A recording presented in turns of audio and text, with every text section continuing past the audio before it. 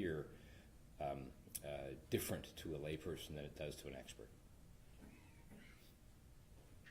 Body-worn cameras, as is the case here in this trial, the piece of evidence we asked you to interrogate.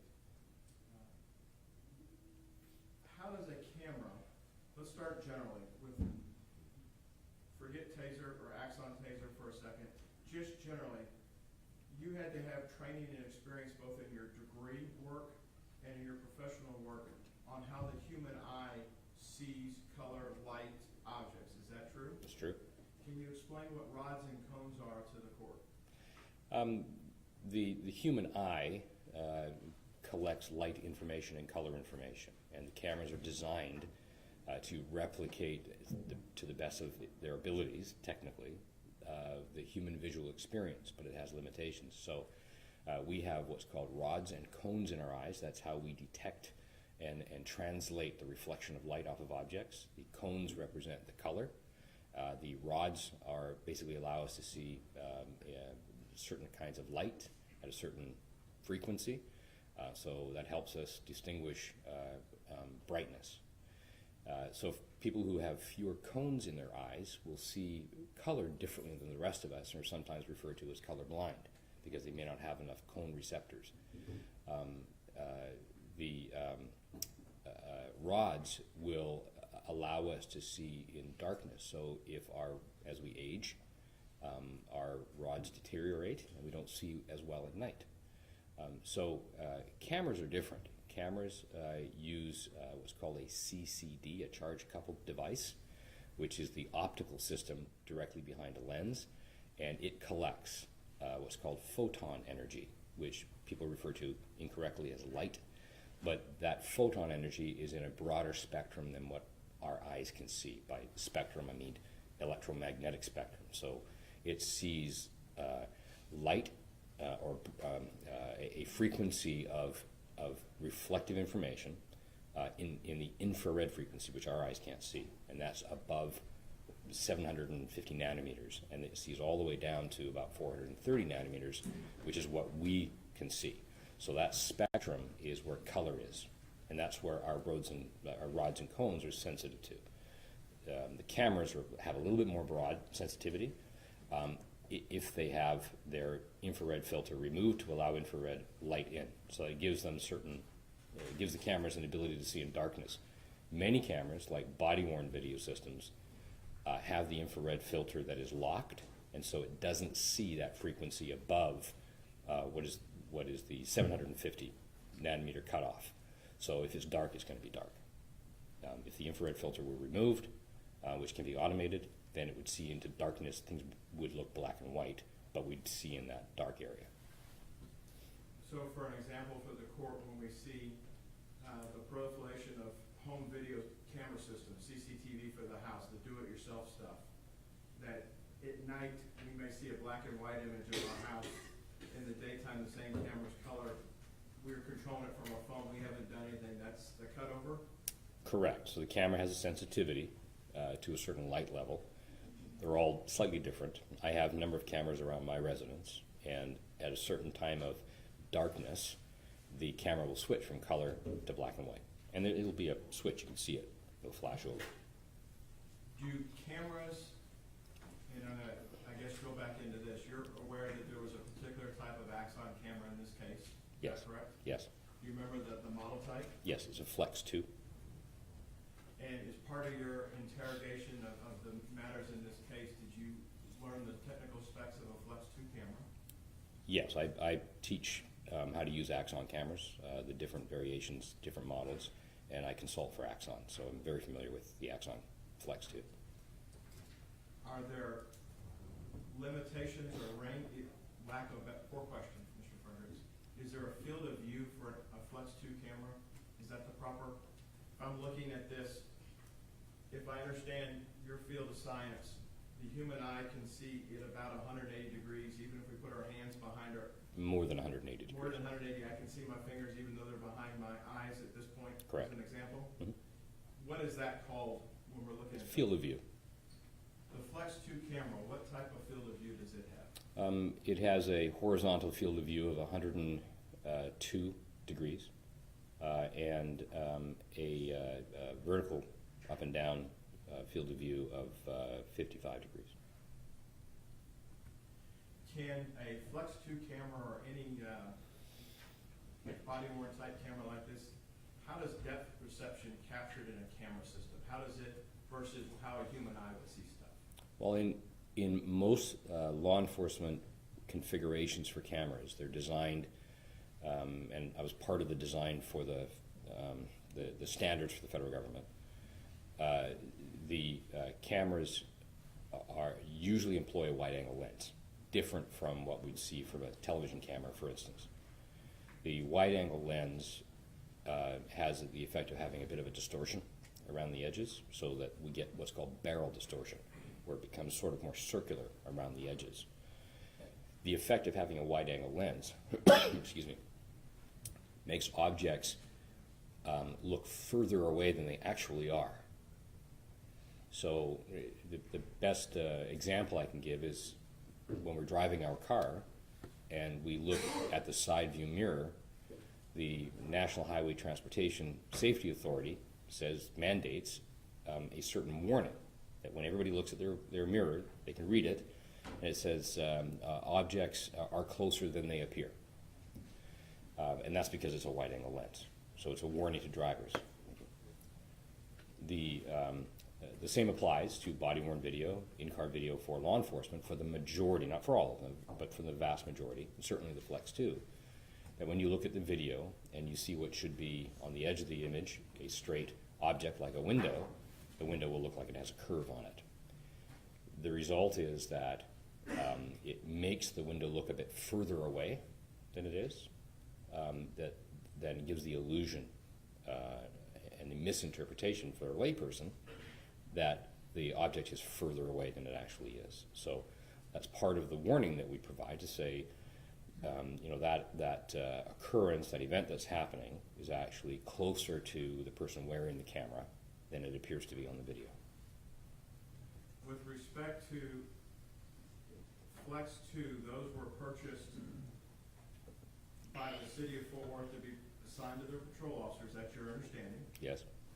And you had a chance to look at an audit trail with respect to the one that former Officer Aaron Dean was wearing that night, is that correct? Yes. You've talked about video. There's actually two more streams if we were to roll a definition up called digital multimedia evidence, or DME. There's three streams, is there not? Audio, video, and metadata? There's two streams. There's audio and there's video. Okay. And the metadata will be carried in one or both of those streams. Does the metadata that's carried in one of those two streams tell you more about how the video and the audio were captured? I guess each of them has their own metadata? Metadata is basically data about data. And apart from the video stream information, the audio stream information, the rest of the data is packed full of metadata. So each image has metadata at the front of it in what's called the hexadecimal code that makes up the video. So as a tool that is reading the video and trying to display it gets to an image in billionths of a second, it will read how many pixels across is this image, how many pixels up and down is this image, therefore how should it be displayed, what type of frame, in other words, what kind of codec was used, and there's three different frames in the Flex 2. One is a reference frame, then there's a bidirectional frame, and a predictive frame. All of those frames work together to borrow information back and forth to try to create a picture that is relatively accurate. It often uses information from previous and from future images. So it's a hard concept, but a group of pictures is created before the video is actually encoded. So an event's occurring, the camera is sampling the images, holding the images in buffer. Once the group of pictures, I believe it's 15 frames, are encoded, so about a half a second, then the system will do the encoding, and it looks back and forth to see what is redundant in one image to another image, and it will use redundant image from previous images to fill in. So when we look at we can do an export of parts of the metadata, and we can look at how many bytes of data are used to create a picture. And when we get into what's called the bidirectional images that are borrowing information from their neighbors, we can see that very few bytes of data, real information, is actually used to create those images. A lot of it is borrowed. Doesn't mean to say that they're inaccurate. The encoder looks to see, for instance, this room. If I were to take a photograph of this room and take 10 photographs in a row, as the people in the room are being recorded from image to image, somebody might have their eyes closed, and if there's enough resolution, when I snap the next picture, their eyes will be closed. But the ceiling basically doesn't change as long as my camera doesn't move. So these systems will say, let's just reuse the ceiling information from image to image to image because it's the same information. If the resolution, if the sensitivity of the encoder is not enough to see somebody's eyes closed and then open, so if there's not enough pixels and it's a bidirectional image or two bidirectional images in a row, even though they may have their eyes open at that time of the recording, the system will say not enough redundancy to trigger new data at that position, so it will just reuse the person's eyes closed from image to image to image until the next what's called a reference frame. What do you mean sensitivity when you're talking about the camera? Well, the system uses an MPEG encoding. MPEG is Moving Picture Experts Group. And each of these systems has a sensitivity, and you can dial it down on the cameras to save storage. So if the sensitivity isn't high enough, the response isn't high enough, there's not enough pixels in the area, and the redundancy is set too high, then it'll be less accurate, and subtle motions like somebody turning their head may not be recorded until 15 images later when there's a new reference frame, when everything is updated again. So it gets complicated. This is a week-long class I teach, hard to do in 5 minutes. So is that the follow-up to that, you made some observations, if you did, I believe, on the record level of this Axon camera in this particular case, did you not? Yes. All right. When a camera can record, if I understand the Flex camera from Axon, it has 4 possible settings of record value. Is that, if I'm using the wrong term, please correct me. That's fair. Yes, that's right. When we talk about record value, what are we talking about in what we might see for a monitor, dimensions of a monitor we might see at Costco or Sam's or something like that? Is that how you relate pixels across a screen, or? Well, the monitor will interpolate the image. So I could take an image with 15 pixels across and 15 pixels down and present it there, and it will force it to be large.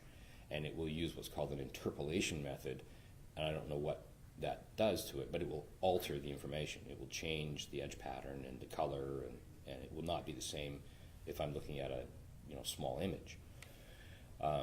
The camera systems have a range of settings, and the agency can decide what setting they want from about 848 pixels across by 480 pixels down.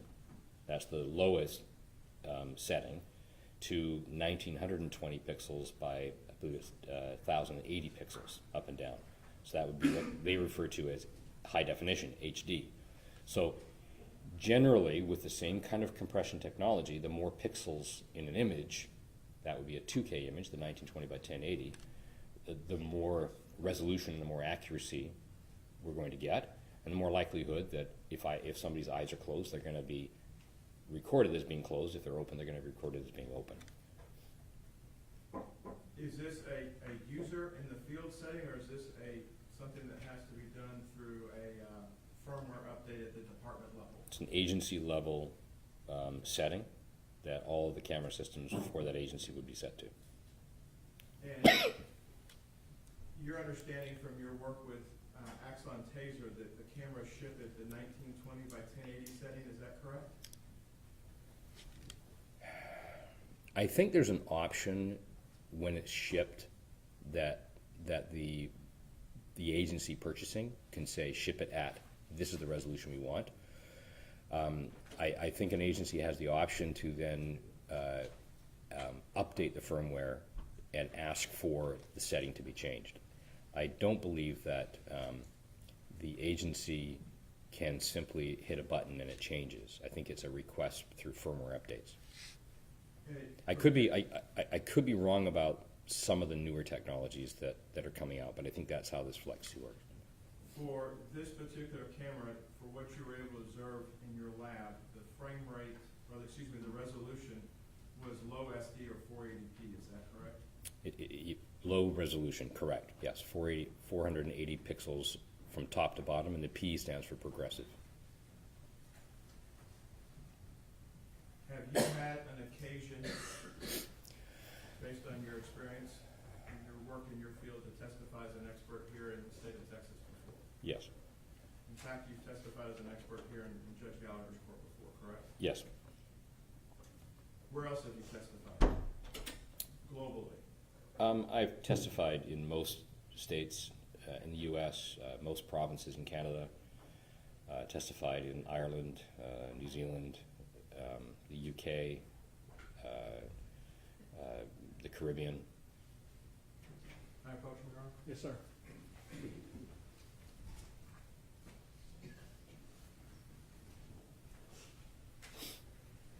Mr. Fredericks, for your trip down here, did I ask you to bring a CV with you? Yes.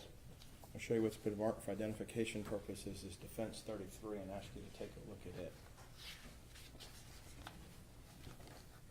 Yes, And is that your CV? it is. We'd offer 33 for the record, Your Honor. No objection to the record on that. Defense Exhibit 33 is submitted for purposes of the record.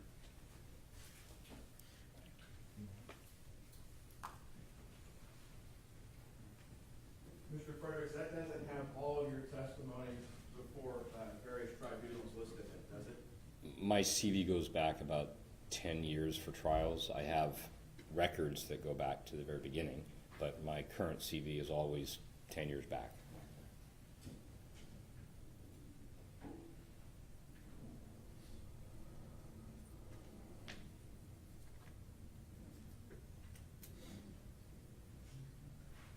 Pass the witness, Your Honor. Ms. Dinger, will you need Defense 33? I have a copy of it, thank you. Good morning, how are you, sir? Fine, thank you. Good. I know you testified a ton both for the state and the defense over the last however many years. How long have you been testifying?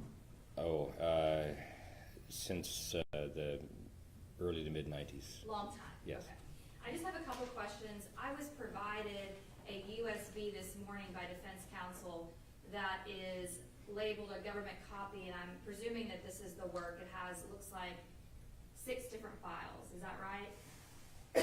Have you had an opportunity to see that? What are the file names? Let me go through it for Thank you. Sure. It's labeled 00 audit log, Mm-hmm. and the second file is 01, and there's a dash camera.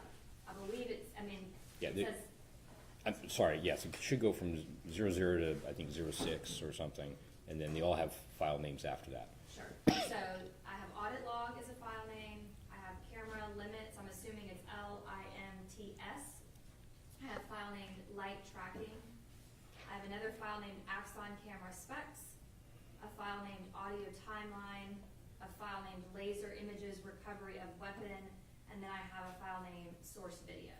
Yes. Are those 6 files all of the file, or excuse me, I guess that may, yeah. Are those all the files that you did in preparation for this case that you reviewed and or, because the source video is the body camera video, correct? Yes, From the defendant's body camera?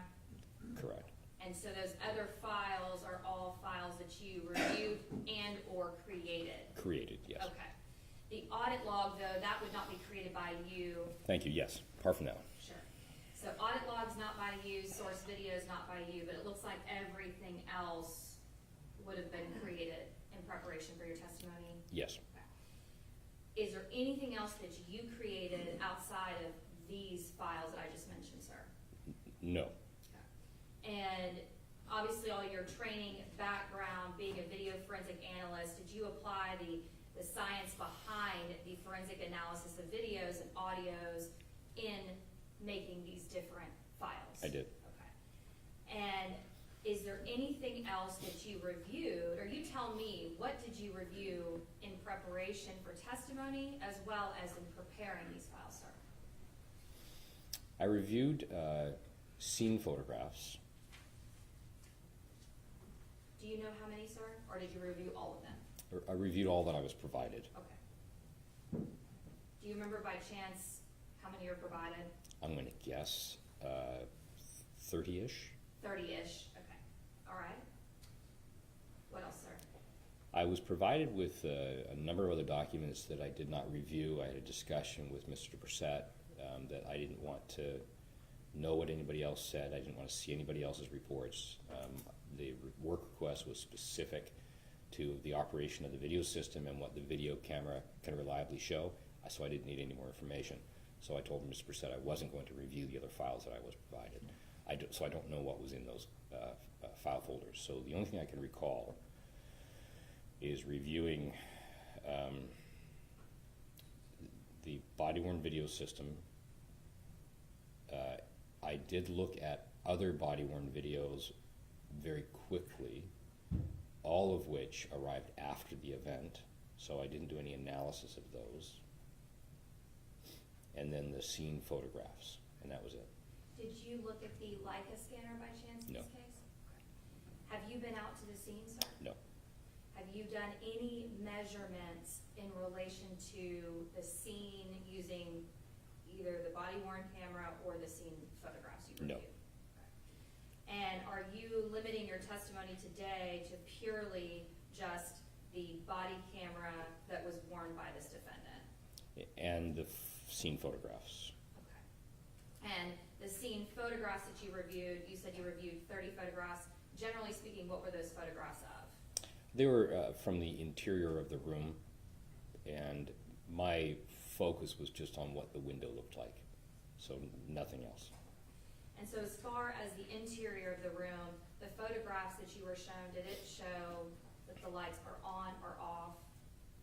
Or do you remember the light inside that room of the photographs? The photographs, I think the light was on.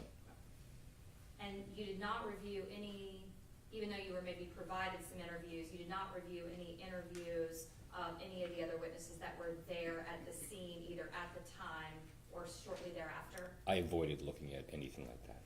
And there is also, and you may not know this, there is interviews that were actually transcribed by the Major Case Division.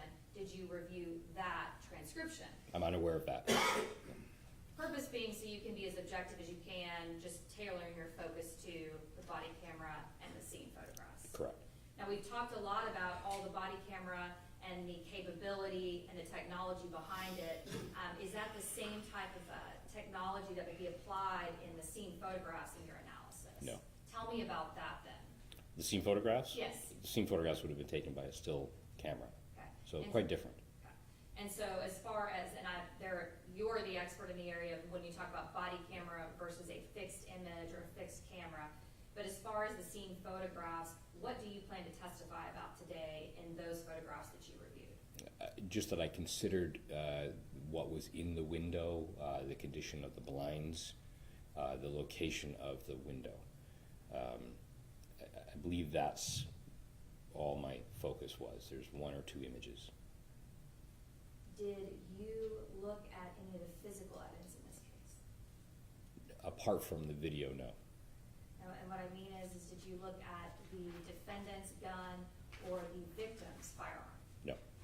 Were you briefed about No. the... Only what was captured to video. So there is a weapon seen on the video, two weapons. So apart from that, no.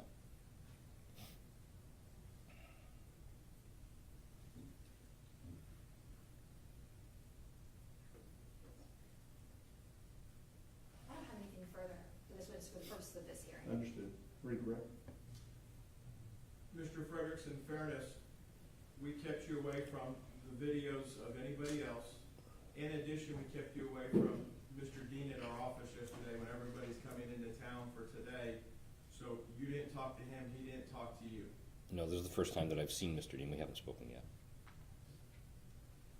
And during the course of your interrogation of the evidence, you inquired, and I believe the audit trail that you have, you inquired as to whether or not we could actually locate the physical camera that captured these images to do some testing, and you learned that it had been turned back in and was no longer available for testing, correct? We had discussed that. Your Honor, that's all I have. Ms. Dinger? Well, can I just ask you then, what could you have done if you could have identified and found that original camera? We, as I said, we had discussed it, but I don't think much more could have been done. I know how the camera operates. I know how it would operate in different lighting conditions. I think it was just, the question was, does the camera exist? Has it been secured in case something arises? But at this point, I don't think anything, I don't have anything in mind that I wanted to test specifically. If something had arisen about the camera not operating correctly, then it would have been good to have. And as far as the audit trail that you reviewed, was there anything within the audit trail that caused you any kind of concern about the tampering with, changing, or altering of the video? No. I don't have any questions. Mr. Brissette? No, Your Honor. If you'll unhook that microphone for me.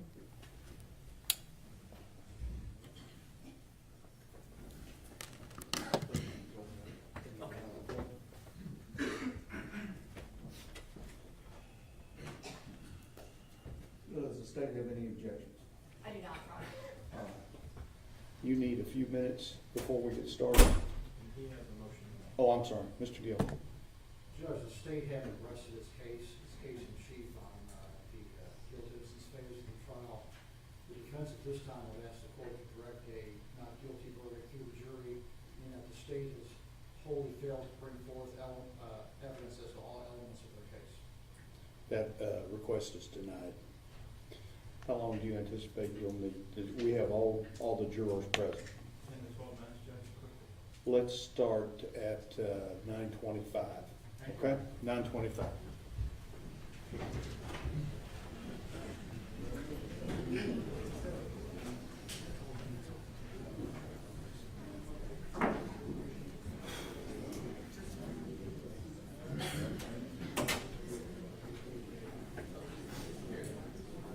That shirt buttons.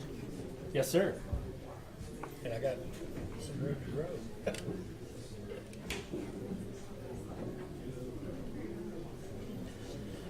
Okay. Did you want to just on the couch? Actually, if you want to get Miles in it, hey, you want to put Grant in your war room? Yeah. You got a key?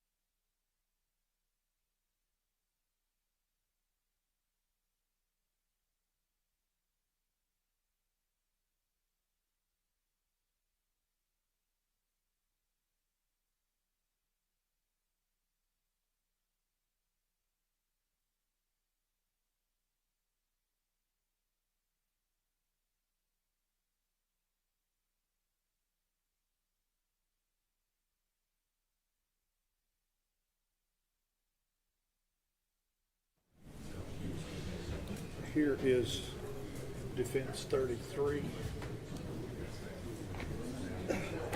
Y'all sit down.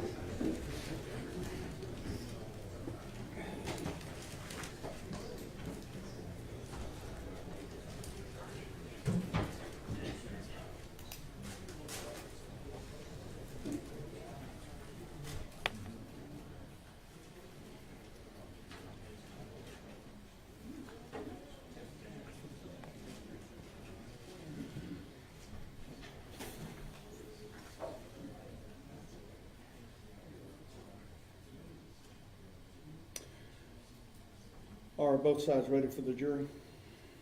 State's ready, defense is ready. All right, let's go, Brian.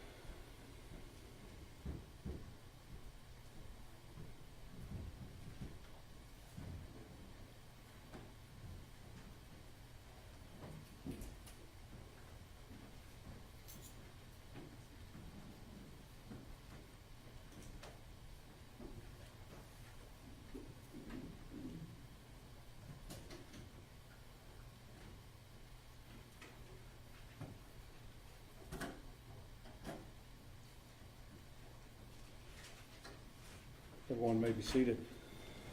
Good morning. We are ready to proceed. Mr. Brissett, Mr. Gill. Thank you, Your Honor. At this time, the defense calls Aaron Dean. Mr. Dean, come up.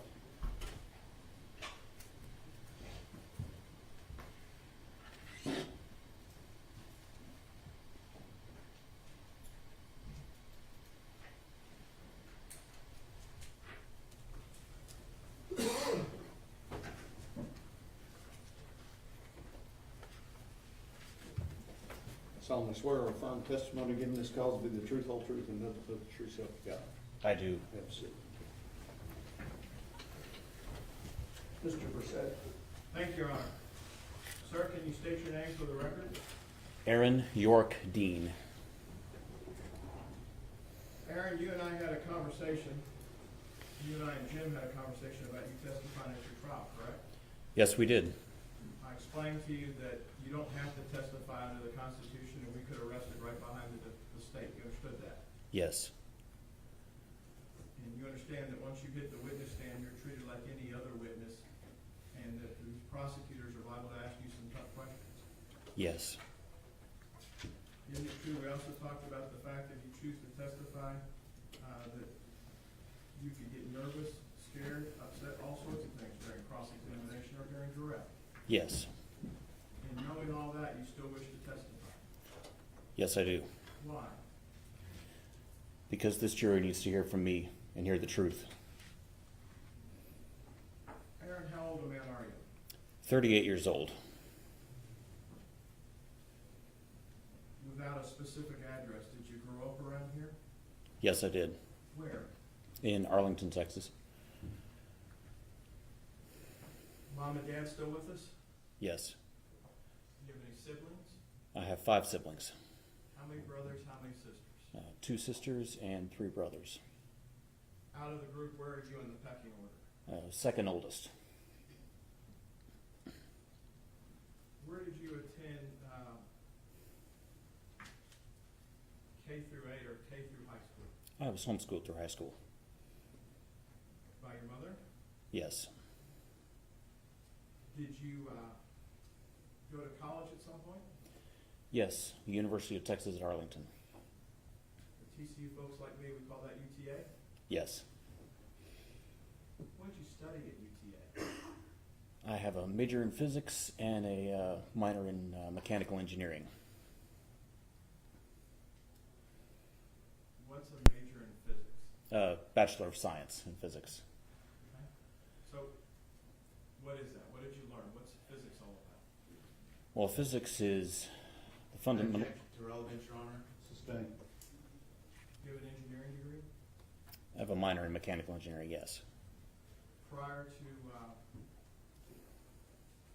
joining the Fort Worth Police Department, did you go into a profession that required you to use your college degree from UTA? I'm gonna object again, Your Honor, to relevance. Let's just get to what his degree, what he did. Did you go to work somewhere before you went, did you start your professional career in something other than law enforcement? Yes, I was an engineer at a commercial refrigeration plant here in the area. At what year did you join, what age were you when you started to apply for the Fort Worth Police Department? 32, 33, right in there. What's the application process like? The department sends a request for new officers.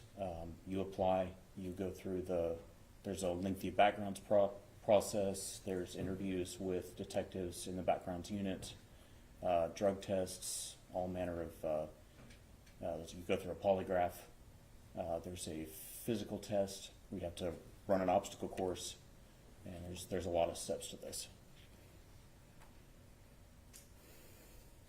Did you get accepted, I assume, at the academy? Yes, I did. Do you remember when that academy class that you ran started? August of 2017. And how long was your academy class approximately? About 8 months. You got to listen to Officer Darts testify last week, do you recall that? Yes, And was Officer Darts in your academy class? she was. What Carol explained last week then is similar experience that you had while you were in the academy? Yes. Did you have an occasion to learn about police procedures and laws? Yes. Did you have weapons training? Yes. Are there topics taught during your academy class on police survival? Yes. Can you explain that to me? We call it Officer Survival School. It's a week-long process where we go through scenarios, and in those scenarios, there's someone with a simulated weapon. We use simunitions, which is a small paintball cartridge that goes in a similar firearm to the duty weapon, knives, as other deadly weapons, and you interact with folks, with the role players in these scenarios. Sometimes they're compliant, sometimes not. Part of your weapons training, you were trained on a particular version of a Glock that the city of Fort Worth ultimately issued you when you were sworn in as a peace officer, is that correct? Yes. There was testimony last week about the standard issue, and then if you wanted to add any additional approved lights to a Glock, you could do that if it was blessed by the department. Am I understanding that right? Yes. Did you put the light on after the academy or during the academy? After graduation. Did you have to show your proficiency in unholstering the light rail combo with the gun in addition to your normal proficiency you had during the academy with the gun by itself? Yes, there is light training. And were you cleared to carry the weapon as it was the night of this offense with the light rail system on it? Yes. Was the holster, there was questions last week about your holster, was the holster you had approved by the department to be on your duty belt? Yes.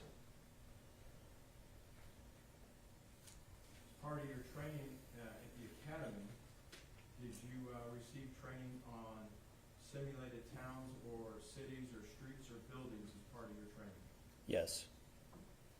Fort Worth's new training academy has a scenarios that they've adopted from the military to give a realistic feel of what people may be going into. Is that safe to say? Yes. And is this where you did the simunition training of shoot, don't shoot during survival week? Yes. In addition to the shoot, don't shoot survival training, did you also have training on a regular basis at the academy once you were issued your weapon at the firing range? Yes. What sorts of drills did you cover at the firing range? Fort Worth's range is set up so that there are a number of targets that face you or come edge on, and that's your shoot, no shoot signal when it edges or faces. And from various ranges, various distances from those targets, you fire certain numbers of rounds. What are the ranges that you're required to be proficient at to be certified as a Texas peace officer? Drills go for everywhere from 1.5 yards to 50 yards. And you would have to qualify with your Glock that you had that night at those ranges, is that correct? Yes. Range is probably a bad word, those distances at the range. Yes.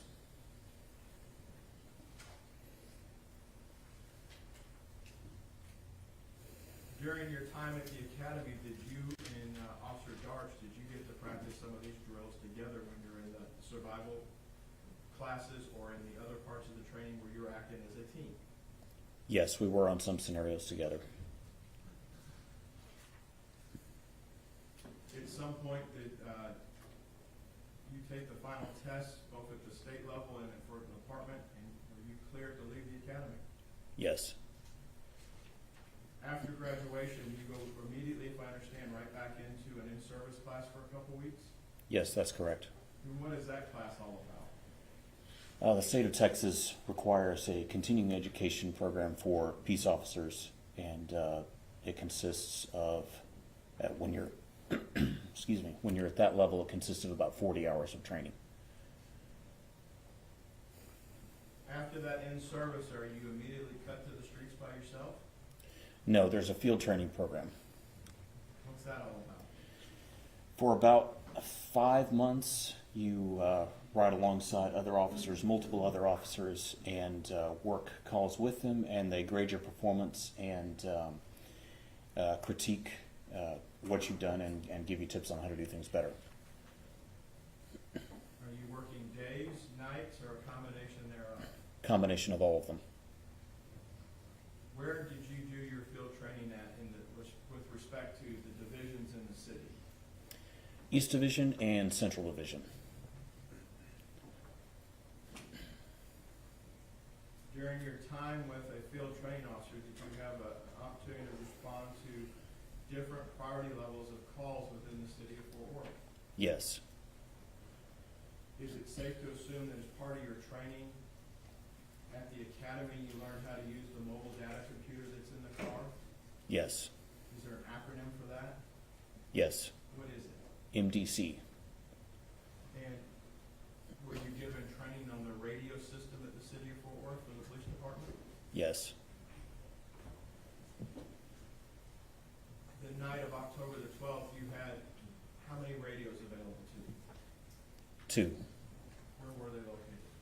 One was in my vehicle, the other was on my duty belt. And the car or vehicle, were you in a car or a SUV? What were you in that night? It was a Charger. Is that a car? It's a car.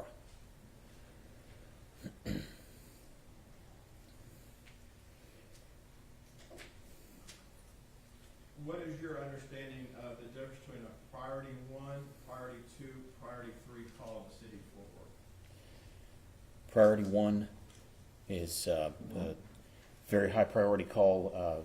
Usually someone's in danger. Something's actively going down. Someone's in danger. Priority 2, don't dilly-dally, but you don't have to run code. Priority 3, we'll take care of that when we can. What does code mean, Mr. Dean?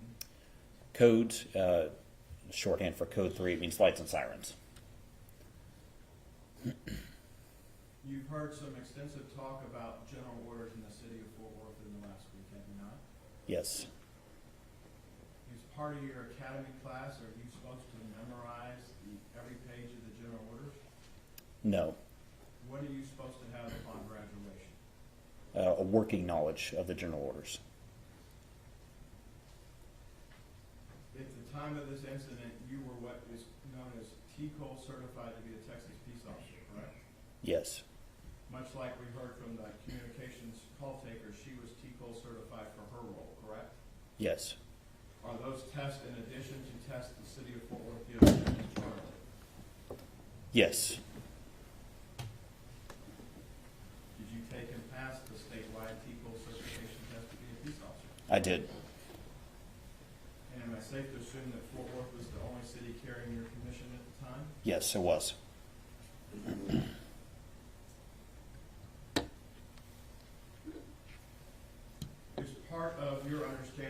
working knowledge of the general orders and the communication system in Fort Worth,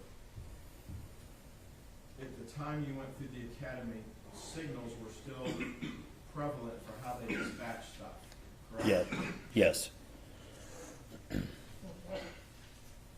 There are different numbers assigned to different types of calls. Is that a safe assumption? yes, You have heard the term Signal 56 in this trial, have you not? yes. What is a Signal 56 to a Fort Worth police officer back in October of 2019? A signal 56 is an open structure call. And what at the time was your understanding for how that call needed to be processed or handled? Priority 1, 2, or 3? It's a priority 2 call.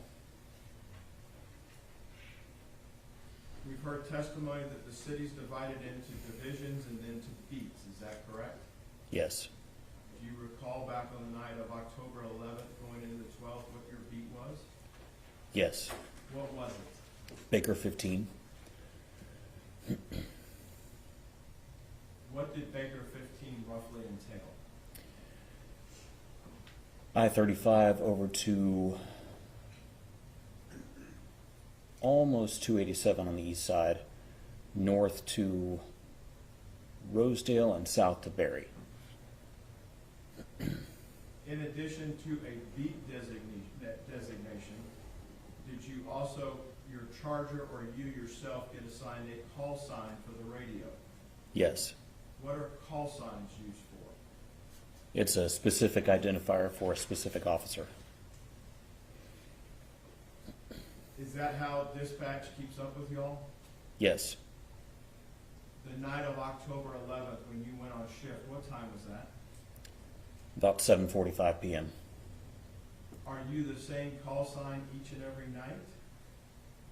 Yes, What was your call sign that night?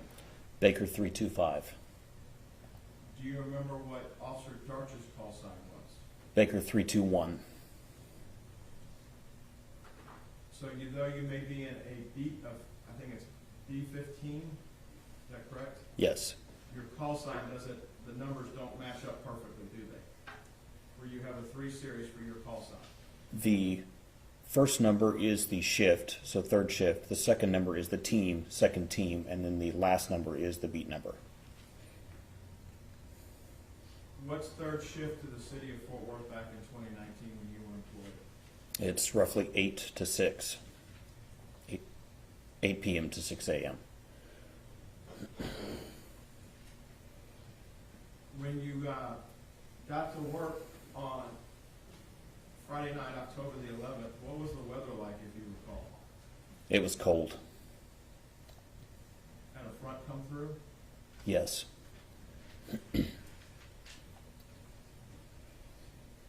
From the time you finished your FTO to the night of Friday, October 11th, approximately how long had you been on the streets by yourself at that point, if you had? a little over a year. When did you finish your FTO, do you remember?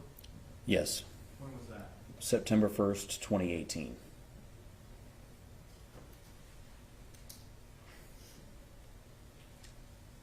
You go to duty that night, do you have, in the military they call it a quartermaster, you have a distinctive uniform on that night, correct? Yes, Are you, how does it work for the city of Fort Worth? Do you have to buy your uniforms? Are you given your uniforms? you're given 2 pairs of shirt and pants. There is an approved list, then an approved list of vendors. So an approved list of items and an approved list of vendors, and then you have to go purchase after that. Am I Coach Whittier? Yes, sir.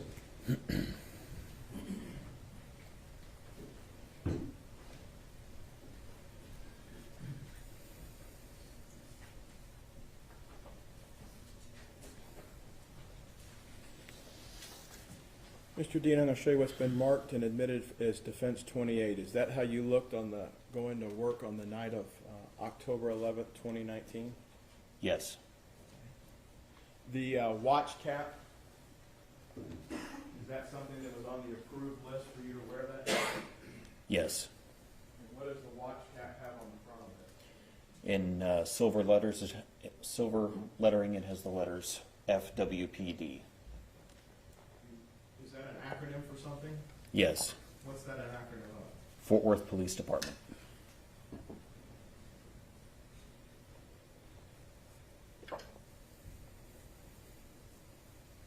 The jurors have had a chance to be in the building the last couple of weeks and see officers. We see officers in public. There's different ways to wear Kevlar in the city of Fort Worth at the sheriff's department. Would you agree with that? Yes, By the time you went through the academy, it's pretty much understood you have to wear Kevlar if you're going to be an officer, correct? yes. What are the different ways that you can wear as a patrol officer at Fort Worth Kevlar? There's a vest that straps on under your uniform shirt, and there's one that goes on over the uniform shirt. On the night of October 11th, which configuration did you have? I had the inner vest, the one that goes inside the uniform shirt. So as Officer Darch testified last week in her Class A uniform, that's a similar type top that you had on that's in that exhibit, is that correct? Yes, it is. And you had your badge that was your number, your badge number affixed to your front of your pocket on the left-hand side, is that correct? Yes, Is there a place where that goes through? Is it stitched into the shirt where you pin it on the same place each time? yes, If you look at the exhibit in front of you, it also appears to have a nameplate on your right-hand side, is that correct? yes, And is that made out of a reflective metallic material as well? yes, Anything wrong with how that's depicted? That's how you wore that night, correct? it is.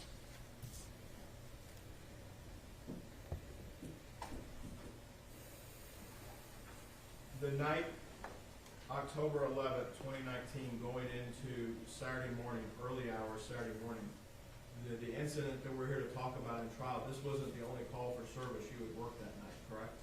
No. How does an officer, once you put your uniform on, do you put it on at the station? Do you go to a station? How's that shift start? There are options. Officers can put their uniform on at home and come in dressed, or they can dress at the station. Which did you do that night? I dressed at the station. And just roughly, where was your station that night? Where did you go from? It's at Hemp Hill and Magnolia. Across from Paris Coffee Shop? Yes, Do you, is there a roll call still? Is that, we see it on TV, is there still roll calls at departments? yes. You take a roll call briefing and then what happens? Then you go out and find a car, and then start your shift. Go take calls. You have to log into the computer, Yes, and it's based on your login that's unique to you, they know where your call sign is for the night. yes. How does an officer such as yourself on patrol on third shift in the Central District get calls? They're dispatched over the radio or through the computer, usually both. When you're dispatched to a call, do you consider that an order? Yes, You're ordered to go take care of something. yes. I laid a second exhibit up there, Aaron, when I went up there. Can you tell me what the defendant number is? 29. Defendant's 29, that's some shorthand, is it not? Yes, it is. Is defendant's 29 the information that you received to dispatch you to a certain location? Yes. What was the address of that dispatch? 1203 East Allen Avenue. Do they tell you what priority level call it is as part of your dispatch or what you can see on the MDC? Yes, And if it, not this one, but if it was a priority one call, that's what gives you the permission to turn your lights and sirens on, correct? yes, The department has procedures for how all that takes place. yes, Priority two, you know there's got to be a second officer, is that correct? yes. Do you see who's going to be your assist when you're assigned the call, or how do you go about learning that if you do it all before you get there? There's a couple ways. One will be the dispatcher will call it out over the radio. If they don't assign someone immediately, sometimes another officer calls up and says, so and so, I'll go with them. Or it's dispatched directly onto the computer and you can see who's going along with you. Do you recall this night whether it was the dispatch ordered to, or did somebody volunteer to go with you? Officer Darch called out, Baker 321, I'll go with him. So that assigns her to the case, to the call sheet as well, is that correct? Yes. When you, did you make it right to the residence? No. Who arrived first? Officer Darch did. Mr. Dean, when you got there, was Officer Darch in her vehicle still, out of her vehicle, or something else? She was already out of her vehicle. And where did you park? Right behind her on the west side of Mississippi Avenue facing south. You just told us the call was on a different street. Yes, the call was at 1203 East Allen. We were parked at the intersection of Allen and Mississippi, just south of Allen Avenue. Aaron, why did you park there? Well, I was meeting up for two reasons. One, I was meeting up with Officer Darch, but we also don't want to park directly in front of a call location. Why? Because we don't want to give away our position to a criminal actor who might be on scene. It's for officer safety.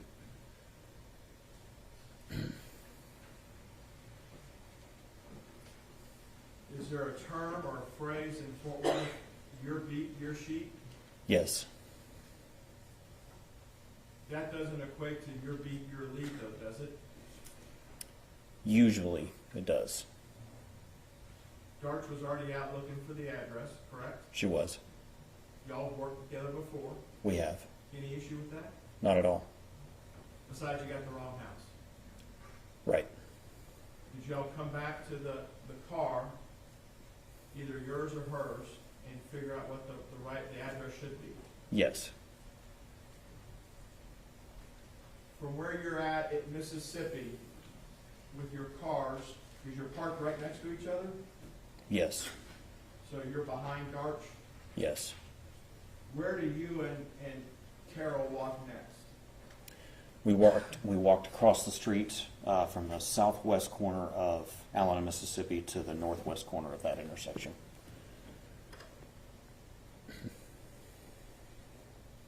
Do you walk on the sidewalks, or how do you go back? What's your training tell you for how you move up to a location? It depends on the situation. In this case, we walked across the sidewalk until we got to about the property line of 1203, and then we cut across the grass. Why do you cut across the grass instead of making a turn and going up a driveway or a sidewalk if a house has it? So that a possible criminal actor inside the house isn't seeing us walk straight up to him, up the front door, up the front porch. When you're walking up to this location that night, are you using your training and experience to get there? Yes. Are you using your sensory perception? Yes. What are you seeing, what are you hearing as you walk up? The street was dark. The residents at 1203 East Allen had, I could see the front door open and light spilling out of that front door. So there were lights on inside. I remember it being quiet. I really don't remember hearing much of anything. As that house on East Allen sits, the front door faces south, correct?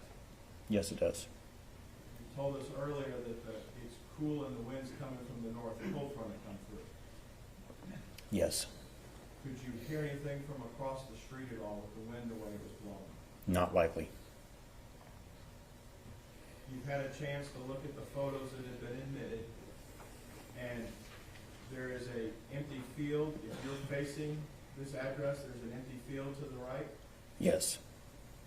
You've looked at the street light there in the crime scene photos, and it appears out with some wire wound up high on it. Yes.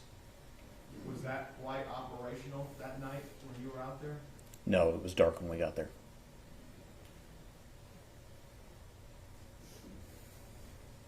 Aaron, when you and Carol walk up to the front door, you stand right in front of the door? Not if you can help it, Why? because for officer safety. When you look in the front door, the addressable side, the front side of the house, Yes. what observations do you make, if any? I observed that the storm door, the glass door was shut, the inner door was open. Objects were just strewn about inside. I could see kind of straight back to what looked like a dining table, a little bit of living area, and a kitchen. I could see objects just strewn all over the floor. It looked ransacked. It was a mess. The call details that you have in front of you, I believe one of the lines that the call taker gave dispatch and then ultimately you is that door that you're looking at was never open. Is that correct? Yes. What was going through your mind at this point? That we had a possible burglary at that time. Did you take steps to record evidence at that point? Yes, I did. Explain that to the jurors. Fort Worth police officers are equipped with what's called an Axon Flex 2 camera. It's a body-worn camera. There are several different ways to wear that camera. Some officers get glasses. You can wear it on your shoulder, which is what I did. I had it mounted on my shoulder. And there's a little control pack for it as well. It's a battery and an on-off switch and a record and mute switches. And I carry that on my belt in front of me. So I saw all of these things going on inside and looked down to make sure it was on. It was not, so I flipped it on and started recording. Aaron, is it a wireless connection from your shoulder to your utility belt? No, Is it a cable connection? it is a cable connection. So you have a lot of stuff underneath your uniform shirt then. You have a vest plus the wire. Yes. What do you do next, Aaron? We then stepped around to the side door to see more of the house. As I stepped to the side door, I took a quick peek at the car that was sitting there. I didn't see anybody in it. I looked through that side door. First, on the door itself, there was some of the frame looked like on the screen was kind of pulled apart. Looking through the door now, I could see more of the living area and more of the kitchen. And again, there were just items just spilled everywhere. Kitchen cabinets and drawers were open, and items all over the counter. It looked like items had been pulled out. It looked like someone had gone through the cabinets and the drawers looking for valuables to steal. Based on your training under the general orders, how are you supposed to run a Signal 56? Well, you're supposed to examine the whole structure for signs of forced entry. So you're gonna walk around the structure and look for signs of forced entry. Tell me about this screen you just mentioned. What do you mean by that it looked like it wasn't intact? I don't recall noticing much about the screen itself. It's just the frame. It looked like over something around the edge of the frame was just kind of pulled back. At the base of the door, did you make any other observations? Yes, I observed a screwdriver laying there and some lawn equipment. Why would a screwdriver catch your attention on an open structure call? It could be an implement of burglary, something to pry a door or a screen off with. What did you and Carol do next, sir? We continued on around the house because the procedure says we have to inspect the structure. So we continued on towards the back of the house, towards the backyard.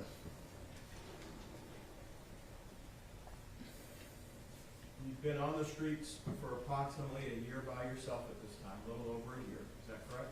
Yes.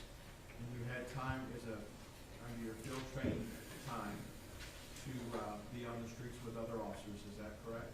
Yes. Prior to the night of October 11th, had you had an occasion to look at what your camera had recorded in the past with you? Yes. And you know that your camera that you had on that night was capable of recording audio and video, correct? Yes.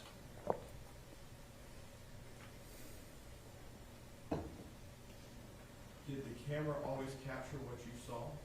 No. Did the camera always record what you spoke or heard? No.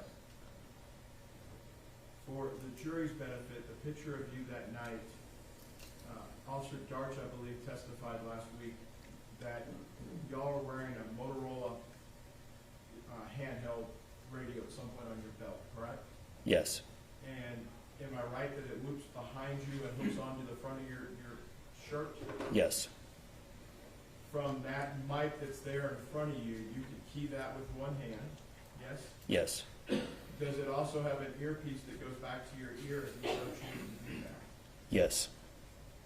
So any broadcast or any communication, you're really, if somebody's talking to you and the radio might be talking, you're listening with one ear. Yes.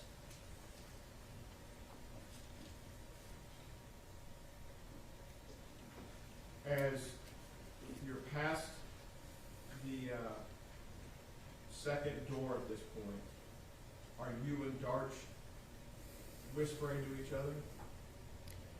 Yes. She whispered to me. Why are you whispering? Why aren't we carrying on a conversation at this level? Because we don't want to hear we don't want a burglar, a potential burglar, to hear us and attack us.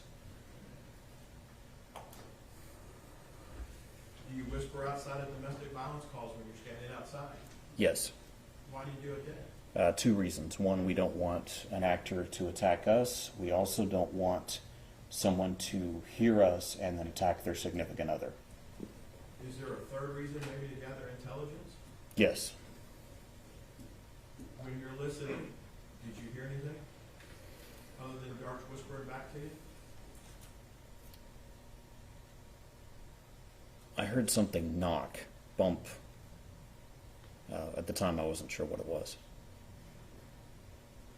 The call details in front of you say there's 2 vehicles that are in the driveway. Is that your understanding? Yes. As a patrol officer, can you just take what you're given for granted and just dismiss the vehicles and focus on the structure itself? No. Why not?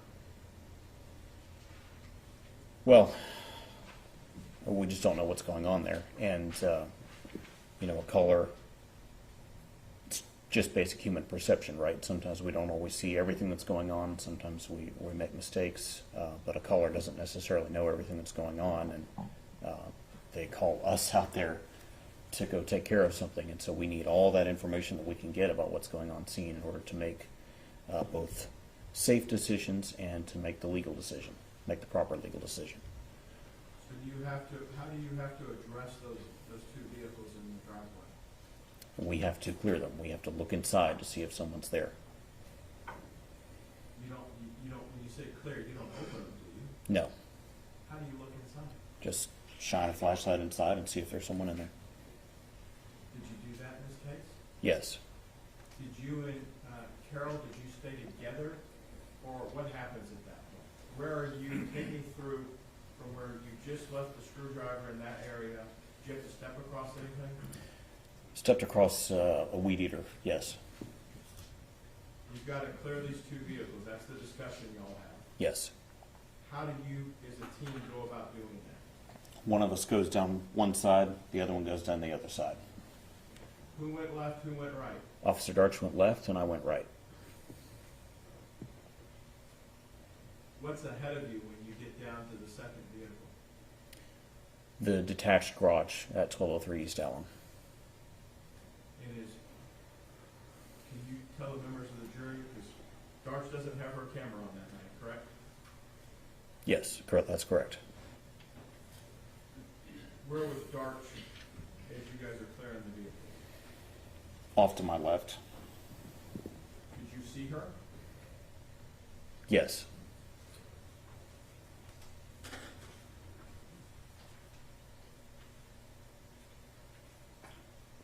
What was the visibility out there for you that night? You've talked about it being dark and you've seen your camera. Did you see better than your camera? Yes, a little. You get to the detached garage, what do you do next, Dan? I took a quick look at the garage door. It didn't seem to be, none of that seemed to be broken into. Then I looked towards the left, towards the gate. Describe the gate for the members of the jury. It was a standard privacy fence gate, say 6-ish feet high, hinged on the left with standard off-the-shelf Home Depot hinges and a latch. Again, it just looked like a run-of-the-mill everyday gate. You're at the gate on the latch side then? Yes, Officer Darch is on the hinge side, yes, and you have a motor vehicle right there, correct? correct. We heard last week from Officer Valderas, we don't know exactly how wide the gate is, do we? No, Was it tight quarters right there? yes, Part of your training in tactics that are taught by the city of Fort Worth is when you're going into an opening with two officers, two or more, is there a crossover technique that's taught at the academy? yes. Can you explain that to the members of the jury? The person standing on the left side of the opening goes to the right on the inside, and the person standing to the right of the opening goes to the left on the inside. Because of your position at the gate, you're going left, Darch is going right. Yes,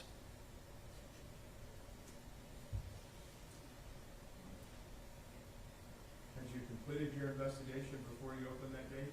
no, we have not. When you open the gate, take the members of the jury forward from there.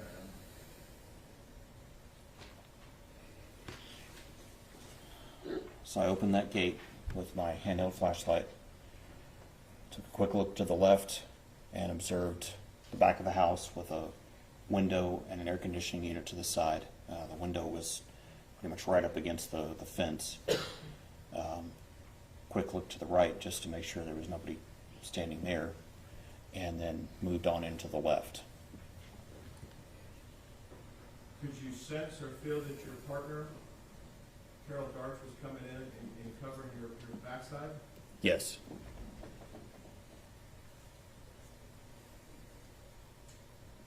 Part of your training, what, you're responsible for the left-hand side when you go in. What observations are you making at that point? as I said, there's a window and the air conditioning to the right, and the fence immediately to the left.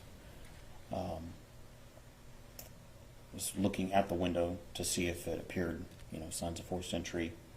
The screen appeared intact, but I leaned down to look for jimmy marks or something like that. And at that point, I also peered inside the window just to see if objects were broken or messed up in there, or if there was someone in there. Do you have your gun drawn when you go through the gate? No, I did not. Do you know if Officer Darch did? I believe she did, yes. Is there a reason why she had hers drawn and you didn't? I can only speak for myself. There's training about doing a general area search, and you don't do that with your weapon out. You do it with your handheld flashlight.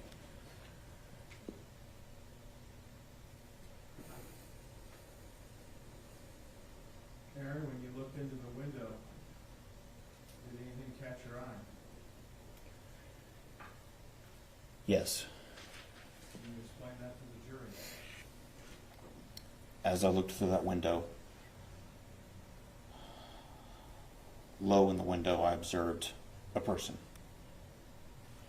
Couldn't tell black, white, male, female. I saw the torso bent over, horizontal, and could see about this much up on the arm, and then about the same on the leg, just the upper leg to the hip. And the upper arms, I could tell there was movement, like the upper arms were moving, like someone was reaching for something or grasping. Did this torso, this silhouette, is it okay to use silhouette? Silhouette, yes. Were they near the window or away from the window based on what you could see at the time? Very close to the window. You've seen your video. Yes. Are you able to see into the room where the camera cannot? Yes. When you see this silhouette of the torso, would you say it is an adult torso or a juvenile torso? It was an adult torso. Aaron, when you see that adult torso at the window, what do you do? Well, I thought we had a burglar, so I stepped back, straightened up, and drew my weapon, and then pointed it towards the figure. I couldn't see that person's hands, and we're taught that the hands, and it's what's in them that kill. But we need to see the hands. We need to get people to show us our hands and get control of those hands. So I drew my weapon, intending to tell that person to show me their hands.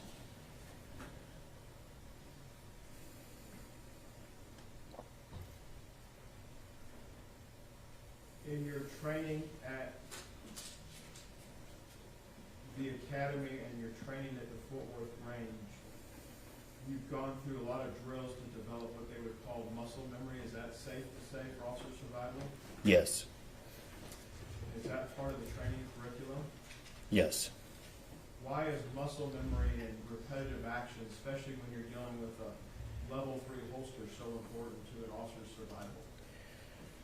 Because of the holster safety features that have to be deactivated, and also because police work by its nature is reactive. In other words, we're always responding to something, and we're taught that action always beats reaction, so we often end up behind whatever someone else is doing.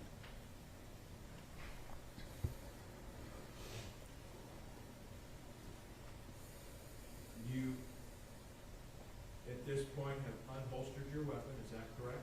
Yes. Is there a point or a series of frames on your video where the video just goes dark at this point? Yes. Why did the video just go dark if you know?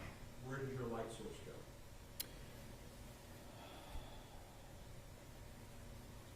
I think my thumb came off of my switch on my handheld light because I had it in the momentary position, and that was before I got my weapon light on. Back to that muscle memory, is there a sequence that you're taught on how to unholster that weapon and turn the rail light system on? It's approved? Yes. Can you explain that to the members of the jury? You're supposed to turn that weapon mounted light on with your offhand. You just demonstrated some stuff in the courtroom. Would it be easier to show the members of the jury? Probably yes. May I approach her? Yes, sir.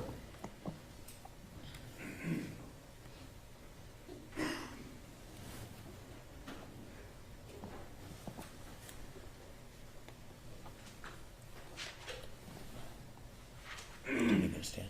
No, not yet.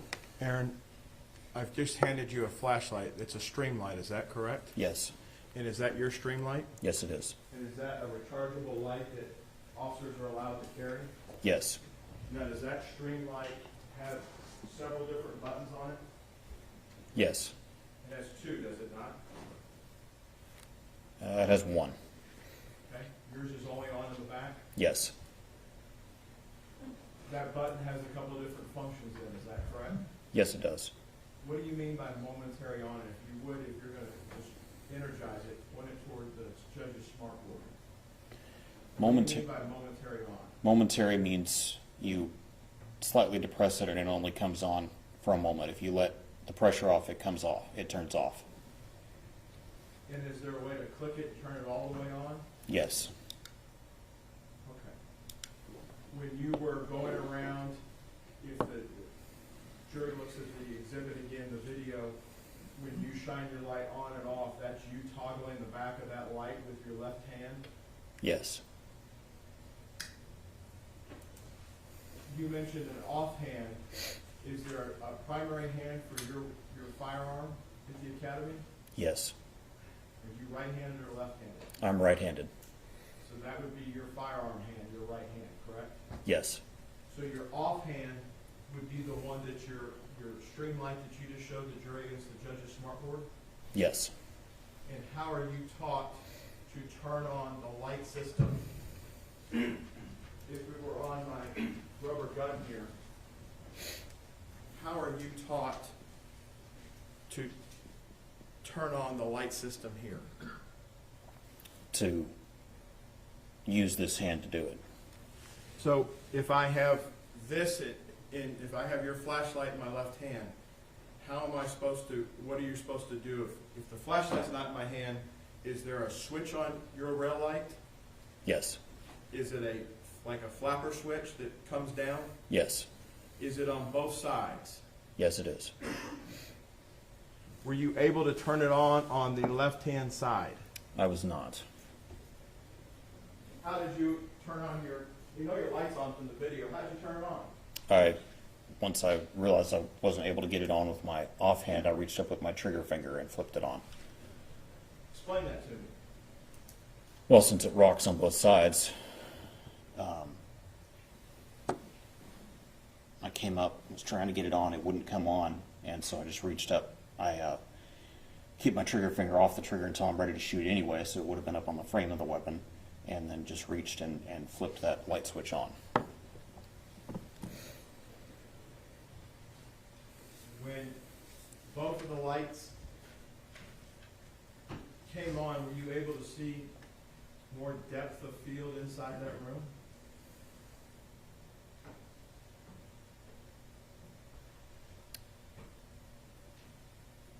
Depth of field meaning into the room? No, I really only saw up close. I really didn't see much back in the room. Did the silhouette to you, Aaron, in your eyes take up most of the window? Yes. I think you told the jury you've taken a step back. You unholstered your weapon. What are you doing at this point? Well, as I said, I needed to see that person's hands, because the hands carry weapons. The hands are the threat to us. So I looked back after I got my light on, saw the silhouette again, and I was shouting at this time, shouting commands. Put up your hands. Show me your hands. Show me your hands. And as I started to get that second phrase out, show me your hands, I saw the silhouette. I was looking right down the barrel of a gun. And when I saw the barrel of that gun pointed at me, I fired a single shot from my duty weapon.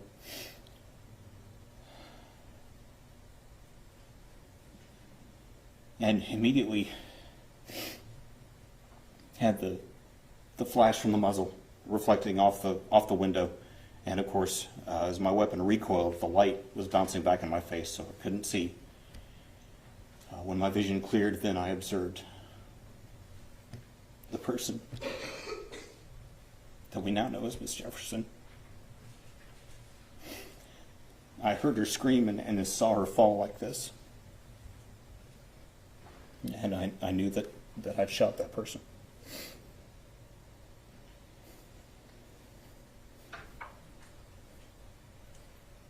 Aaron, when you first picked up this firearm pointed at you, how close to the window were you? Picked up, you mean saw? Yes, sir. Visually picked up. Very close. Not any more than arm's length.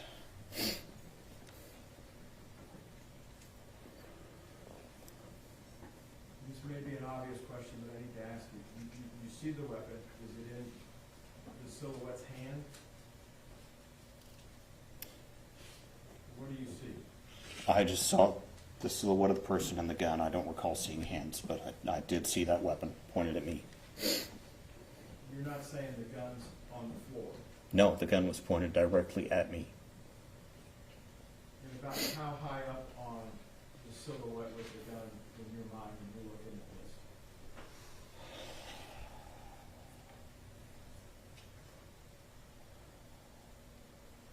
Maybe mid-chest, I'm not sure.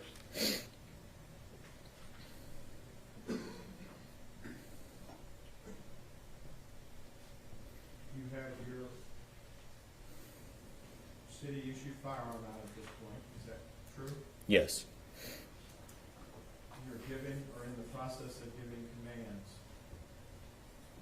And why didn't you let the commands finish out? Because we're taught to meet deadly force with deadly force. We're not taught that we have to wait. Anytime we have a threat of deadly force, we can use deadly force to defend ourselves or someone else from that threat of deadly force. Where's Carol at this point when you discharge your weapon? She was directly behind me.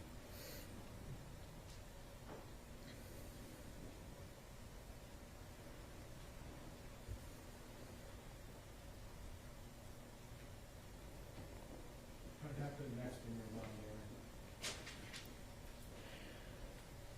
Aaron? I heard Officer Darch call out, "Shots fired," just like you're supposed to. And I started to call out as well. Baker 325, shots fired, shots fired. Started supervisor and in MedStar code, I wanted medical attention there immediately. I turned to run around to start giving medical aid and get inside this house. And I thought, wait a second, I still don't know. All I've seen is a person. I don't know anything else about what's going on in that room. So I ran back up to the window to see if I could see anything else. I observed the person, obviously we now know it's Miss Jefferson, laying face down on the floor. And I really couldn't see anything else in the room. And Officer Darch said, "We got to get in there, we got to get in there." And I said, "Yeah." And I tried to even jerk at the window just to get right inside. But it wouldn't come up, so we started running around the house, through the gate and around. Aaron, when you get back to the front door that's never open, is that the door you go in? Yes. At this point, at the academy, when you're at the range, are you wearing ear protection? Yes. Discharge your weapons a loud event, would you agree? Yes. When you're under a lot of stress, there's what's called auditory exclusion as well, Yes. and you're trained on that at the academy, correct? We are. That's hard to simulate at the academy, would you agree? It is. And did you make any observations about yourself at that point? Can you hear what's going on around you? I could hear people on the radio in my ear, but I don't remember hearing anything else. You and Aaron, you and Carol have to still clear that house because you don't know what you have, correct? Yes. Is your investigation complete at that point? No, it's not. What do you do next, Aaron? Well, at the gate, I asked her if she had one of the TAC med bags. She said she didn't, so I started making plans to find objects in the room to start rendering emergency aid until MedStar got there. And at that point, the radio's just blowing up, and they're asking me questions, and people are saying they're coming, and I'm trying to respond, and we get to the door, and dispatch asked me some other question, and I started to try to respond, and I was like, forget it, we got to go. We got to get inside this house and see what else is going on there, and render aid to this person. So we get inside, and I let the radio go, and then we start shouting commands and fast clearing, which is just looking just as fast as we can, but safely moving through and observing into each of the rooms and the halls and everything, just to see if there's somebody there.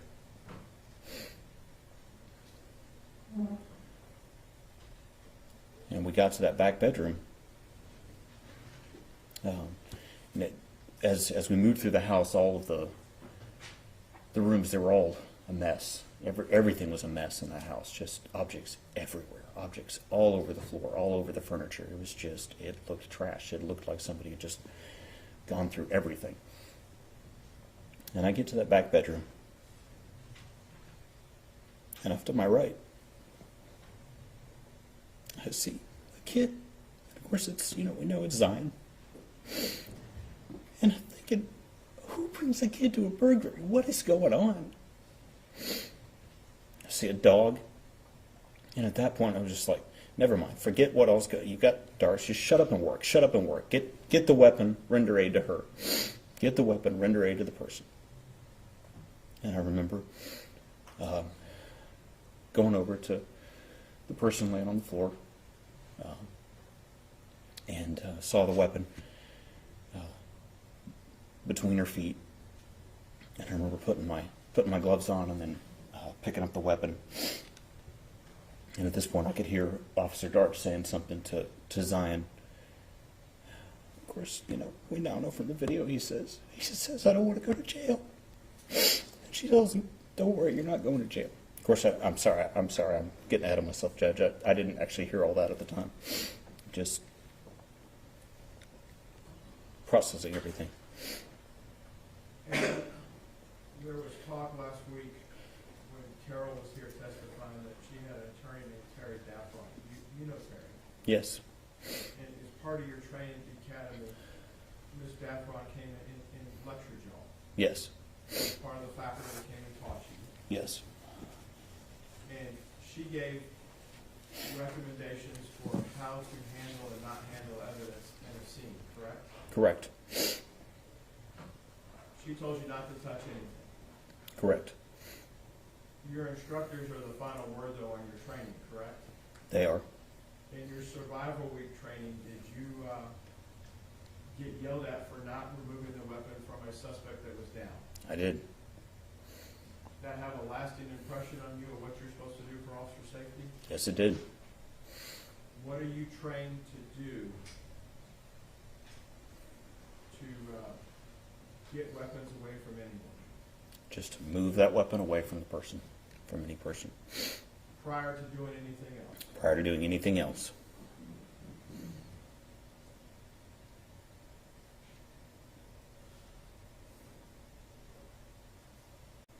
You locate this weapon. Is it a firearm? Yes.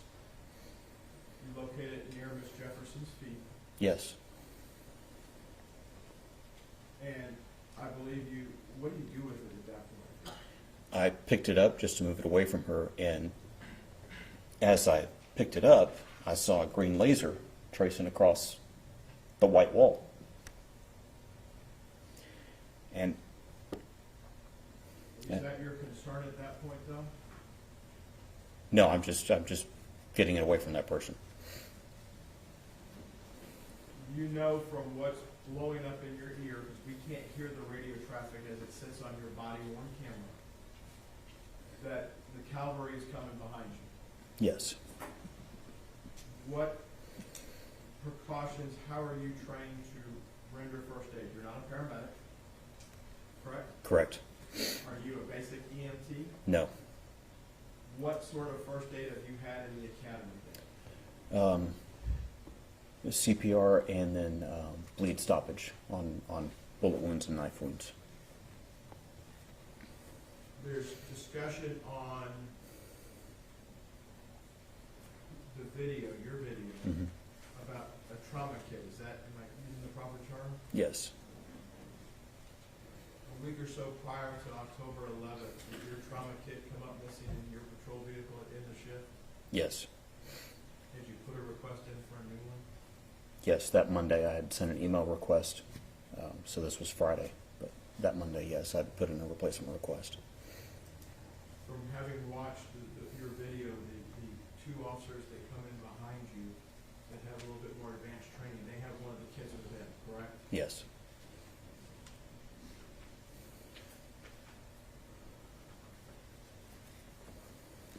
How is time in your perception at this point? Things are unfolding very, very rapidly.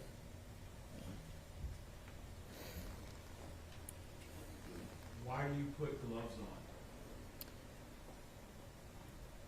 on? Officer safety, it's protection from, any pathogens or anything like that.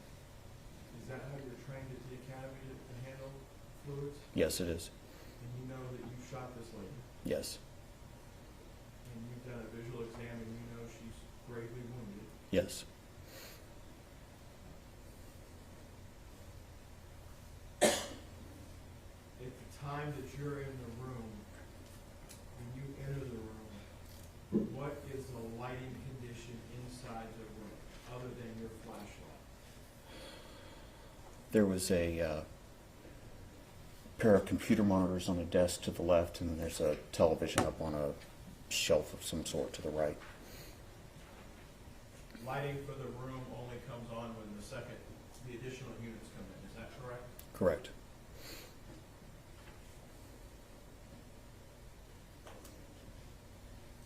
Is part of your training at the academy, officers that are involved inside the critical incident themselves are usually moved away by the additional units, is that safe to say? Yes. You're told to politely move out of the way, they're very frank with you, you recall that? Yes. And they get on to tending to Miss Jefferson. Yes.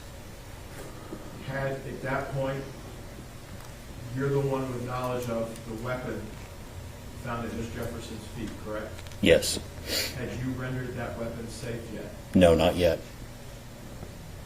What does it mean to render a weapon safe? To remove any ammunition from that weapon. So on a semi-automatic pistol such as that, you're going to remove the magazine and remove any live rounds in the chamber. You were proficient on October 11th into the 12th on how a semi-automatic handgun worked, correct? Yes. Were you able to make any observations as to the cartridge setup on that gun that was at Miss Jefferson's feet?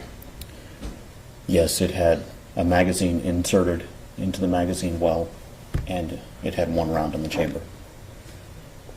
And were you able to clear that round from the chamber? Yes. The state last week offered some exhibits of the gun as is, I believe, by the front door. You didn't place the gun at the front door, did you? No. On video, you recall seeing you hand the gun, the magazine, and a live round to another officer? Yes. You recall that officer's name? Officer Gilbert.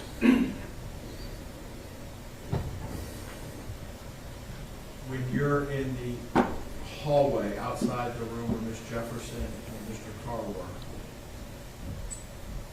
you're observed on your body worn trying to deactivate a laser system on the weapon. You recall that? Yes. Though Streamlight made your light system, and they made her light system, they activate differently, correct? Yes. If I understand, where yours has a paddle, hers had buttons on either side. You recall that? Some sort of a button switch, yes. Were you able ultimately to get the laser off that night? Yes, I fiddled around with it till I found the switch and turned it off.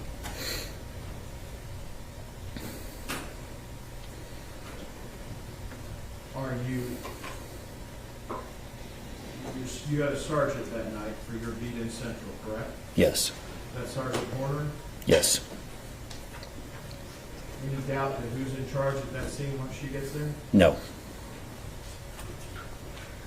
She takes you and buddies you up with somebody. What's that all about? That's for two reasons. One, it's preservation of evidence. You sit in a car and you don't talk to anybody. You're put with another officer for your mental care. It's a traumatic event. Shooting someone.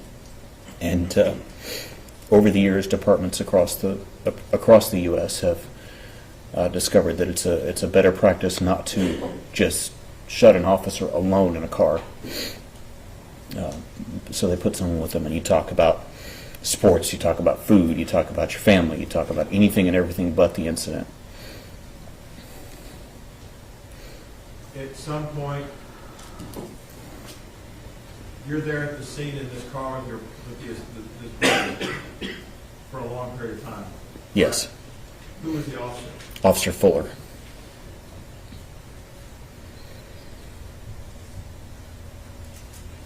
Chief Krause came out, talked to you, asked you how you're doing. Yes.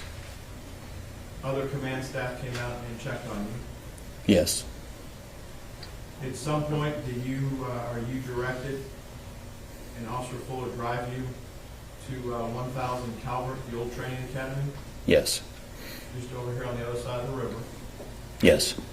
Is that where Major Case is? Yes.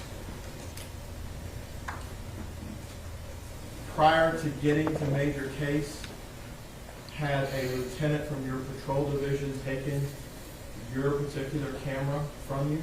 Yes. Can you explain that to the members of the jury?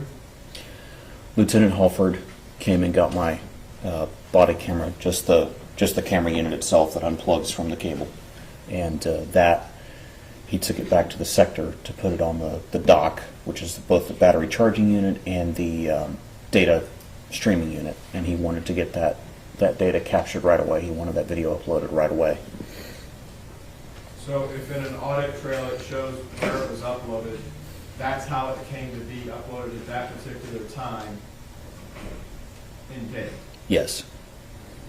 The camera that you're wearing in the picture then, that's before you in evidence, Yes. is that your camera or one that's identical to yours in the photo? It's an identical one from another officer.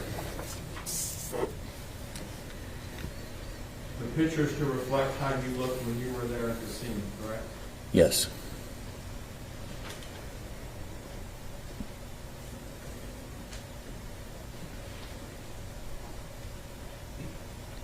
When, is it Detective Roloff, did he take your weapon that's now in evidence from you that night? Or was he present? I don't recall if it was Detective Roloff or if it was Officer Dumick, the crime scene officer. I don't recall now. Were you issued another weapon that night? Yes.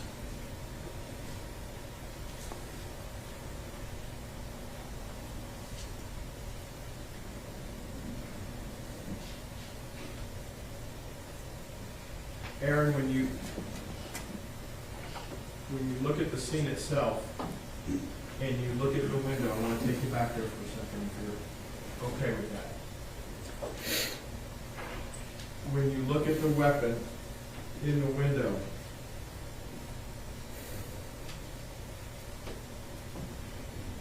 the silhouette, could you tell if it were, and you may have already answered this, a male or a female, or you didn't know? I didn't know.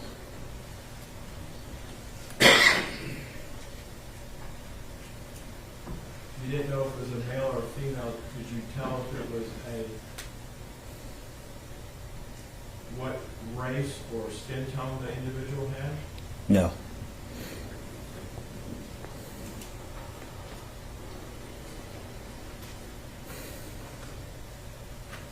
In your vision, from what you recall that night, how close was this firearm to you on the inside of the glass? Very close to the window. 6 feet, 2 feet, a foot?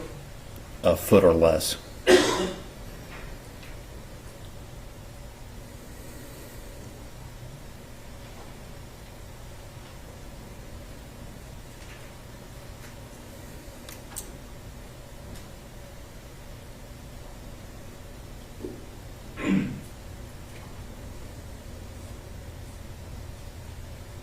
You went home from your shift on the 12th.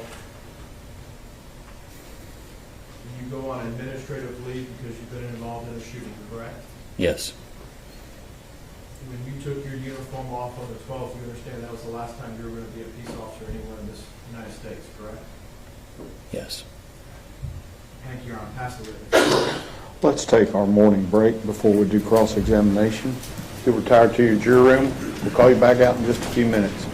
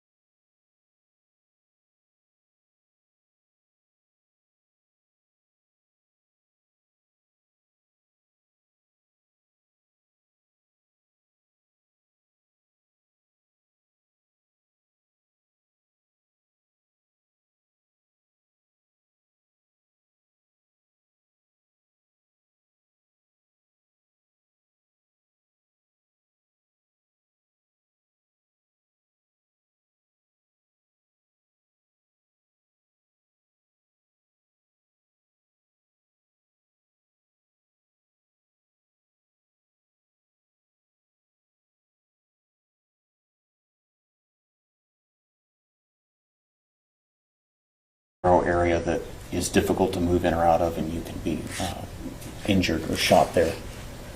I mean, according to you, you still don't know how many people are in this house, correct? Correct. You don't know how many of these people have guns, correct? Correct. I mean, that's what you're telling us here. You thought this burglary was still an ongoing emergency, isn't that correct? Yes. But you didn't push Darsh out of the way of that fatal funnel, did you? No. You didn't get out of the way of that fatal funnel, did you? Not instantly. No. You even tried to open the window to get inside that house, didn't you? Yes.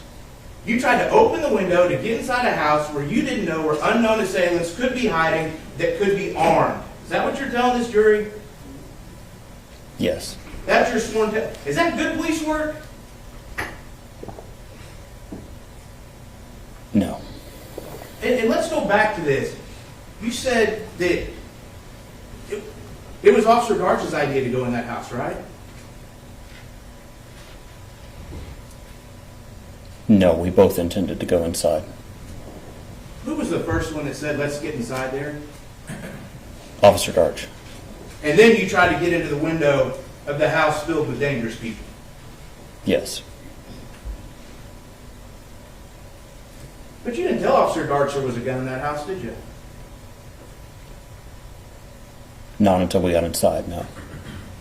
Did you tell her when you got to the fatal funnel of the cars? No. Did you tell her when you got to the fatal funnel of that side door that was open where the bad guys could be?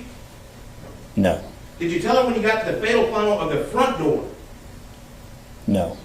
Did you have any trouble opening that front door? No. You just went right on in, didn't you? Yes. Hey, when you were in the back shooting at Atatiana Jefferson, do you know how many people could have run out the front door? No. I mean, did you have backup there? No. Was that front secure? No. All the bad people in that house could have just went right out that front door, couldn't they? Yes. Would you have any way of knowing if they would have went out that front door? No. Is that more good police work? No. So, now you've opened the fatal funnel. Hey, what is slicing the pie? We've heard that. I want to hear you tell me what's slicing the pie. Slicing the pie is when you're entering an opening, taking it in sections, and then dividing up the area inside. You kind of peek a little bit and then retract to protect your body. Is that right? No, if you retract, then you've given up the ground. Well, you peek and then move a little bit more, move a little bit more, only exposing yourself as much as necessary until you get as much of view to determine what's safely on the other side. Isn't that right?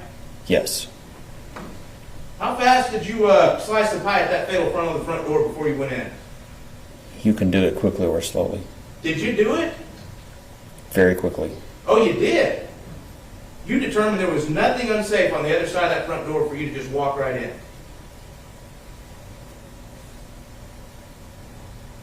I think so. It's been 3 years.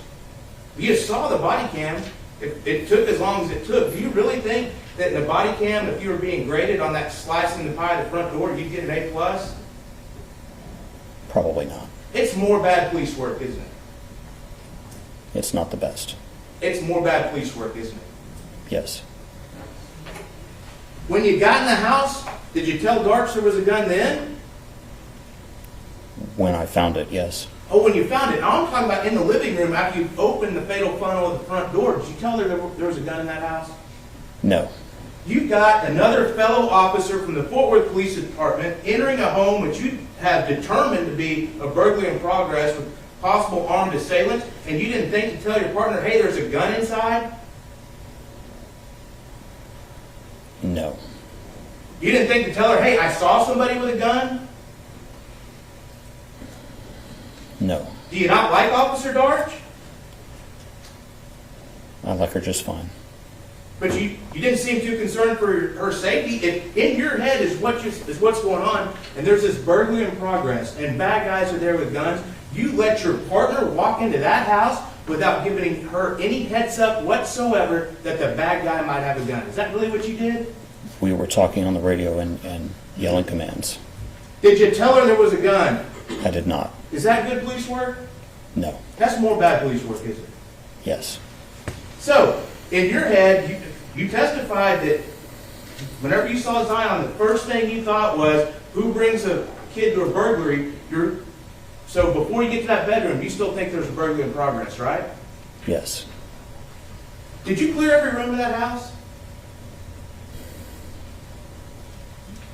I don't think so. I think she cleared one or two that I didn't see.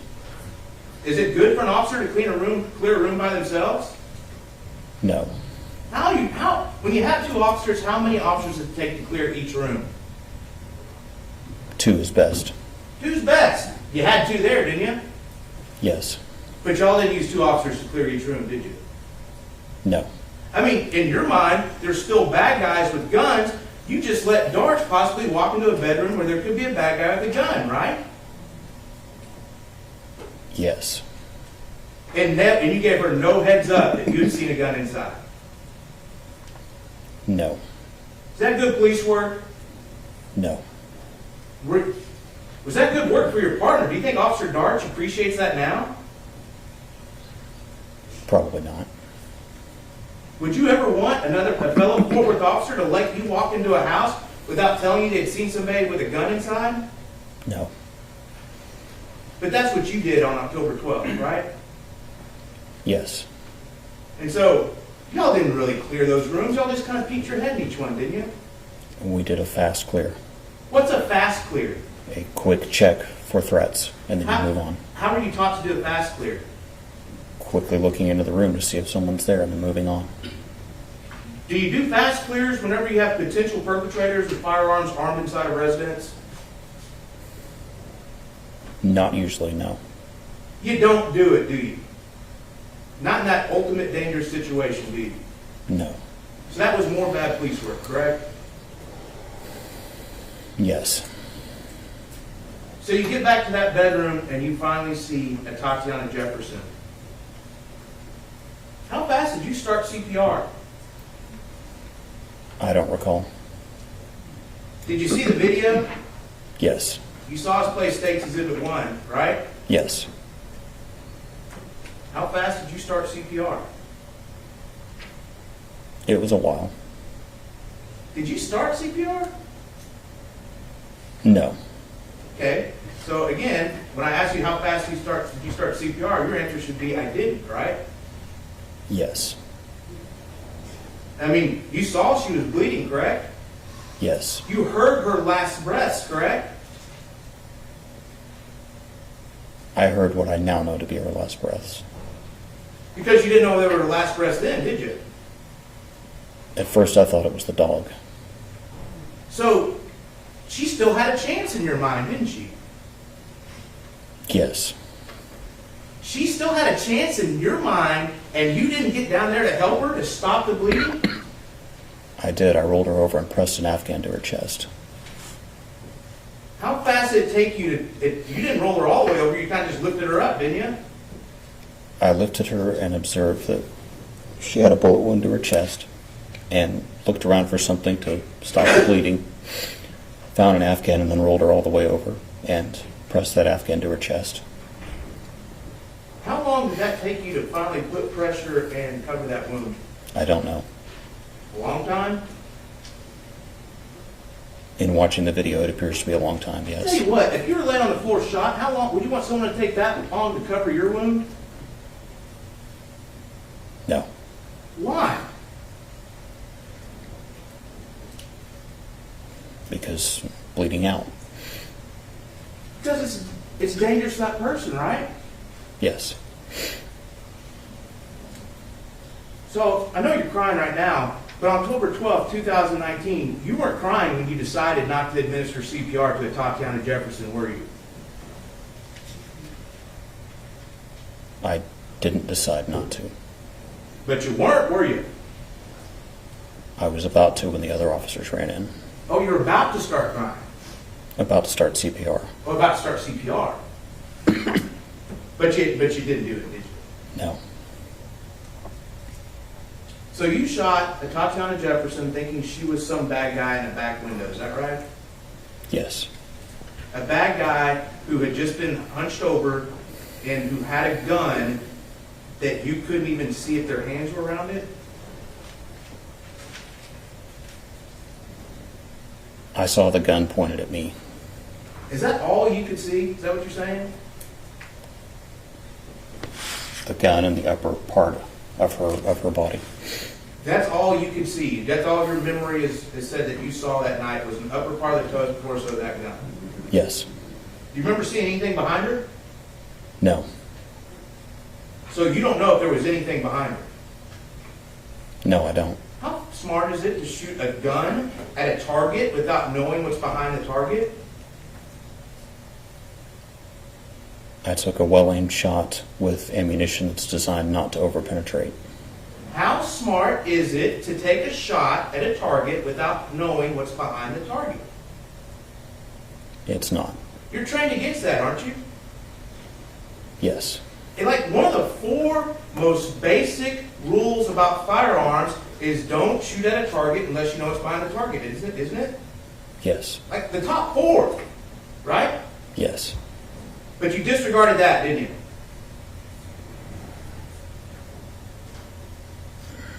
Yes.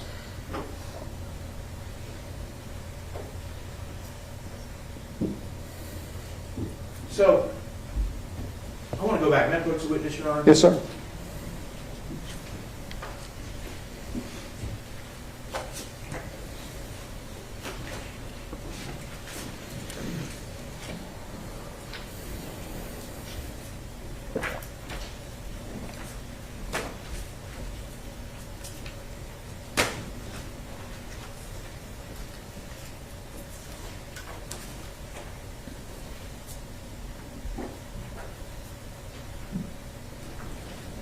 I'm showing you State's Exhibit 7. Do you recognize that? Yes. And is that the home where you shot Atatiana Jefferson kind of right there in the middle of State's Exhibit 7? Yes. And East Allen is running kind of perpendicular of the photo and kind of curving back over to the left part of the photo, is it right? Yes. And then what's the street that goes right across horizontal? That's Mississippi. Where did you and Darch park? Right here on southbound Mississippi. So if I was to hold my finger right here, right up here, where this car is right here? Yes. Is that kind of where y'all parked? Roughly, yes. What house did you walk up to? The first house that was the wrong one? It would have been the one on that southwest corner. The one on this southwest corner right here? I think so, yes. So if I'm pointing to it right now, that'd be correct. This one in the top right corner of the photo, to my left if I'm looking at it, that house, right? Yes. Well, you said you didn't park in front of the house so you could maintain some officer safety, but y'all just pulled right up next to the one y'all were going to walk into first? No. Well, then tell me. You were parked right there. You got out and walked to that house. I knew which house was 1203 East Allen.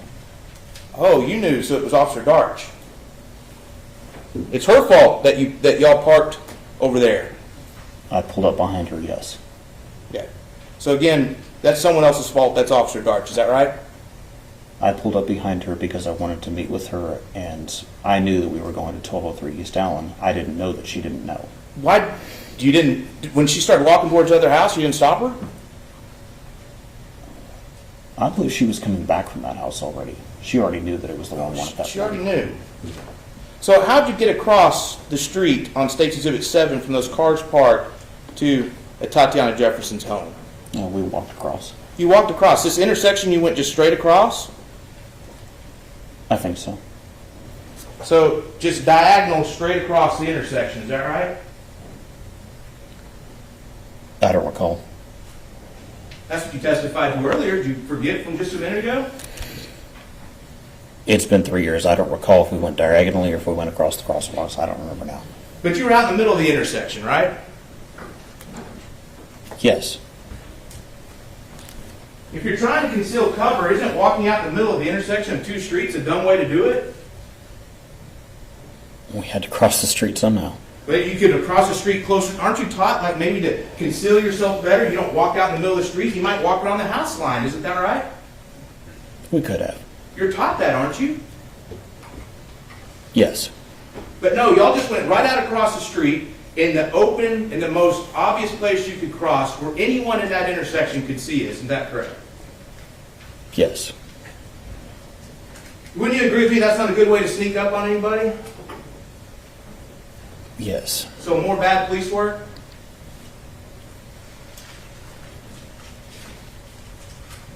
Yes. Okay, so you've testified, and you've heard people testify with their attorneys asking questions, that you don't get all the information on a call, and that you are trying to gather as much information as possible. Is that correct? Yes. So your testimony is you walk up to an open structure, you don't know what's going on, do you? No. So you better have your eyes peeled so you can make sure that you're not getting any dangerous situations. Isn't that right? Yes. How long did it take you to notice James Smith and all his family sitting on the stoop of that house across the street? I didn't see them. You didn't see him? No. So you're going to open structure. You just told this jury that you're trying to do everything you can to take in as much information as possible, and you didn't see a group of adults standing on a stoop across the street from your target investigation? No, the house was dark. I didn't see them. Think that's good police work? I was focused on the primary threat in front of me. The primary threat in front of you, but threats can come from all over the place, right? They can. I mean, if James Smith and his niece and his nephew and his sister were bad people, y'all didn't have any backup, did you? Not at that point, no. I mean, that would have left you and Officer Darts. That would have left y'all an unprotected 6, right? Yes. Is that a good thing for officers, an unprotected 6? No. What is an unprotected 6? It's where your back's exposed to people. So if you're just so focused on the bad guys that are in this house, you didn't even think to look that there might be some bad guys somewhere else? I did what I usually do. I took a quick look around and I didn't see anybody else. You didn't see 4 adults standing across the street. No? And you said you took a quick look around. I mean, that's a pretty honest statement, isn't it? You did take a quick look around, right? Yes. I mean, everything you did in the early morning hours of October 12, 2019 was just a quick look. You didn't really follow any rules or regulations, did you? No. We inspected the structure. You inspected the structure. I mean, were you going in kind of gung-ho? No. Were you excited to maybe get a good call? No. You weren't, that adrenaline wasn't pumping just a little bit? I was as apprehensive and as cautious as I was on every call. Apprehensive and cautious enough to ignore 4 adults sitting across the street on a stoop. I never saw them. Might have been a good thing to notice, don't you think? Yes. So after you missed the 4 adults sitting on the stoop across the street, how did you walk up to that front door on East Alley? Did you walk slowly? I'd say a moderate pace. Were you crouched down to conceal yourself? I don't recall. Was Darts crouched down to conceal herself? She was behind me. I don't know. She was behind you, but you didn't know exactly where she was behind you? Not at that moment, no. Not at that moment. Because you don't have eyes in the back of your head, right? Right. So, when you got to the front door, you knocked on it and identified yourself as forward police? No. You could have identified yourself as forward police at that point, couldn't you? Yes. Can you tell me the rule that said you shouldn't identify yourself as forward PD? The general order that says you should not have identified yourself on that front porch? It's part of the general training that we don't announce ourselves in order to not alert bad guys. So you've never walked up to a house before that maybe there's a burglary in progress and identified yourself as forward PD? Not on burglary in progress, no. You sure about that? Yes.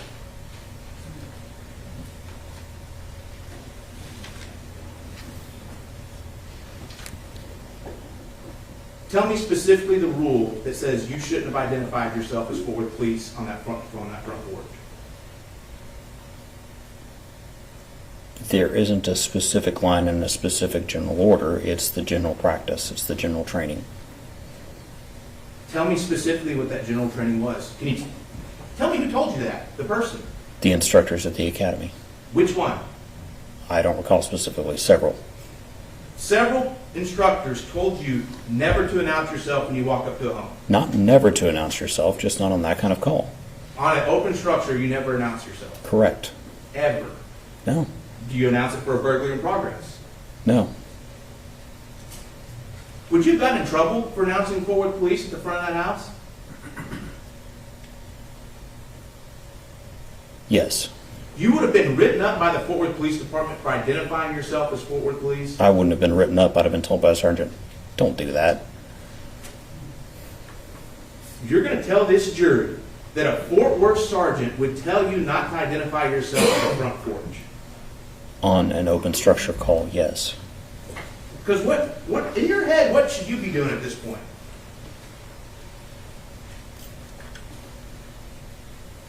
Excuse me. Observing and inspecting the structure to see whether there's signs of forced entry. So did you do that? We were in the process of doing it, yes. Do you know how long it took on your body cam from the minute you walked up to that front door and turned your body cam on to the second that you shot at Atatiana Jefferson? No. It's 1 minute and 17 seconds. You aware of that? I am now. Can you get a lot of information in 1 minute and 17 seconds?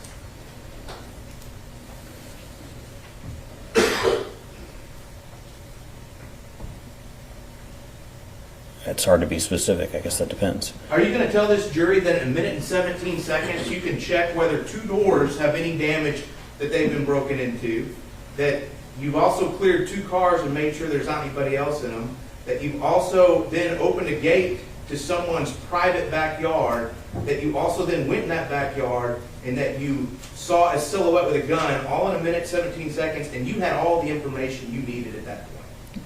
We were still conducting our investigation at that point. You didn't have all the information you needed at that point. Just tell the jury. Just tell them you didn't do a good job. We were still... Argumentative. Sustained. Would you give yourself an A+ for that minute, 17 seconds?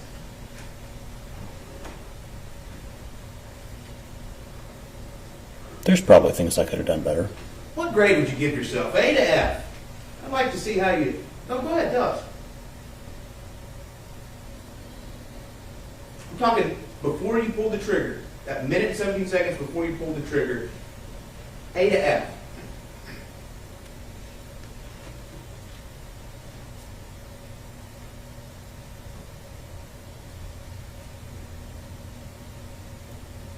Probably a B. Oh, B. High passing grade. What do you think you did the best?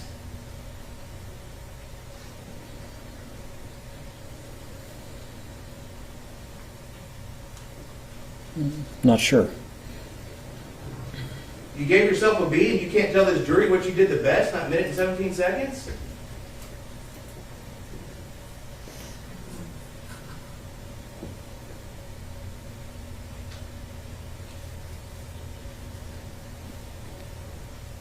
No, I'm not sure.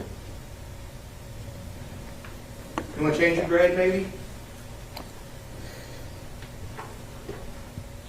No. So you're happy with every decision you made up until that moment you pulled the trigger about investigating this open structure? I'm sure there were things we could have done better.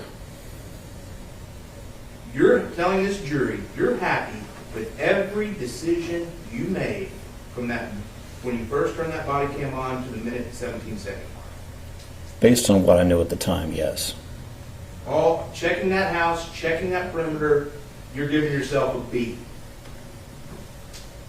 Yes. Okay.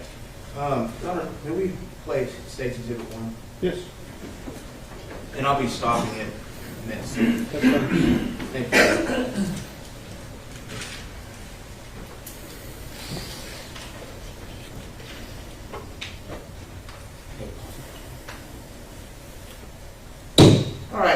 about 4 seconds of looking at that front door. Did you check the door jamb of that front door to see if anything had been pried open? I took a look at it. I didn't see any evidence that anything was pried open. That was like 3 seconds. You looked at that and decided nothing had been pried open in 3 seconds? That video doesn't start at the beginning of the call. Okay, so you were standing there a little bit longer, right? Yes. Did you check the inside, did you check to see if the screen door worked? No. If it was open? No. If it was unlocked? No. Did you check and see if that was off its frame at all?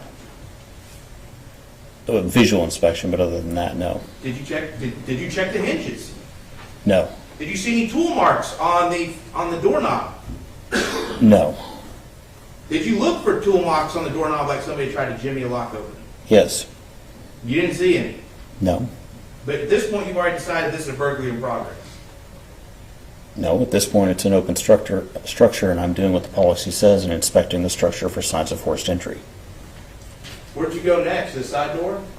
To the side door, yes. Okay, start.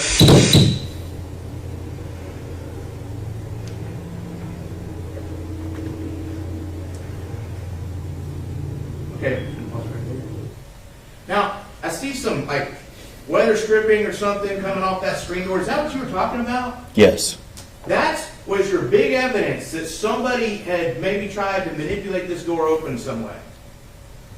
It's a piece of evidence. So, are you telling this jury from seeing that, you think they somehow lifted open the front portion of that screen and snuck through and then closed it back? No. Is there any way that that weather stripping that's coming off is connected to the operation of that door whatsoever? And what I mean by that is, if that weather stripping the way like that is that way, is there any way to know that the door is unlocked? No. Is there any way to know that the door doesn't open if you try it with that weather stripping that way? No. Is there anything that weather stripping has to do with the operational function of the door handle on that screen? No. But in your mind, you say, bam, someone's messed with this door, so there must be a burglary in progress. It's a data point in the investigation of the open structure. Is this a big data point to you?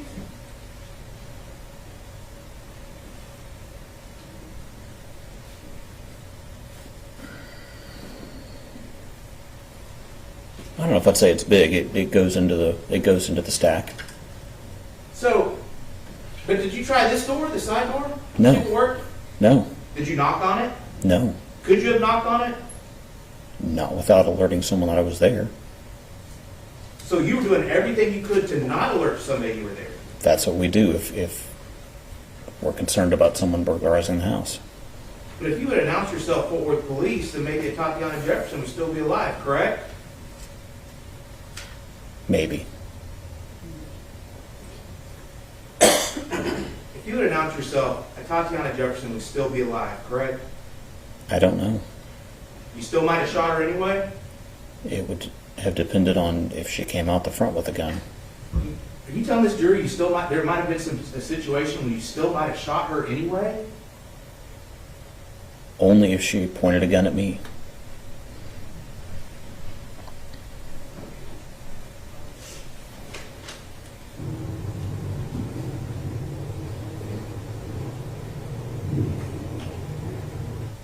Okay, you just stepped over the weed eater. Is that the lawnmower that we see now, the paused portion on State's Exhibit 1 at the 25-second mark?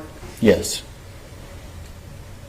You were here last week when the defense attorneys were asking questions about the stuff piled up outside. What significance did that have to you as an officer at the time? That it was a possible collection of items to be removed by a burglar. Explain that to me. Like I don't know, I've never seen a burglary case before. Explain it to the jury. What does that mean? Well, burglars will often collect loot near where they're going to leave, and so they have a pile of stuff to take. Is that what you thought when you saw that stuff? I thought it was a possibility.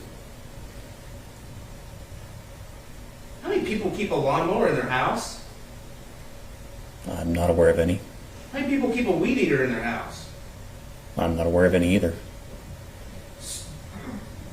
But you think that someone had broken into this house, took the weed eater and the lawnmower from inside and stacked it up to take? I didn't say that.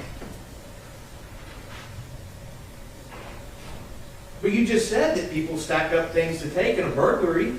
So if it's a burglary of a habitation, they stacked up the stuff, but they stacked up stuff you don't find in a home. There's a detached garage to the back. I hadn't gotten there yet. There is a detached garage. How much time did you spend with that detached garage? I took a look at the door. Did you try and open the door? No. Did you try and open, when I say the door, the door where the car would go, right? Yes. That door. I mean, we could, we'll play that part. We can see how long you took with this garage.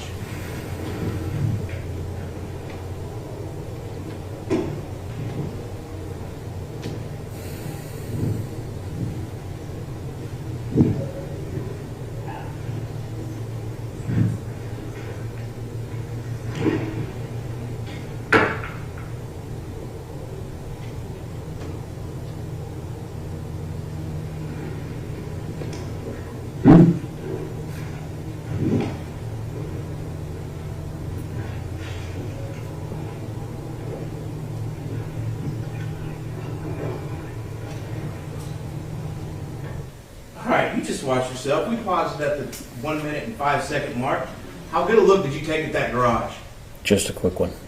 You didn't check the door, did you? I took a quick look at it. You did not check that garage door that actually opens up where the car would go in, did you? I didn't try to pull it up. You didn't actually look down to see if it had been jimmied open anyway, did you? I took a quick look and didn't see any signs of How it. did you take a quick look? I mean, you're right. Whatever you did was quick. But how did you take a quick look? Just looked down at it as I was passing by. You looked down as you were passing by. Is that good police work?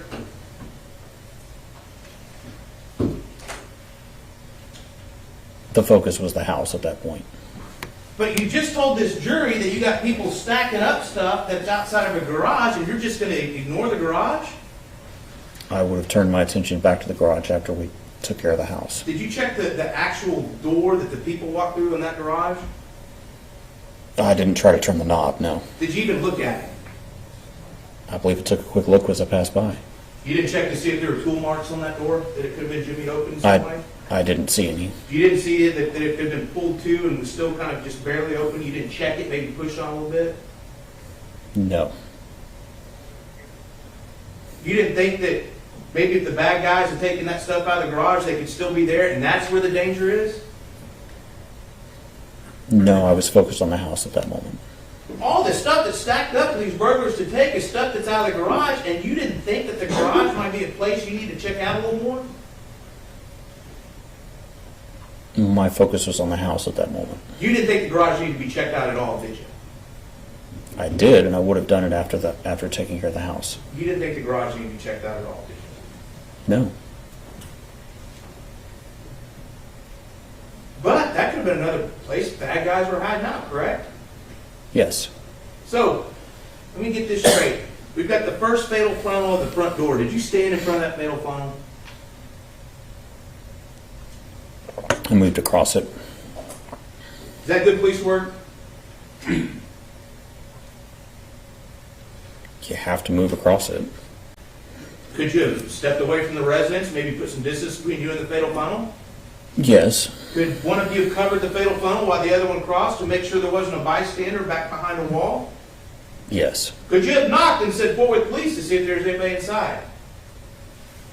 Yes. Could you have tried the door to clear the area to see if there was someone hiding behind the big wooden door or behind the wall? Yes. You did none of those things, correct? Correct. You just walked across the fatal funnel, correct? Yes. Is that good police work? It was following the procedure for open structure and not alerting a potential burglar inside the house. Was that good police work? It wasn't it? It could have been better. So now we get to the second door, that second fatal funnel. Your entire investigation of that door is caught on this body cam, isn't it? Yes. I mean, it's not like you walked up to that side door, walked back, turned your body cam on, and then went back to it, right? No. So as much time as you spent with that side door on the body cam on State Exhibit 1 is how much you spent with it there on October 12, 2019. Yes. You walk in front of that one? That fatal funnel? I walked past it, yes. You let darts walk past it? Yes. Did you knock on that one? Knock at that time and alert whoever's inside that it was Fort Worth PD? No. But you could have. Yes.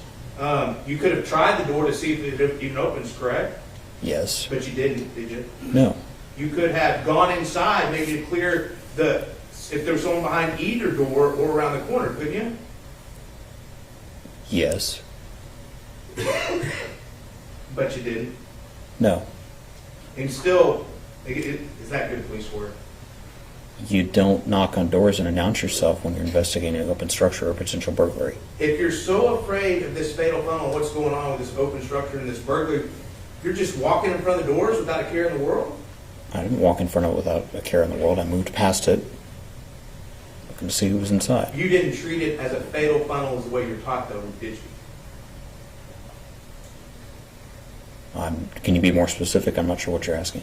When you have a door that's a fatal funnel, you're trained to approach that door a certain way to look through it and make sure you and your partner are safe, correct? Yes. You didn't do that in this case, did you?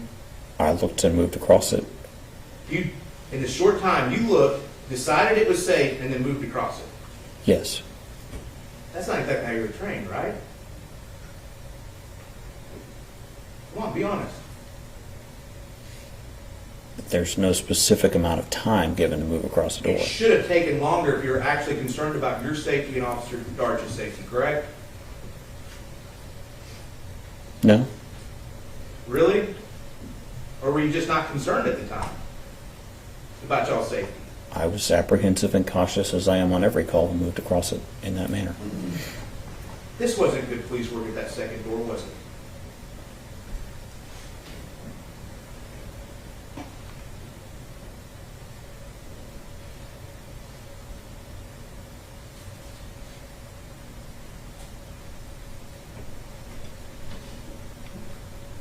I'm trying to think what I could have done better. I'm not coming up with anything. So the second door, you're giving yourself an A+. Is that what kind of raises your average there? I think it was fine. You wouldn't change a thing about that second door, would you?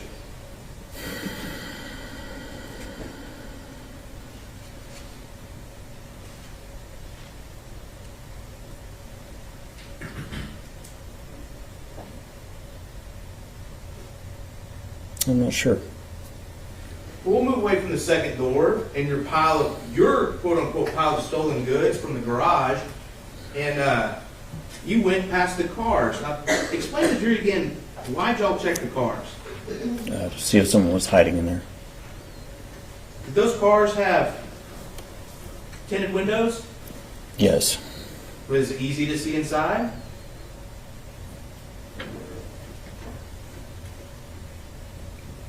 With a light on it, yes. With a light on? Why would you need a light to see inside? Because of the tinted windows. When it's dark outside and you turn a flashlight on, is that hiding your position? No. So you just announced to everyone at that house, these bad guys that you think are inside, that you're outside with a flashlight, right?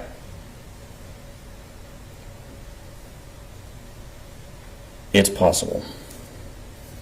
And let's assume that we're taking what you said, that this is a burglary in progress. That's not good police work, is it? To give away your position to the bad guys.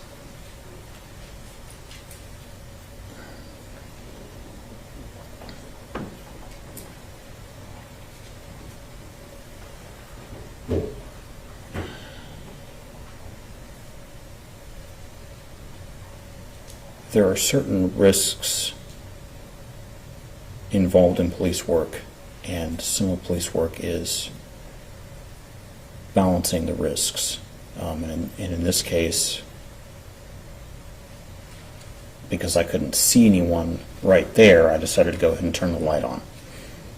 So you turn the light on, you did a balancing test, that quick in your head, that I need to turn the light on because the possible threat to this car, and to heck with my giving my position away.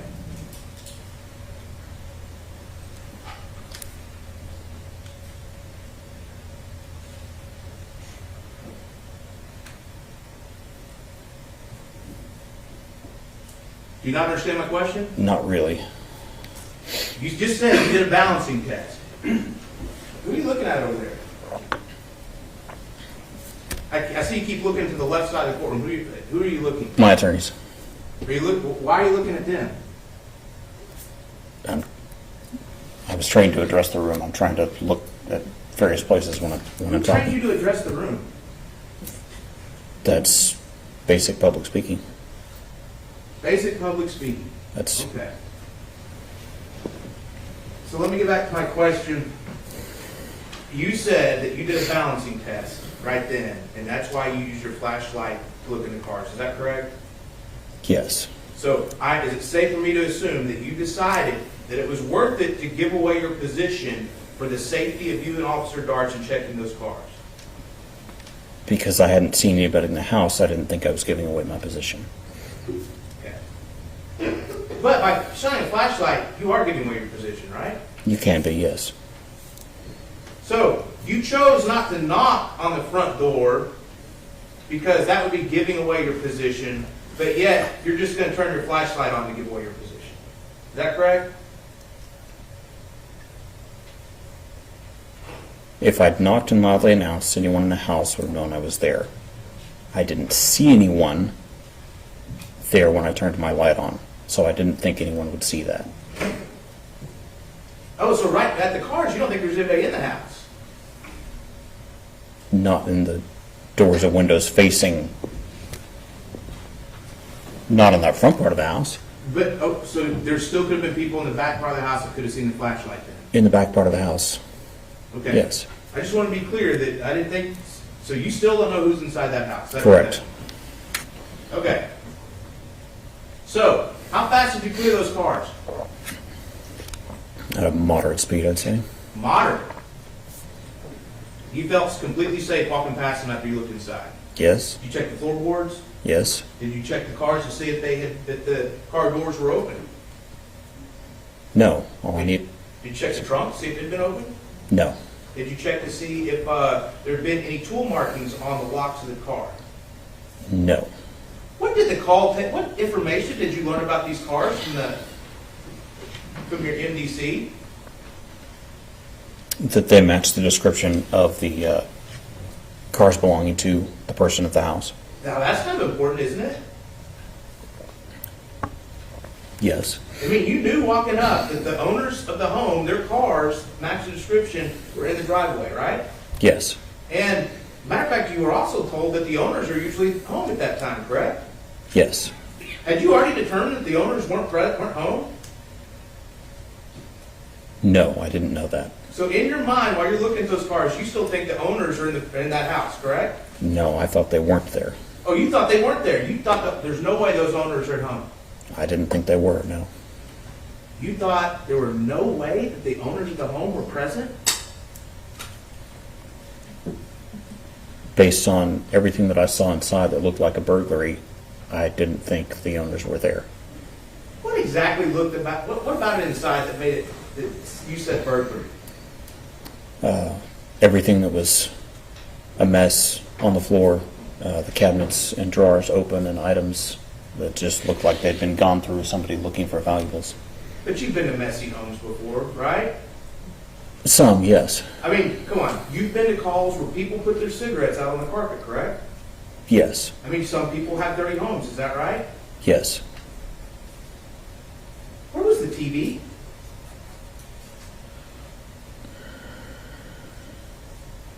I believe there's a television in the living room Where in the living room? on the stand over there. Set up where people on the couch could see it, right? Yes, It looks like exactly where you expect a TV to be at the living room set up that way, correct? yes, Burglars usually take electronics, don't they? yes, So the TV's sitting there, right there where it should be, and that didn't, no signal in your cop brain went off. Hold on a minute, they didn't take the electronics. I don't know, somebody might still be there and hadn't gotten to the TV yet, Because they were too busy unloading the stuff out of the garage? or further back in the house. Okay, so let's get back to the cars. You did those are fatal funnels, right? Yes, and you went right past those two cars that are fatal funnels and just, you did a quick look, or you said moderate, right? I did say moderate. And you felt completely safe for you and Officer Darts to proceed. Yes. That garage, you never checked anything inside the garage, right? No. And that could have been a very dangerous situation, correct? Yes. There could have been all kinds of bad guys in that garage, correct? It's possible. But you didn't check it, did you? No. Hey, you want to change your grade yet? Objection to sidebar, Your Honor, argumentative. Sustained. Do you still believe you've done a B-level job so far? I think I did a fine job. You think you did a fine job? Okay, we can keep watching that.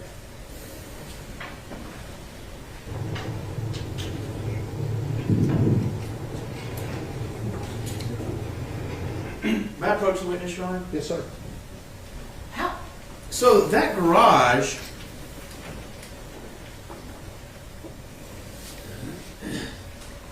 I'm showing you State's Exhibit 57. Is that the garage, right? Yes. And so the house kind of comes out right there, isn't that correct? Yes. And in State's Exhibit 59, you can see how that gate's kind of recessed, right? Yes. Back there, so there's a space where you have, if you're standing at that gate, there's the wall of the garage on your right and the wall of the house on your left. Isn't that correct? Yes.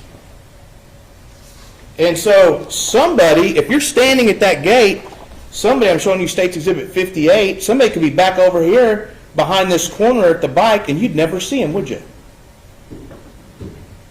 No. So somebody could be standing right here where my finger is, and if you're at the gate, you're not gonna see him, right? Isn't that right? Yes. I mean, that's a dangerous place to be, isn't it?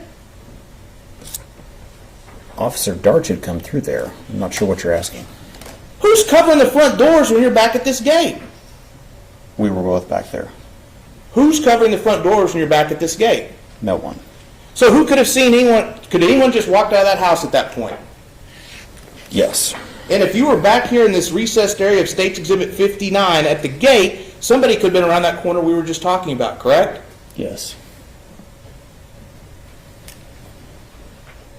Was that a safe place for you and Officer Darch to be? After we cleared it, it was. After you cleared it, had you cleared the inside of that house? No. Did you know who was inside the house? No, not yet.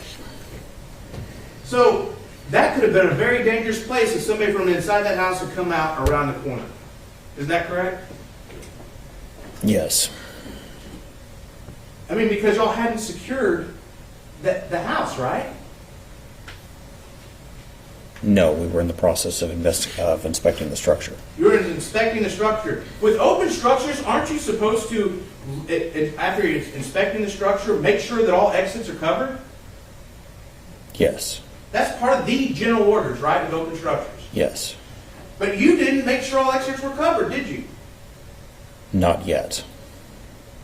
At the point you and Officer Darch are standing at that gate, are all exits covered? No. So you're going against the general orders here, correct? We were on the inspecting the structure. Is the perimeter secure when you're standing at that gate with Officer Darch? No. No, because those two front doors, you don't have anybody watching them, do you? No. And isn't it an important part of the general orders to make sure all exits are secure? Yes. But you ignored that part of the general orders, correct? I was in the process of inspecting the structure. I mean, because with open structures and general orders, if you can't secure the perimeter, what's one of the things you can do?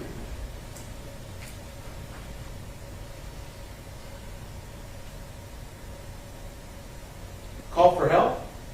Yes. I mean, that's part of the general orders. If you cannot keep the perimeter, you can call for help, back up so that all exits are covered, correct? Yes. And over to the east of Atatiana's home, of her mother's house, there's this huge open field, isn't there? Yes. And I mean, that huge open field would be a great place to kind of post up and run a base of operations to secure the perimeter of that home, wouldn't it? Yes. From that field, you could have seen the front porch, isn't that correct? Yes. And the side door, isn't that correct? Yes. And the 2 cars, isn't that correct? Yes. And the garage, isn't that correct? Yes. And the gate, isn't that correct? Yes. But you didn't pull back to that position, did you? No. You decided to go head first in through that gate to that backyard, isn't that correct? I continue to inspect the structure, yes. You went into that backyard, isn't that correct? Yes. Did anyone invite you into that backyard? No. Did you hear anyone calling for help in that backyard? No. Did you hear anything that somebody may be in trouble in that backyard? No. Can police officers just walk into anybody's backyard they want to if they feel like it? No. Why not? Because it's private property. It's private property, but you just went right into that gate, didn't you? Yes.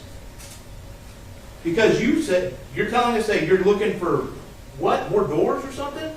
Yes, more access to the house. We're inspecting the structure. Did you see any doors in the back of the house when you opened the gate? Not on that face, no. You didn't see any doors. No. And you're in a private citizen's backyard? Inspecting for a possible burglary, yes. But you're in a private citizen's backyard. Yes. If you would have walked up to one of those windows and seen something illegal going on, that might get suppressed, wouldn't it? Objection, calls for legal conclusion. Sustained.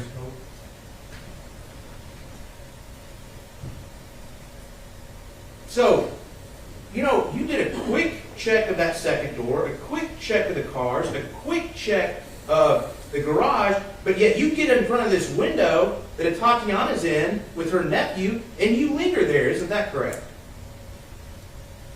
I took a longer look because the light wasn't on. Isn't there another window that's just on the other side of the air conditioning unit? It's on the other side of the house. Is there another window just right over there, though? You didn't go check that out, did you? I hadn't gotten to that one yet. But you took a lot of time at this window, more time than any other fatal funnel you've been in. Is that correct? I didn't count the seconds. So we've got the fatal funnel of the front door, the fatal funnel of the second door, the fatal funnel of each car, the fatal funnel of the garage and garage door. Is that correct? Yes. The fatal funnel of that area right in front of the gate where if anybody come out of that house, you and Darts were in bad shape, right? It could have been. And then now we're in the backyard. The gate itself, that's another fatal funnel, isn't it? Yes. Did y'all clear that properly? As best we could, yes. We went directly through it. So now you're up at the window where Atatiana is. Where's Officer Darch? Behind me. How close is she behind you? Right up behind me. How do you know? Because that's what she's testified. But you didn't know that at the time, did you? That's the way we're trained. But you didn't know that at the time, did you? Did I know it for an absolute fact? No. I mean, as a matter of fact, you just testified earlier when I started asking questions that when you got to the front door, you didn't know if Officer Darch was behind you or not. And you said I didn't. Is that correct? Correct. And then I said, well, of course you didn't because you don't have eyes in the back of your head, correct? Correct. So has anything changed between the front door and the back door? Did you grow eyes in the back of your head? No. So you had no idea where Officer Darch was, right? I expected that she was doing what we were trained to do. At the front door, you said you didn't know where she was because you didn't have eyes in the back of your head. At the back of that house, at that window, you didn't know for sure where she was, correct? No. But yet you're standing in front of another fatal funnel, correct? Yes. Did you slice the pie there? As much. Or did you just kind of stand in front of the window? I looked inside the window. Did you tactically slice the pie as you're taught at the Fort Worth Academy or any other tactical schools to look in that window? No, there was no room. No room. So you're just out there for any bad guy that you think might be in that house to be able to shoot you.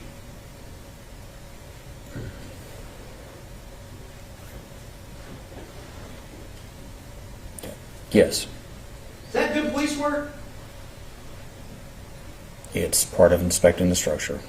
Is it good police work? And you said that how scared you, how apprehensive you were, that this is a fatal funnel, is it good police work just to stand at a dark window without knowing what's on the other side? I was looking inside. I don't know of any better way to do it. You could have called for backup, correct?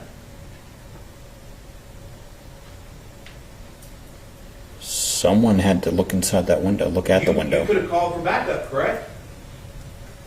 Yes. You could have moved to the side of the window, correct? No.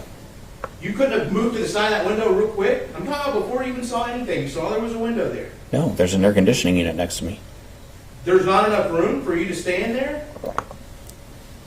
Not to move to the side. What about the side closer to the gate? No, Why not? because it's right up against the fence. So as you I had recall. no choice but to stand right there where the bad guys could get to you if you were standing in front of that window. Yes.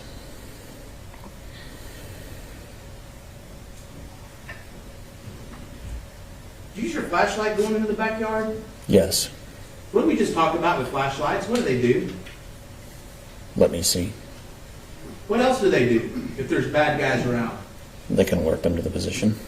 So now you're in the backyard of someone else's house and you just alerted whoever's in that home that you're present by flashing your flashlight, correct? Yes. That's not good police work, is it?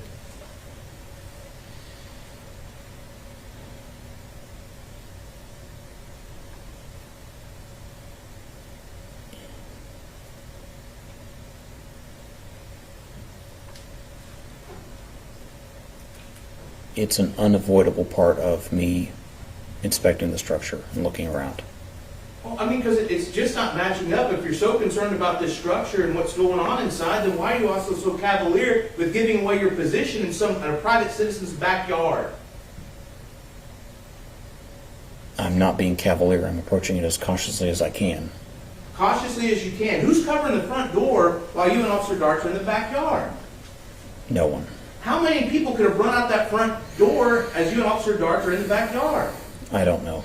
A lot, right? Yes. All the bad guys could have gotten away, correct? Yes. And taken anything of value, correct? Yes. Is that good police work? That was not the best, no.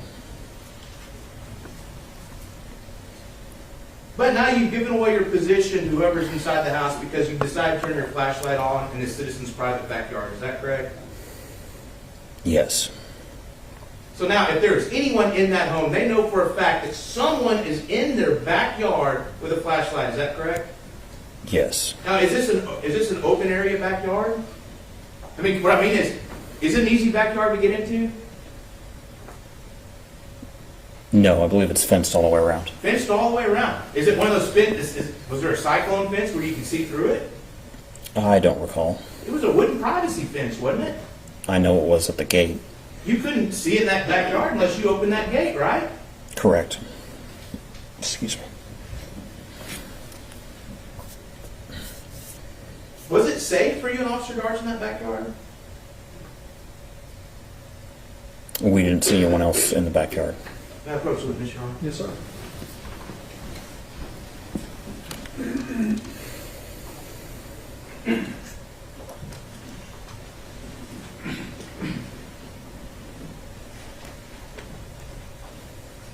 I'm showing the witness states Exhibit 9. Is that the backyard that you can see kind of in the middle of it?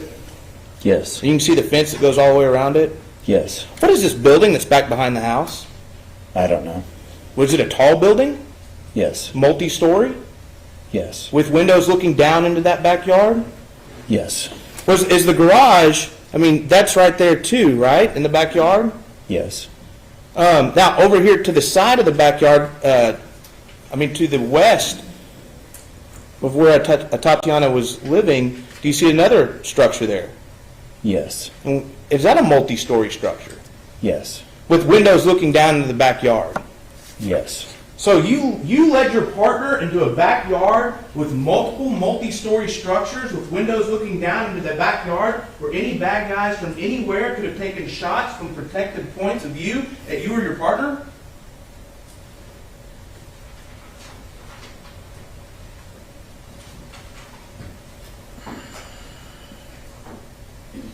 Yes. That's good police work, is it? It's part of police work. That wasn't safe, was it? Every day when we walk down the street, somebody could shoot at us out of a building. Exactly, and that's why we have things like calling for backup. Isn't that correct?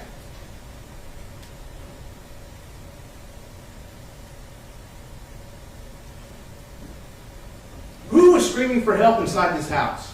No one. Who was yelling that they were in danger inside this house? No one. Who was running out of the house and creating such a commotion that you felt like they needed all your attention? No one. Nobody that you know of is in the house at this point, correct? Correct. So instead of leading your partner into an area with 2 overhead positions where bad guys could be, wouldn't it have been smarter to have pulled back and asked for backup to set the perimeter? I was trying to figure out how many people we needed. Oh, you were thinking about calling for backup? Once I saw what the state of the structure was, yes. At what point did you think about you were going to call for backup? Once I figured out how many doors we had and how many people we needed. Did you call that in right then to the radio? No. You just kind of thought about it. Is that right? Once I finished my inspection of the structure, yes. Okay, tell me this. When did you finish your inspection of the structure? I didn't. So you thought about calling backup after you finished. So what you're saying is you wanted to finish your inspection first. Is that right? Is that what I'm hearing? Yes. But again, there was nothing exigent. There was nothing crazy going on that you had to finish it right then, correct?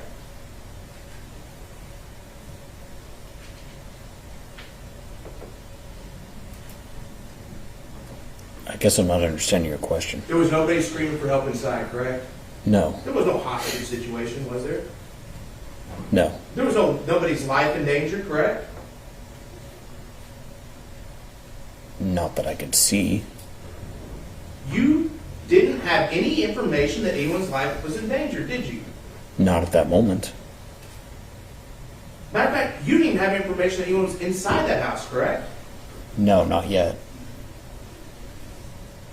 So there would have been nothing wrong with taking some time and setting a perimeter and calling for backup. Isn't that correct? Other than that we're short-staffed and always try to do as much as we can with 2 officers, no. There would have been, but the general orders say if you cannot cover all the exits, you need to call for backup. That's what they say, correct?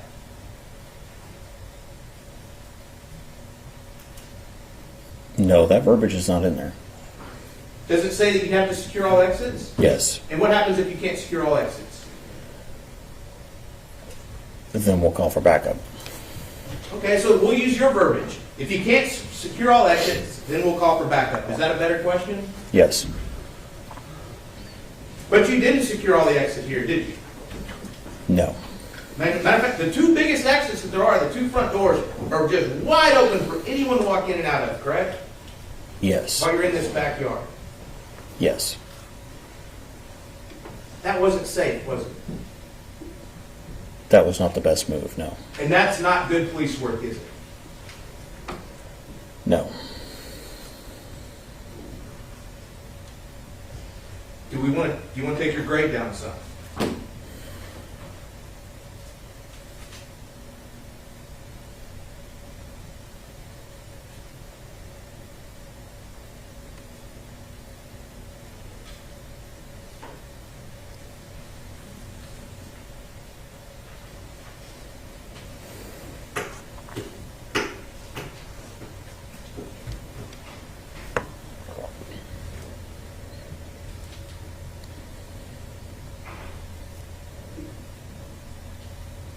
Are you going to answer the question?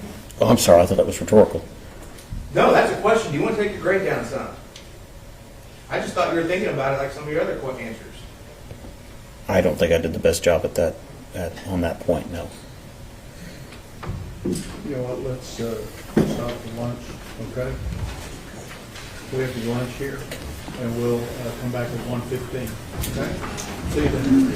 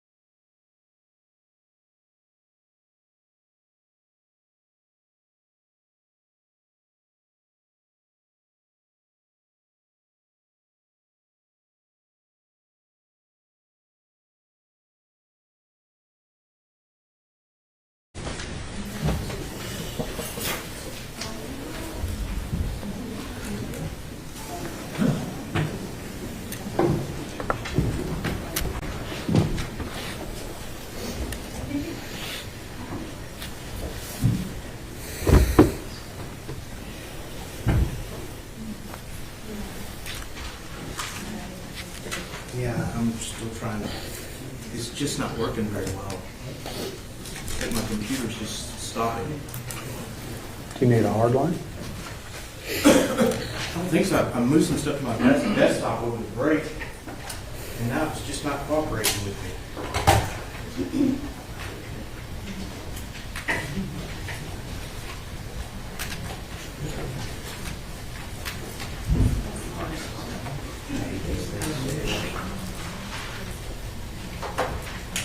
He never gets the right way first.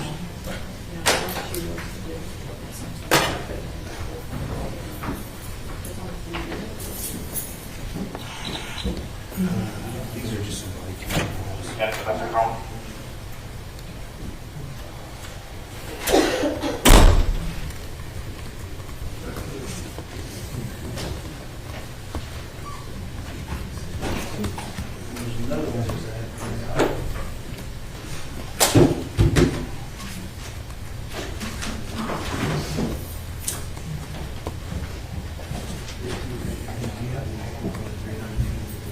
Yeah, right here.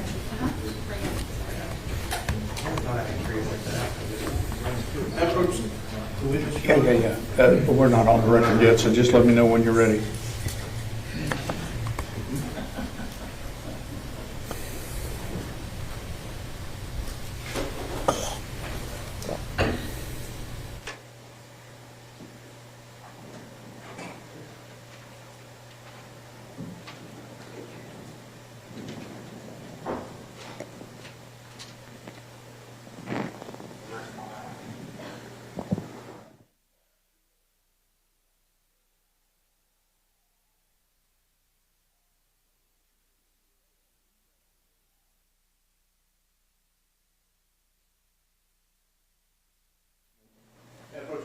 Yes, sir.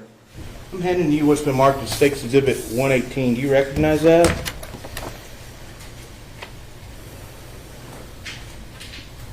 Yes. And is that an open structure call that you went on back in 2019? Yes. Do you have any independent recollection of that call? Vaguely, yes. Do you remember walking through the structure and announcing yourself as Fort Worth PD Yes. on that open structure call? Yes. Okay. Then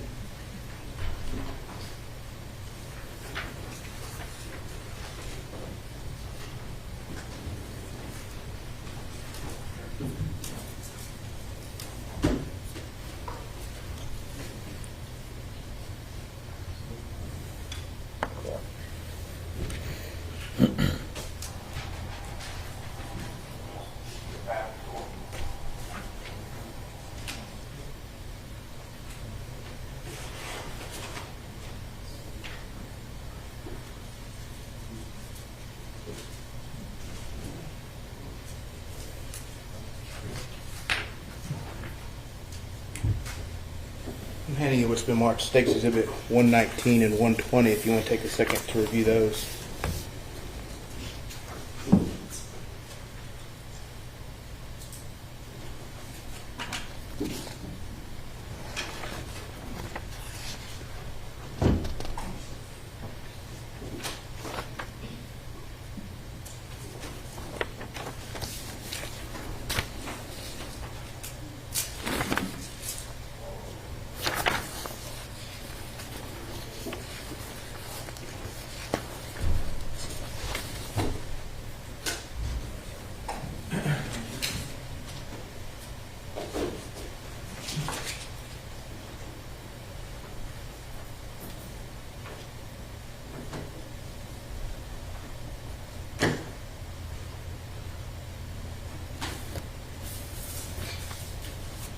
And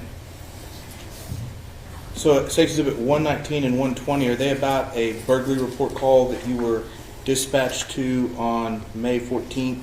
I'm sorry, let me make sure I have this correct. On May 11th, 2019. Yes. Would you be surprised to know that whenever you walked up to the shed behind the house, you announced yourself as Fort Worth Police? No. Okay. So, Earlier today, you said that you'd never announce yourself on burglary calls or open structure calls, but that's not necessarily true, is it? I believe your question was burglary in progress. Okay. In that case, every call is different, and in that case, the call details stated that he thought they had been broken into sometime during the night. But you didn't know what you were walking into at that scene, did you? No, But you announced yourself as Fort Worth PD. just in case there was someone there. Okay. So if I would, Your Honor, so if I were to ask you, I'm sorry, another question for the defendant. So if I were to ask you, there have been times that you've announced yourself at Fort Worth PD on open structure calls and burglary calls, would your answer be yes to that question? That you've announced yourself as Fort Worth PD? Since I did it on that call, yes. Okay. Your Honor, the state does not intend to impeach the witness with any specific matters. We would just ask that one blanket question again, to allow the witness the opportunity to correct some information already testified to in front of the jury. Any objection? Well, it's not correcting anything. Relevance is the first one. It's collateral impeachment. It's improper impeachment. I'll let you ask those general questions, just don't go into any specifics of the call. The state does not intend to go into any specifics, Your Honor. And do you intend to offer the call sheets or whatever that you handed to him to refresh his memory for purposes of the record? Yes, Your Honor. The state would offer State's Exhibits 118, 119, and 120 for purposes of the record only. For the record, no objection. All right, they're admitted for purposes of the record. Mr. Brissett, you may have a running objection. I'm overruling your objection. Both sides ready for the jury? Yes. I guess so.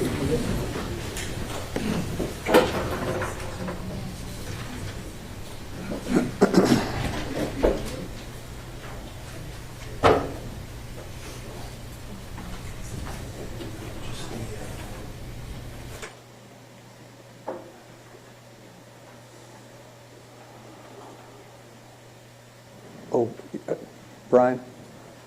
Never mind.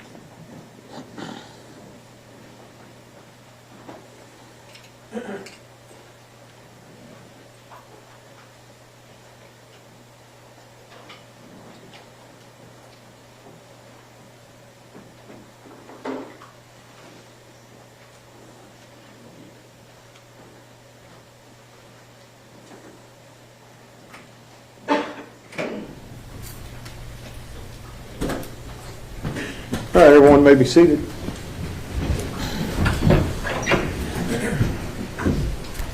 Make sure I have everybody. Mr. Smith. So if I were to ask you again, have you been dispatched to open structure calls in the past in your career where you've identified yourself out loud verbally as Fort Worth Police? Every call is different, but yes, there have been some.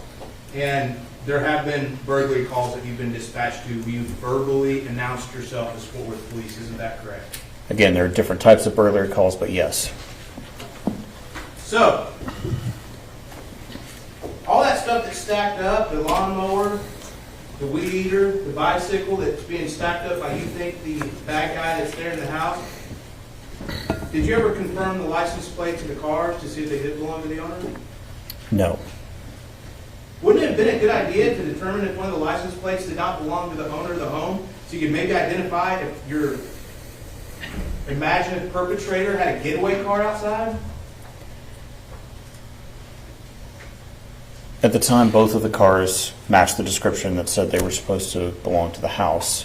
I then turned my focus to the house to see what was going on in the house. I'm sure So you had no reason to think that anyone that shouldn't have been in that house had a car parked in that driveway? not at that point. Well, did you just expect the burglar to pick up the lawnmower and the weed eater and the bicycle and carry it under their arms down the street? Where No. was the getaway car? There could have been someone coming.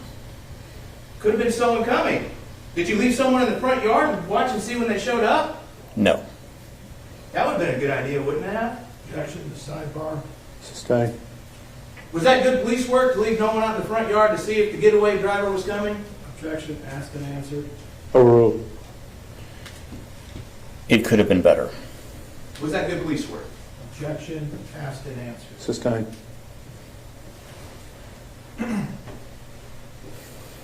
So, can we go back to playing the body cam footage, Your Honor? Yes.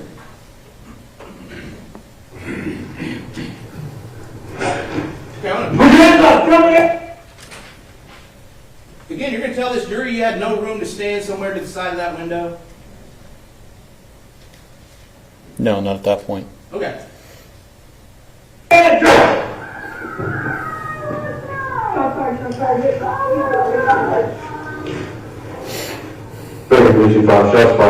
Start supervisor. And then sir. When you turned around your body cam, where was Officer Dart standing? She was in the gate at that point. She wasn't behind you anymore? Not at that point, no. When did you know she moved?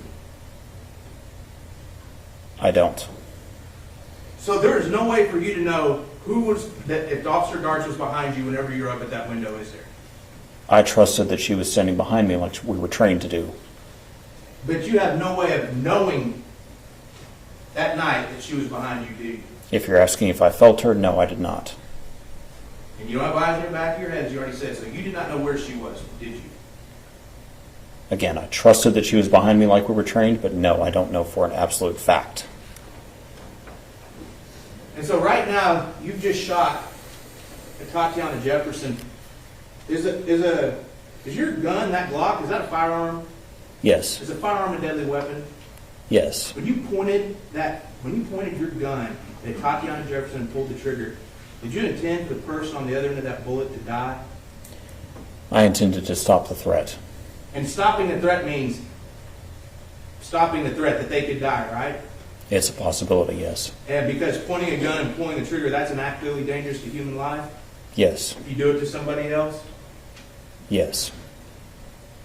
So, are you still standing in front of the window at this point? No.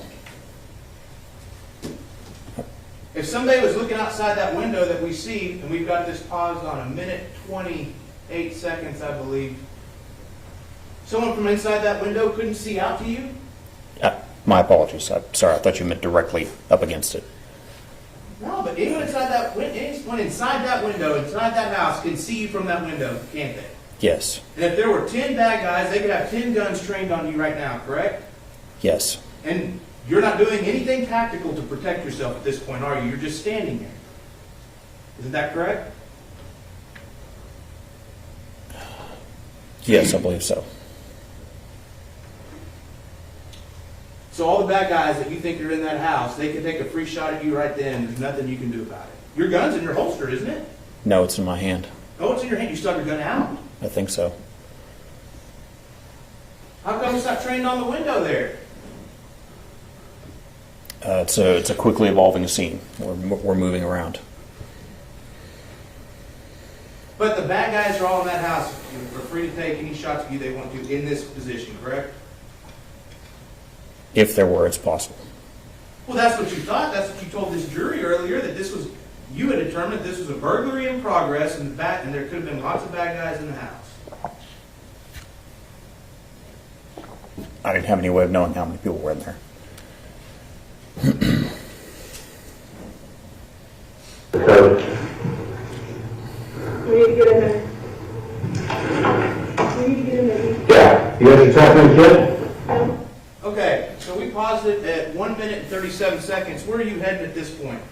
Back around to the front to go inside. So what, in your head as an officer, what do you know that you've just left in that backyard on the other side of that window? The person that I shot With what?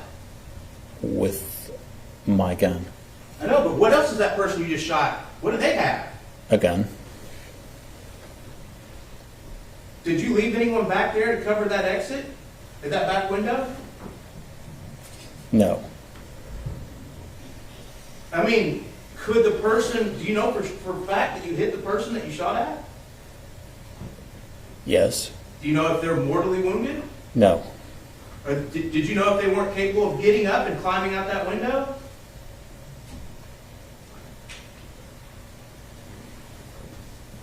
No, I didn't. So who's covering your 6 when you and Officer Darts are running to the front of this house?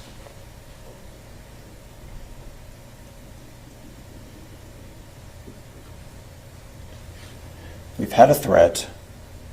I've shot the threat's down. Now we're trying to move into the house to render aid.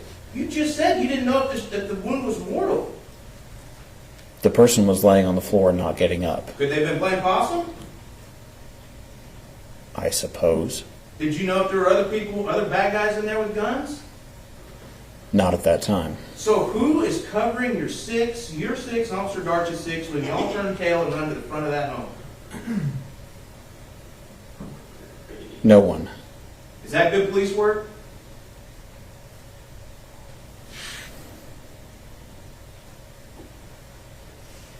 It's the only way to do that. We had to run inside and clear the house and render emergency aid to this person. There was no one else out there. But, see, you keep going back and forth. Were you going to the house to render emergency aid, or were you going in the house because there could have been more bad guys there? Both. Both. Okay. So if there could have been more bad guys there, was it a good idea to leave the back of the house without surveillance and expose you and Officer Darts' 6 as y'all ran to the front of the home?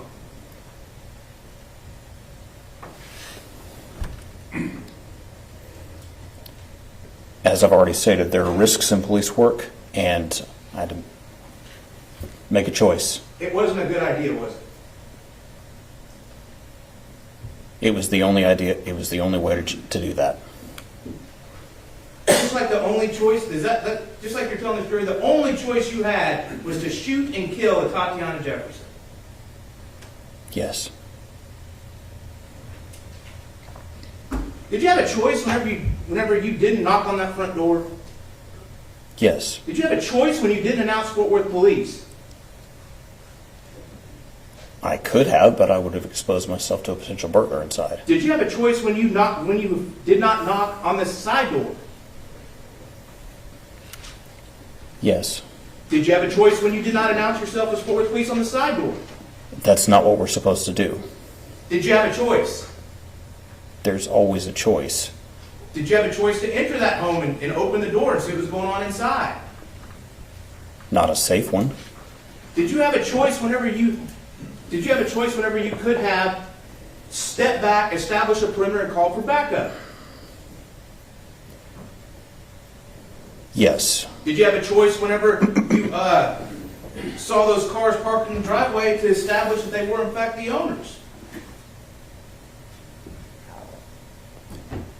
That would have been part of the procedure later, yes. Did you have a choice whenever you did not call dispatch to contact the person that called police in the first place to get more information? We weren't at that step yet.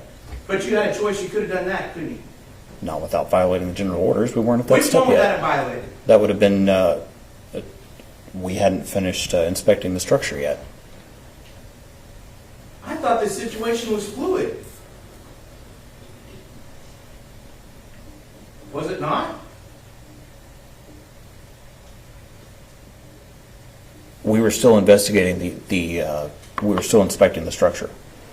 You made a choice whenever you did not further inspect the garage, correct? Yes. And you made a choice whenever you took Officer Darts right in front of that gate with your 6 completely uncovered without somebody in front of the house, correct? Police work is inherently dangerous, and there were risks. It's a yes or no answer. You had a choice, correct? Yes.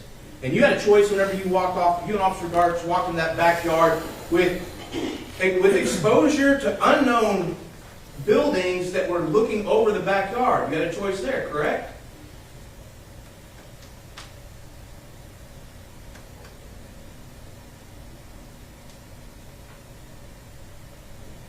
I suppose we could have just stayed home, but no.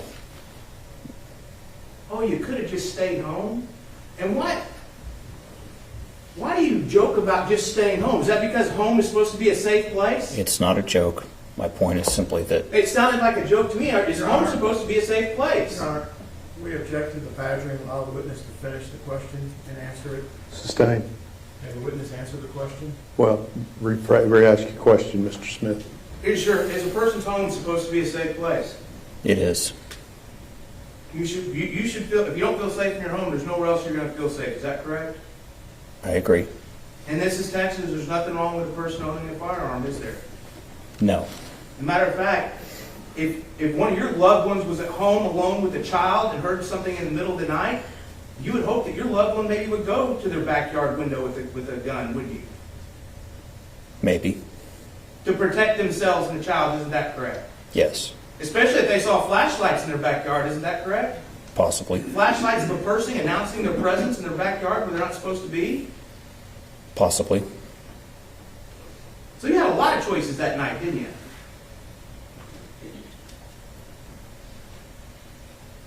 Yes.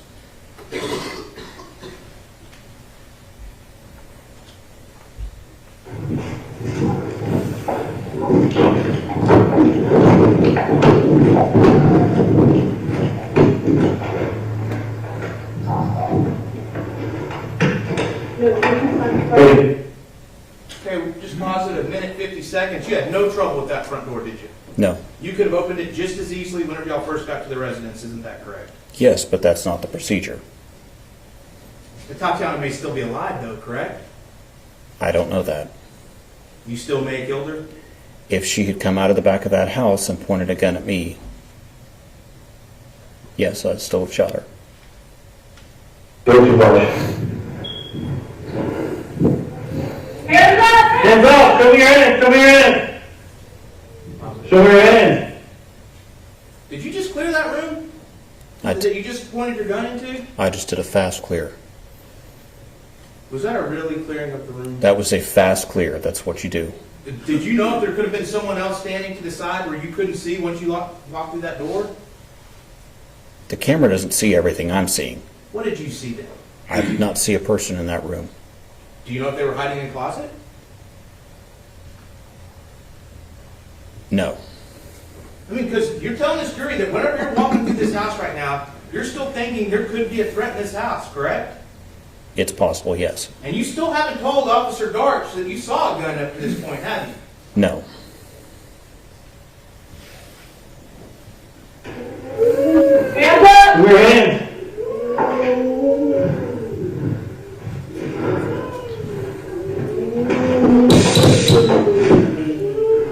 Hands up!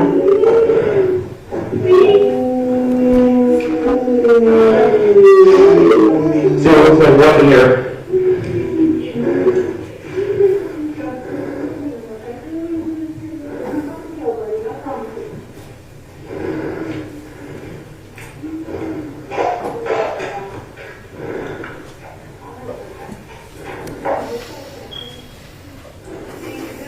Yeah, I'm good.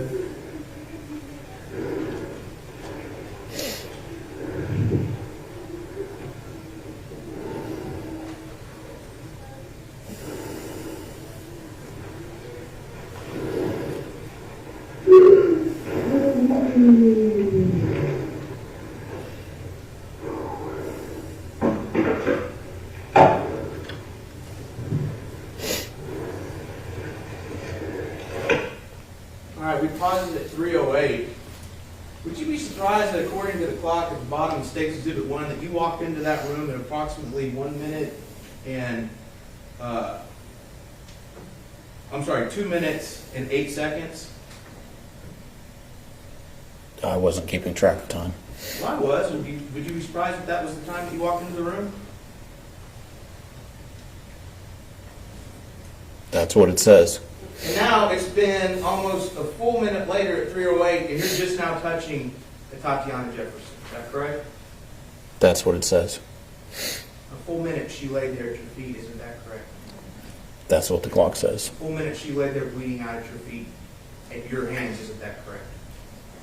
That's what the clock says.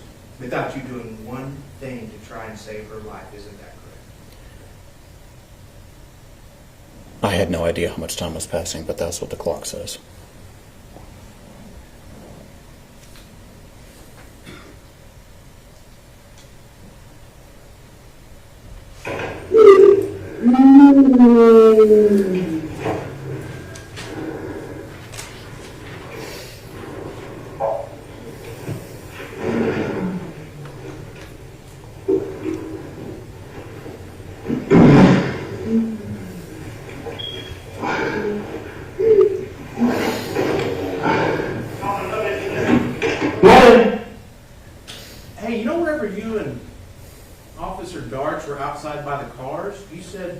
something. What were y'all whispering?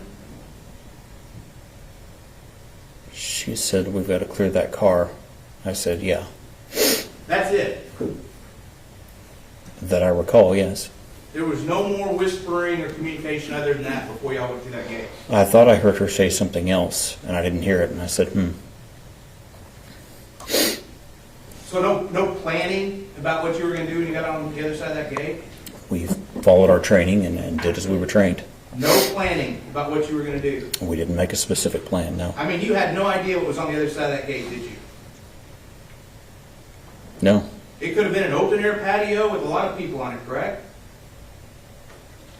Well, we'd have heard them, but Could have been a person back there waiting to ambush you in Officer Darts, correct? yes. It could have been somebody escaping the house from this burglary that you thought that was happening, correct? That's why we were back there to check, to see what was going It could have on. been a hostage situation. I suppose. All those things that it could have been, and you didn't look at your partner and say, maybe we need to come up with a plan before we open this gate? The plan was exactly what was trained. We open the door, the gate. One of us goes to the left and one of us goes to the right, and then we deal with whatever's on the other side. Y'all didn't come up with a plan, did you? The plan was made in training. You didn't come up with a plan, did you? No. Thank you for answering my question. Objection to the sidebar, Your Honor. Sustained.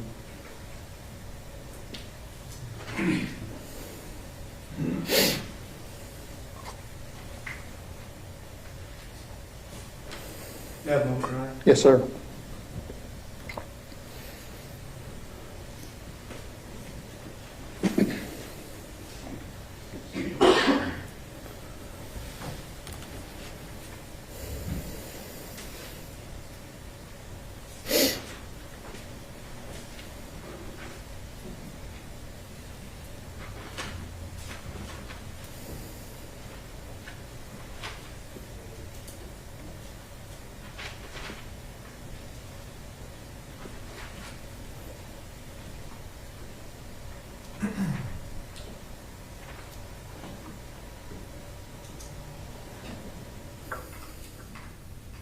You just watched the video again, and you've seen it a few times, haven't you?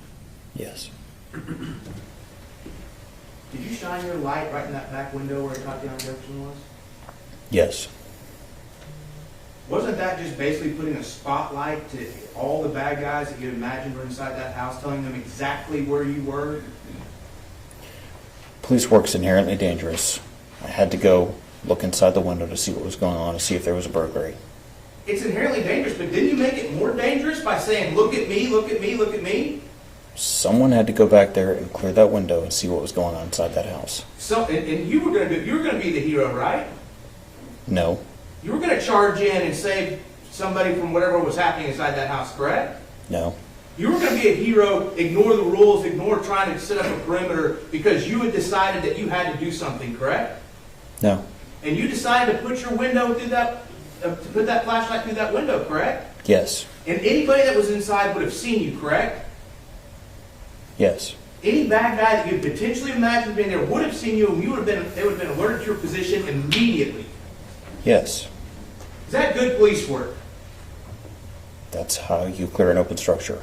Is that good police work? Yes. To risk your own life and Officer Darch's life? Risks are inherent in police work. I had to go.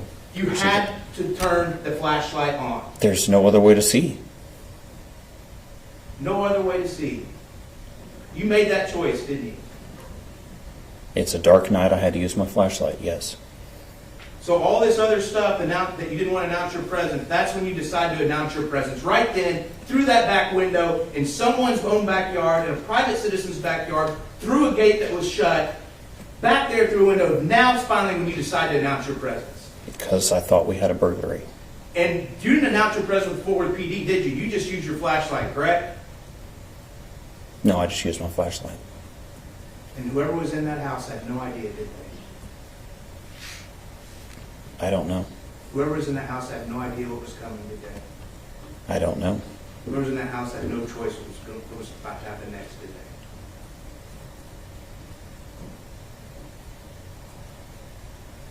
I'm not sure what you're asking. We'll pass the witness. Redirect. Aaron, you know now that Zion Carr not only had enough time to discern that you were back there, but was able to recognize that you had a Fort Worth badge on, correct? Yes.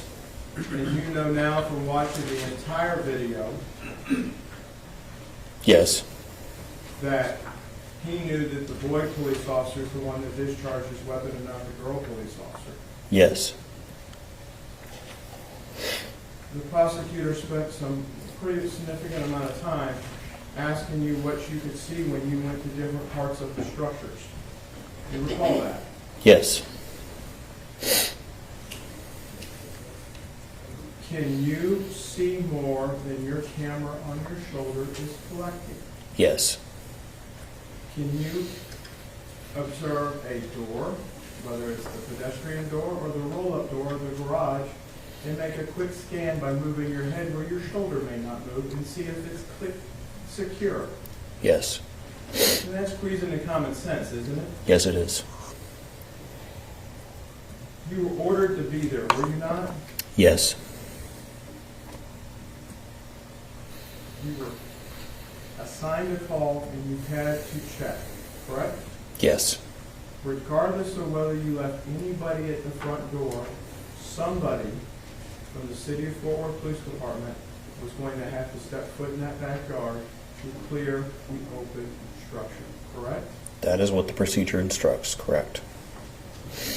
You were taken to great task on cross about your fast entry into the house, but then not rendering aid fast enough. You recall that? Yes. In your training, were you given a scenario during survival week or weeks before or after that about active shooter and getting into a structure to render aid? Yes. What we see on the video of you and Carol doing a fast clear, is that consistent with that type of training? It is. Are you taught to, you're going in as a two-person team at that point, yes? Yes. And you're going to take on any threat head on as you get there, because you got to go at this point to get to the first aid part, correct? Yes. When you get inside, does the event catch up with you once you're inside and find the weapon? Yes. Explain that to the jury. Once I found the weapon and picked it up, just to move it away from the person, I saw the green laser on it, and you hear me go. It's because at that moment I was thinking that's how close we came to dying. Then I set it down, and to my memory,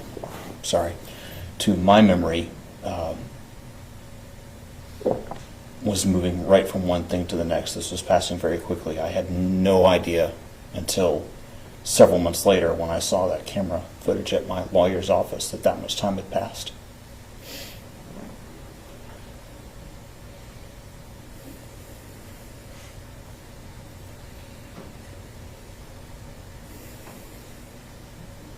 You would agree with me that the prosecutor asked you on cross-examination if there's any audio or any conversation between the two of you.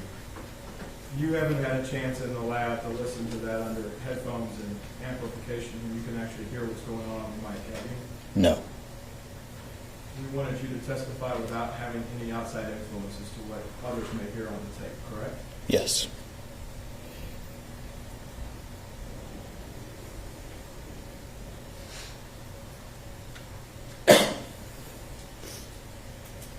There was a question early on Mr. Smith's cross about y'all walking up the driveway and you didn't know where Darch was.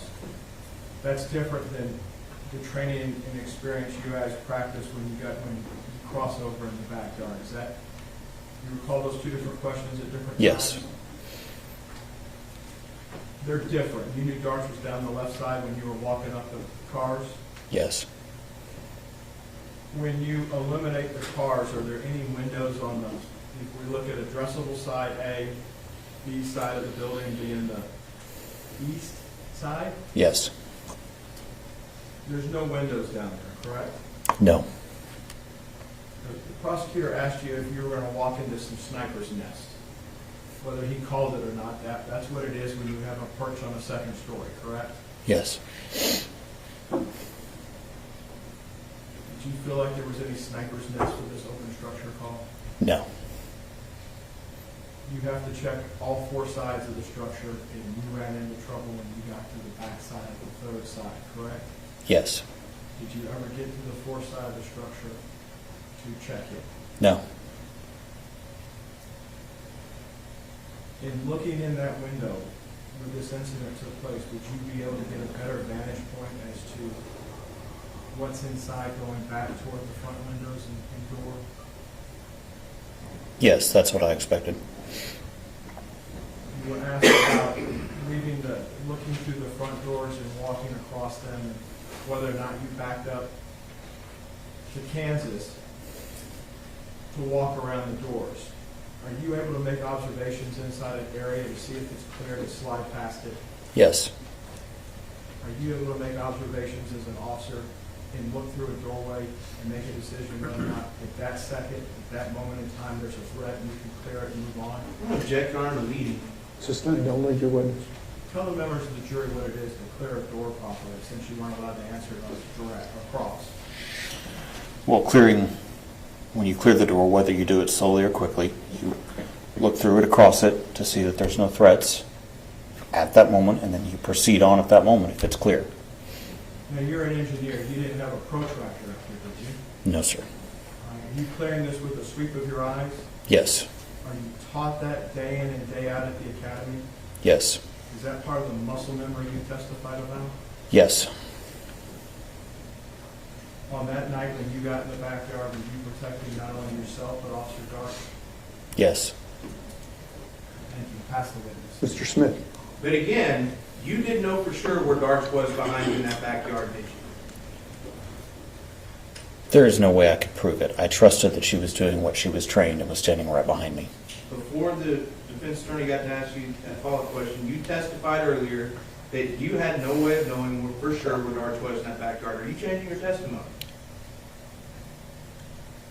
No, I have no way to prove where she was standing. I trusted that she was standing behind me as we're trained. And don't the general orders say on a silent alarm, which is how you treat an open structure, correct?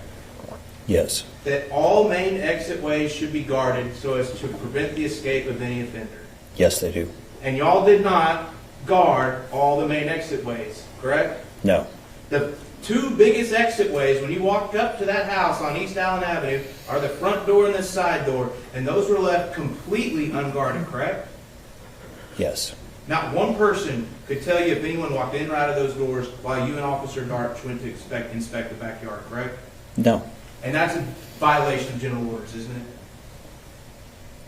It's not a perfect execution of the general orders.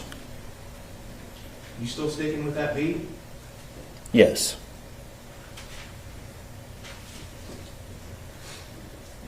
There's been some questions from the defense attorney, and you've talked, and you keep calling it a weapon. What Atatiana had. I mean, you didn't yell weapon to Officer Darts before she walked in, did she? Did you? No. That's because a weapon can be a lot of things, correct? Yes. A weapon can be a knife, Yes. correct? A weapon could be a lead pipe, correct? Yes. A weapon could be a sword, correct? Yes. And you said nothing specific to Officer Darts before you let her into that house, let her walk into that house, did you? No. Pass the witness. Mr. Brissett. Nothing further. Mr. Dean, if you'll step down and go sit by your lawyers. Do you like this young guy? Thank you.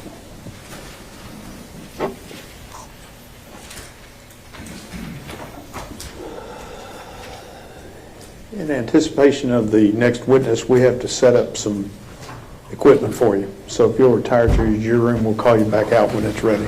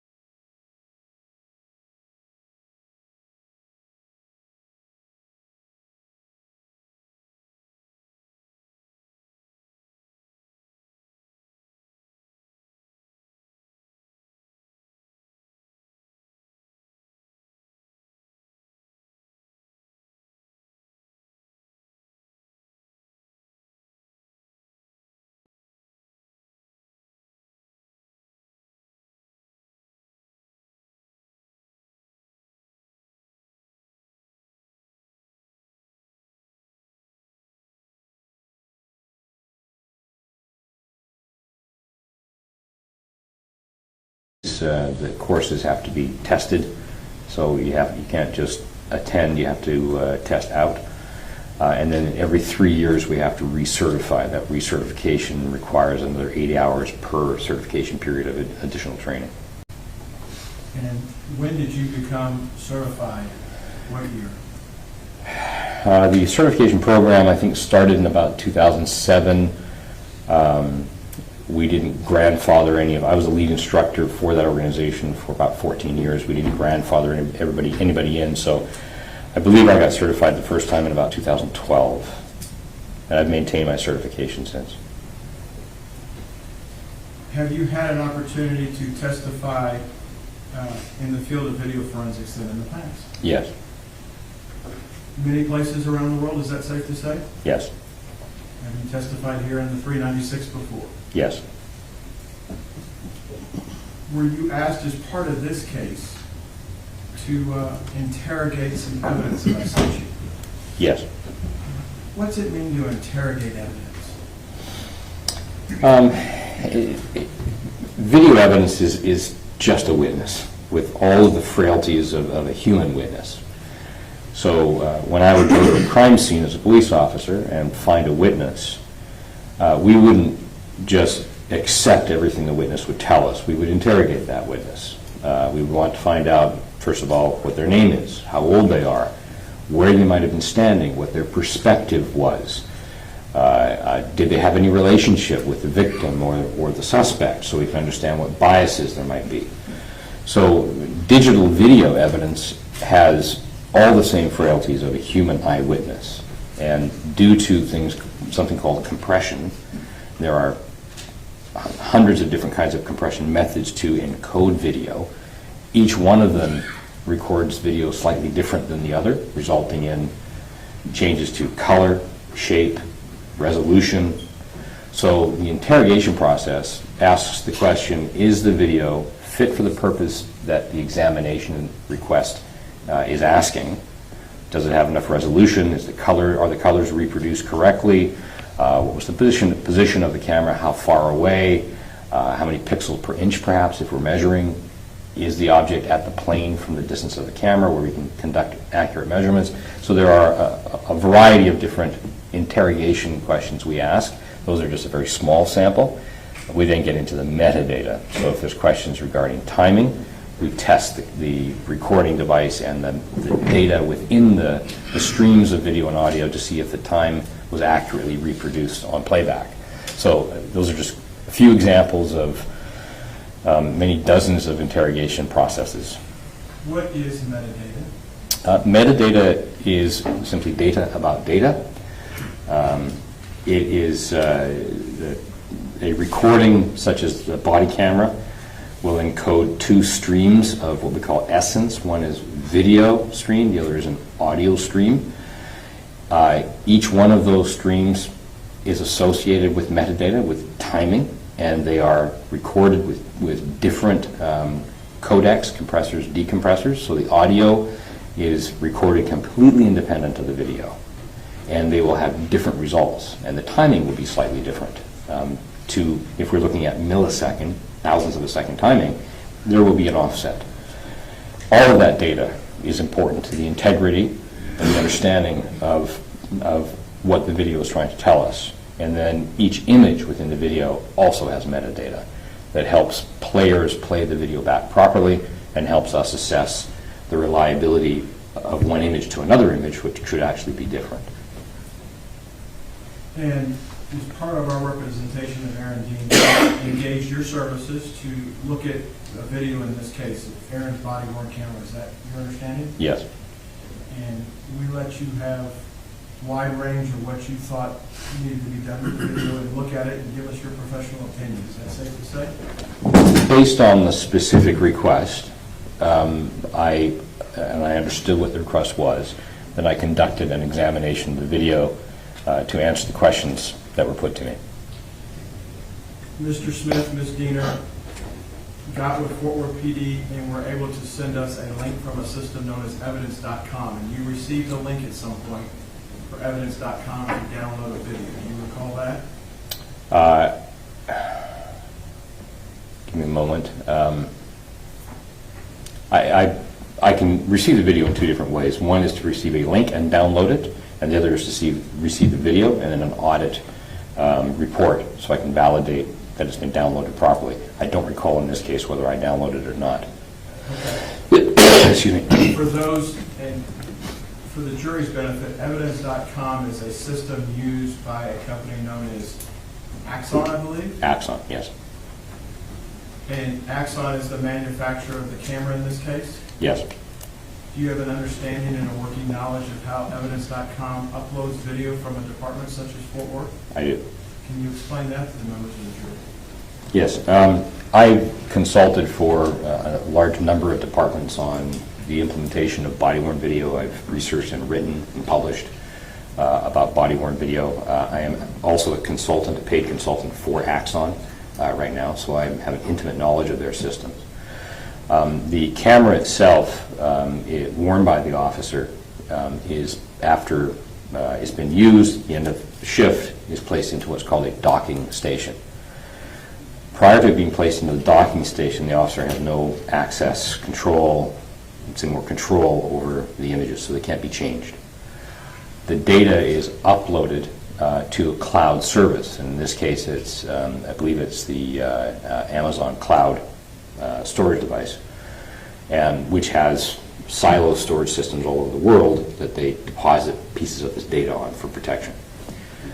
Once the data is uploaded, the system automatically starts an audit trail. In fact, it starts it during the upload process, where packets of data are sent up, and each packet has a code that identifies what's being sent. Once it's received, the packet is cross-referenced, and then once the packets are all received, they're all put back together into a video stream and audio stream, so that the essence. That audit trail starts with producing what's called a hash, and that hash is a alphanumeric character. In this case, it's called a SHA 256 hash. It's got 52 hexadecimal codes that identifies it as a unique file. And so basically we refer to that as the DNA of the file. So it's a unique data set. No other data set will have the same hash values. That identifies what was recorded in the first instance on the camera that should then survive that process of being uploaded and stored in evidence.com. The police department will have coded access to then get access to that file. Whoever is authorized within the department, Axon can't even get access to it. It's very proprietary. It can be redacted, which means edited for the purpose of court, where innocent people's maybe their faces may be blocked out. That's a redaction process. Or you can download the original file. And when that file is downloaded, we then get the audit report, and we rehash the file, and we have it.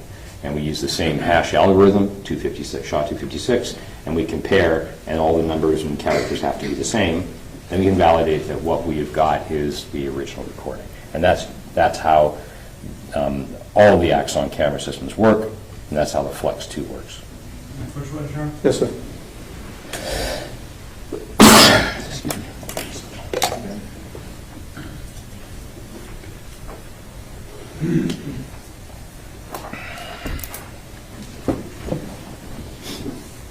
Mr. Fredericks, I'm going to show you what's been marked for identification purposes as Defendants 37. Do you recognize Defendants 37? I do. And what is Defendants 37? This is sort of a two-part audit trail. The first part of this is the information about when the file was first uploaded, and it has the SHA, it says SHA-2 here, but it's SHA-256, and it has the checksum, which is the hash code. It has some dates, and then it has some information about who accessed that particular video, when it was accessed, and eventually when it was uploaded. I'll show you what's been marked for identification purposes is a thumb drive labeled Defendants 36. If there was a source video or the original video in this case, the SHA value or the hash value for what the contents are of Defendants 36 would be purported on defendant's 37, if I understand the audit trail correct, yes? Yes, And you worked off of what's the contents of defendant's 36 to do your interrogation of the video in this case. Am I understanding that correct? yes. Your Honor, at this time, the defense would tender to the state defendants 36 and 37, offer them for all purposes. I don't have any objection, Your Honor. I'm sorry, defense exhibits 36 and 37 are admitted.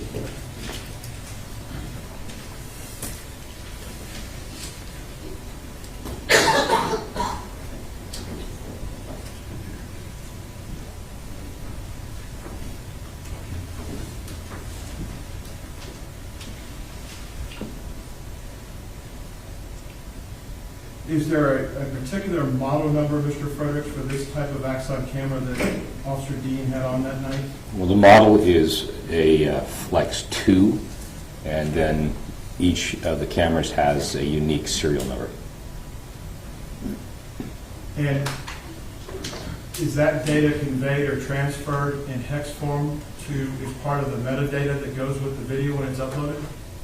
The hexadecimal code is all the streams, all the metadata. It's all part of, it actually is the essence. We then have TV screens to then make video and sound out of it. Are there limitations on any type of camera system in today's world compared to, say, the human eye? On all systems, yes.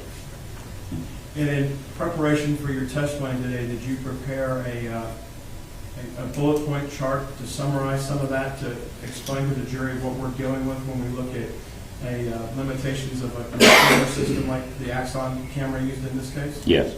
May I approach you with it, Your Honor? Yes, sir.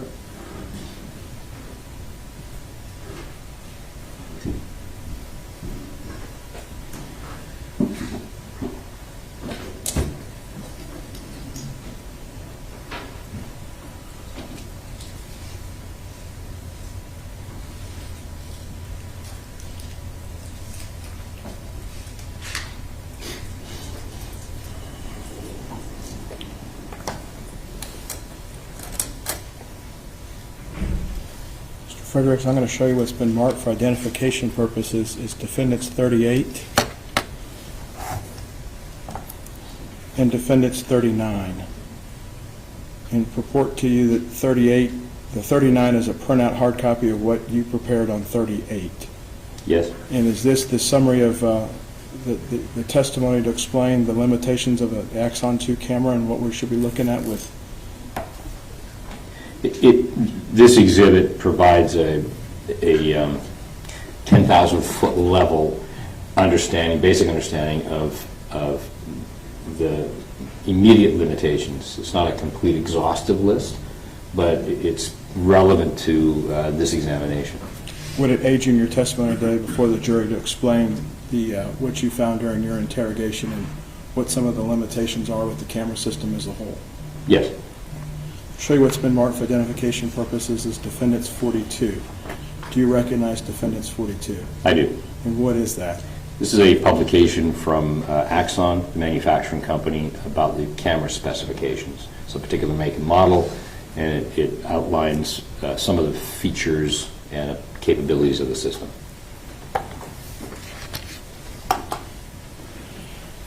Your Honor, at this time, the defense would tender to the states defendants 38, 39, and 42, and offer them for all purposes. These have been previously provided, Your Honor, so I don't have any objection. Defendants exhibits 38, 39, and 42 are admitted.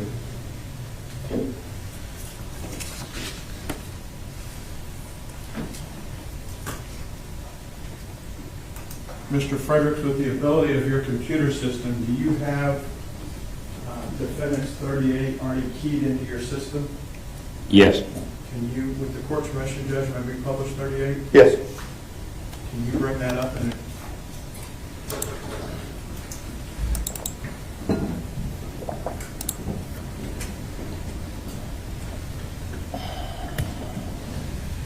so when we look at an Axon Flex 2 camera, what are some of the limitations that we'd be looking at? Just for the record here, I'll be referring sometimes to the slide. number, and the slide number is in the bottom right-hand corner. So the title page, Axon Flex 2 Camera Limitations, has slide 1. And what I've done is, if I advance to slide 2, I've outlined sort of the general purpose of the Axon Flex camera, what it's designed for. I am a co-author of the national standards for mobile video recordings for law enforcement, for digital mobile video recordings. And we set standards for the Department of Justice and the International Association of Chiefs of Police to help guide chiefs in their purchasing. And so the purpose of cameras in general is to improve public confidence, number one, public confidence in policing, and to provide sort of an open police environment where the police will share video with the community. The purpose of the actual camera, or the conduct of that camera to reach that purpose, has some limitations. But in general, the purpose is to provide visual and audible perspective of all the events that occur in front of the camera. And that's the perspective of the camera given its limitations. Slide 4, I've got accurately reproduces what was recorded even years later. So as far as a memory goes, it's not subject to deterioration of data. We can look at this file in 10 years and it will show us exactly the same as it was recorded the day of the events. It provides accurate timing to within a margin of error. And the timing is primarily found in the audio stream rather than the video stream. Video stream and audio stream are closely synchronized, but it's the audio that really gives us the full record of timing. And the timing is generally to the millisecond. And so we can provide timing to a thousandth of a second within the limitations of how many images per second we're recording. It's independent of potential bias. So the camera, we've heard the term the camera speaks for itself or the video speaks for itself. It really doesn't, but it's not subject to, if it's properly interrogated, to any particular bias. It's going to be what it's going to be. Is considered a technical witness requiring that interrogation that I spoke about earlier. And on slide 8, I start off with sort of an explanation of some of the limitations of this particular camera. And these limitations are shared by most body-worn video systems, and there are many different manufacturers. It cannot reproduce the perspective or the experience of the officer. The camera is not designed, this whole system, this whole environment of having cameras on police officers are not designed to reproduce the officer's perspective or experience. They are located in a different position than the officer's eyes, and we'll get through a number of examples of, or discussions of what the camera is confined to. So its field of view is determined by where it's positioned and the movement of the officer's body, not movement of the officer's head or eyes or the officer's ability to see in certain conditions. It cannot independently track events. So if there's an event happening in one part of the image, the camera is not going to automatically pan and zoom into that area of interest, whereas a human can. A human can turn to an area of interest quickly, focus on that, and then make decisions based on what is seen. The camera may be looking in one direction, the officer's head turns to see something, the camera will continue seeing that one object.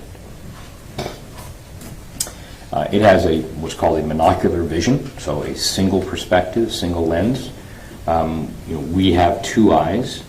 The two eyes and the separation of our eyes gives us the ability to see and perceive distance. We call that this z-axis. So we can look at a scene and we can get a sense of who is sitting in what seat here in the courtroom and how far back somebody might be. We can count the seats. The camera doesn't have that perspective, and they may misinterpret how many seats back somebody might be sitting because we don't have that z-axis. The field of view of this particular camera is 102 degrees horizontal, so from left to right, and 55 degrees from top to bottom, so it has a much narrower field of view than we would have. The human eye has approximately just over 180 degree field of view, and that's all around because our eyes are circular, and they actually come out of our heads a little bit. So if we were to take our fingers and put our fingers right behind our temples to a certain degree and look straight forward, we would still actually see both fingers, even though they're behind our eyes. So that's just over 180 degrees. So the camera's perspective at 102 degrees is much narrower.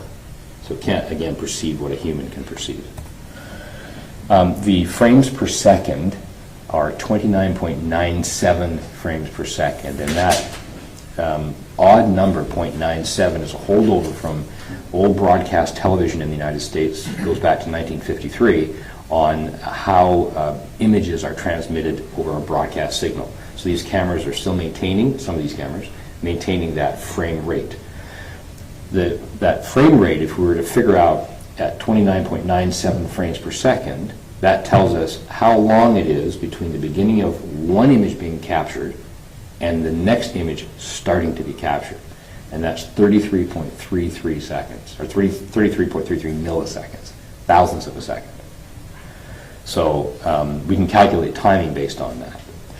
The human eye, the studies show that in general, when we're watching something, say on a flip chart or some electronic device that's testing, how many events can we perceive? The studies show that we can perceive events at a speed of about 13 thousandths of a second.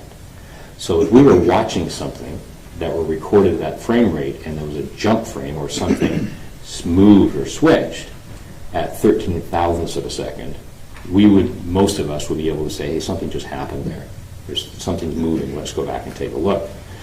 In my own personal experience, having looked at tens of thousands of video images, I know that it's something playing at 60 images per second, which is 16.7 thousandths of a second. I can see it all the time. So I'm sure that I can see something that's a little bit quicker at 13 thousandths of a second.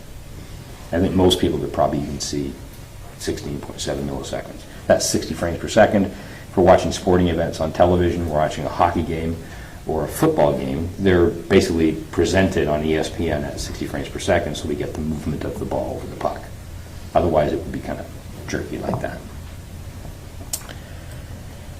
And dynamic range constraints with this camera are very significant.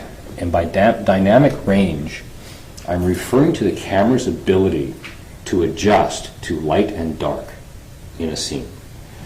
So if we were to walk into a dark room and there was a bit of light in the corner and somebody is illuminated, and then somebody in the darkness in our foreground, we would see both of them. And we'd be able to instantly evaluate and adjust. And our eyes would do it in milliseconds, and we'd be able to go back and forth. Cameras generally will focus on the brightest object and darken everything else. So the camera may not see somebody sitting in the foreground who is in darkness because the camera is trying to focus on the lightest object in the background. So that is a very limited dynamic range, and this causes a lot of confusion in all of these digital video recording environments, especially body-worn video. Most police work is done at night, and all of these events are captured to video. So the majority of video that I look at is nighttime video. And we have to kind of study it as much as we can to see what the focus of the camera is, how bright that area is, and then what's happening either in a dark background or in the dark foreground. Because it's the brightest thing that the camera is going to try to focus on to pull as much light. If we try to have a provision for that by doing enhancements, and I'm kind of air quoting enhancements here. Enhancement is not something that a video analyst generally does. It's something we see in the movies and on television. Let's enhance that. Let's get a license plate. It's very rare to be able to actually effectively enhance digital video and get any reliable result. So if I'm brightening up an image, like a dark image, all I'm going to be doing is I'm going to be brightening up artifacts, compression errors, and we won't get any more value. So that's the dynamic range really limits our ability to do that, and to see detail, especially if we're looking at a low resolution digital video image as opposed to HD, high definition, where the dynamic range is much better engineered in the camera system or in the encoding system. And this camera has a number of options for improving the image quality. What we're dealing with, this camera was set to the lowest image quality possible. So we're kind of hamstrung on what we see. Mr. Fredericks, directing your attention to the top of the rail there, I think defendant's 42, the spec sheet for the camera is there. Yes. And do you have, I apologize, I hate jumping between decks, we can go to it in a second, but you also have that in your system as well, I believe, do you not? Yes, and we can go to it because I was referring to this Okay. in this discussion. Could you pull that up at this point? Right? Yes.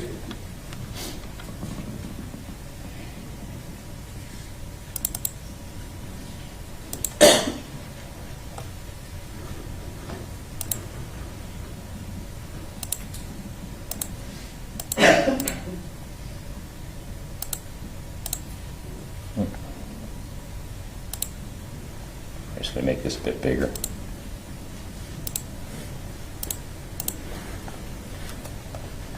Okay. Mr. Fredericks, I believe you were just talking about the camera system that was used by Officer Dean that night had approximately 4 different resolution settings, is that correct? Yes. How does a department such as Fort Worth, does the officer pick which setting he's going to use that night? How does this take place with a camera system such as this, based on your knowledge? This is an agency request, and so in the purchasing process and the acquisition of the cameras from the manufacturer to the agency, firmware in the camera when it's delivered will dictate the quality of the images and therefore how much data will be produced per image. And so if you can imagine having hundreds of cameras recording all of the police shifts and having to upload it to the cloud, the higher the quality, the more costly it is to be stored. And so some agencies choose, based on their financial restraints, to acquire the least amount of data to approximate the scene. And so the agencies ask for these options, and these are part of a sales approach that all the body-worn video systems offer. They say, here's our system, here's how it works, and to save money, you can choose a lower resolution if you want to. On the exhibit that's on the screen, which is defendant's 42, of the 4 options that are there under resolution, under item 8, which was this camera set at that night? Low standard definition 480p, that's 480 pixels from top to bottom, and it's progressive. And it's a WVGA resolution, which is a pretty poor resolution in today's world. The number 848 by 480 versus 1920 by 1080 under the high HD, what do those numbers in the brackets mean? 1920 is the number of pixels in the same field of view, same 102 degrees, so the same area has 1920 pixels as opposed to 848 pixels.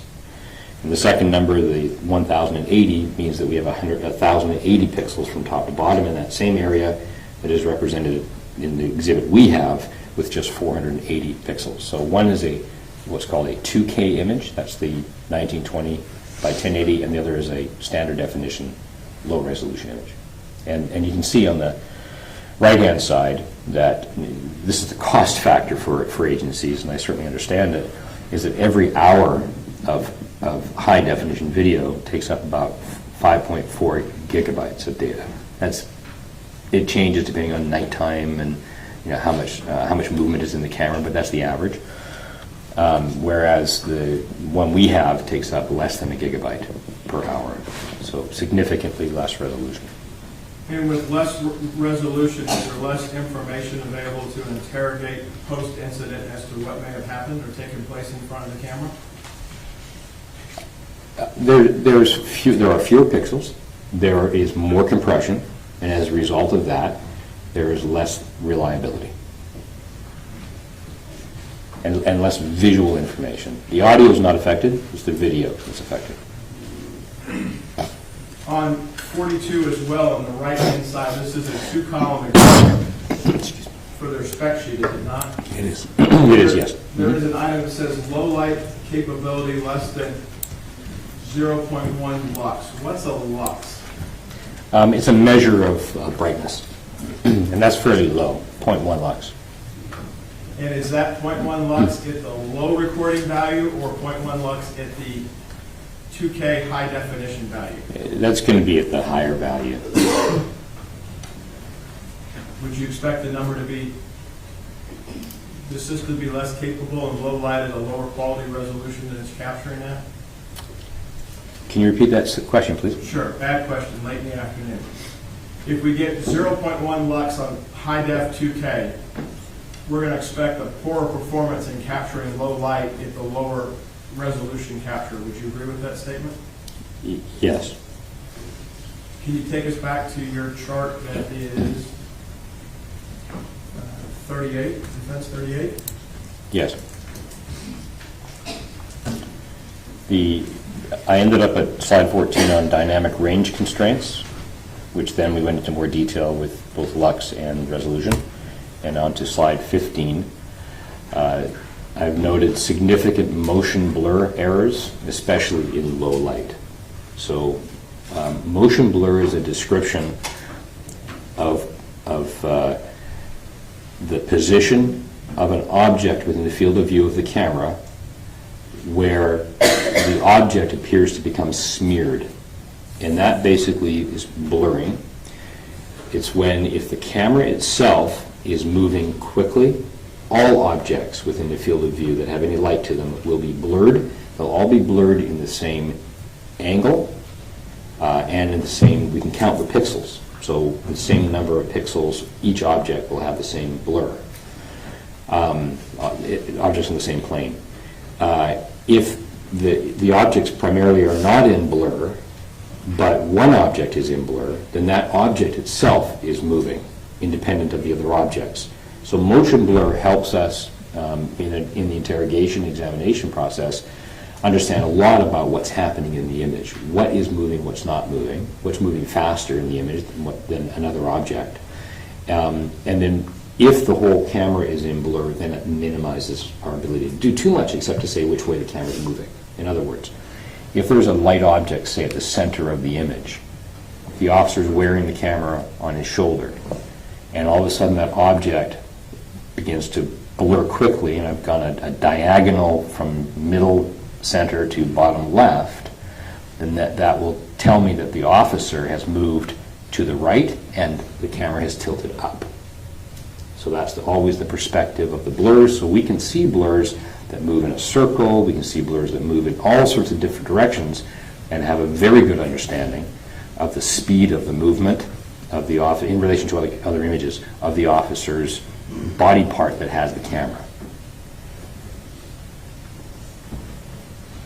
How does barrel distortion, how does this lens, if we have this field of view of 102 degrees horizontal and 55 degrees vertical, that's a wide angle lens, is it not? It is, yes. So with wide angle lenses, whether it's on a SLR camera or one of the small 35 millimeter cameras, you go through, wide angle lenses have an issue you have to worry about with barrel distortion. Do you not? You have to at least account for it? Well, barrel distortion is not a determination of the field of view specifically. It's not a determination of the number of pixels per axis. Barrel distortion specifically relates to the construction of the lens and how wide of an image it's attempting to produce. So we have cameras that produce like almost a 360 degree, where they kind of look up, and you have a hole at the bottom that it can't see, but the camera can see everything around it. So that creates extreme barrel distortion where everything is rounded.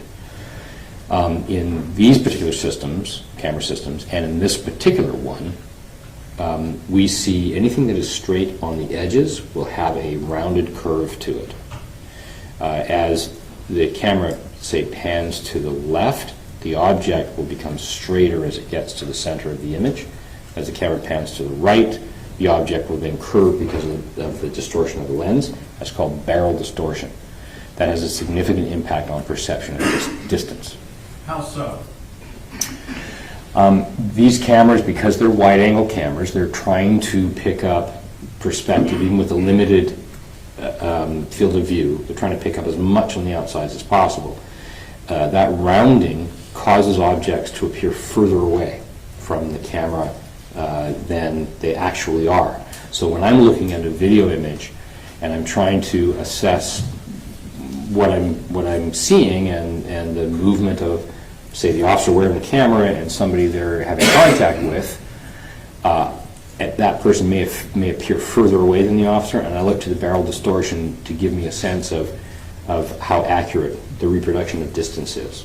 So the more barrel distortion, I'm going to see that as saying, as a warning to me to say, the person in field of view of the camera looks a little bit further away than one could reach out, but with the barrel distortion, they might actually be within touch distance. So I have an example that we all experience. May I approach you? Yes. Mr. Fredericks, is there something in our everyday lives that most of us see that is an example of this? Yes. Show you what's been marked for identification purposes is defendant's 47. Did you bring 47 with you to help explain this position? I did, yes. And is that a fair and accurate depiction of what you prepared to explain this? Yes. What is 47?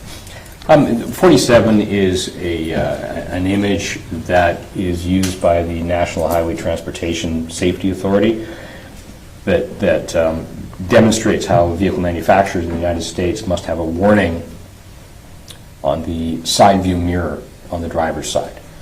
And the warning is that when you look at the mirror and you perceive an object that might be further, that appears to be further away, it's going to be actually much closer.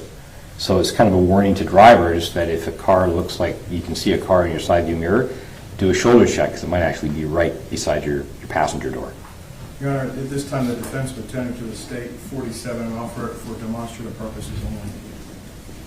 I don't have any objection, Your Honor.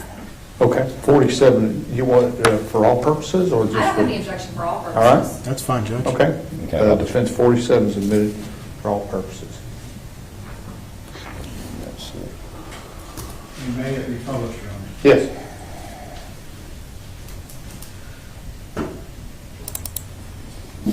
So this is the image that is on that is 47. And this is actually a photograph that's embedded into a mirror. Otherwise, you would see some of the barrel distortion. And the mirrors don't have as much barrel distortion as a camera would. But it gives the idea. This is always the warning that we'll see in our vehicles. Objects in the mirror are closer than they appear.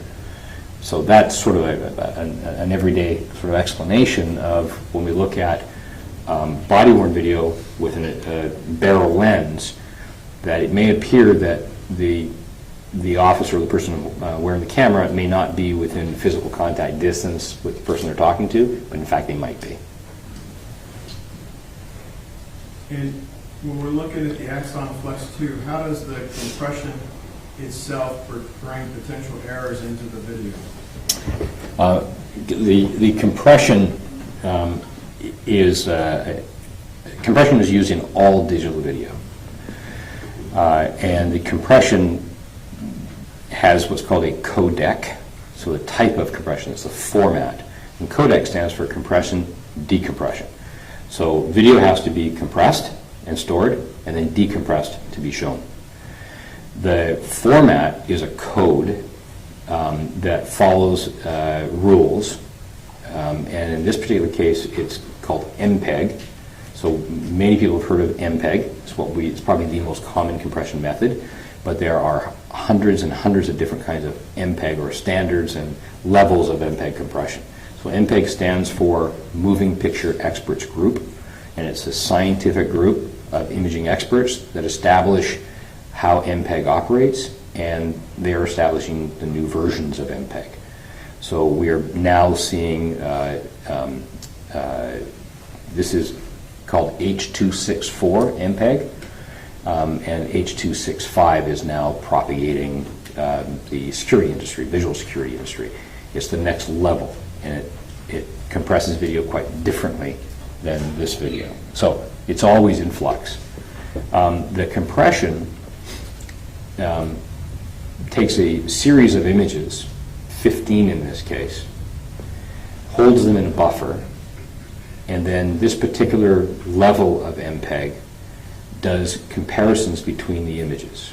And it looks to redundant data, so data that is in most of the images, and it will often reuse parts of a picture in subsequent images.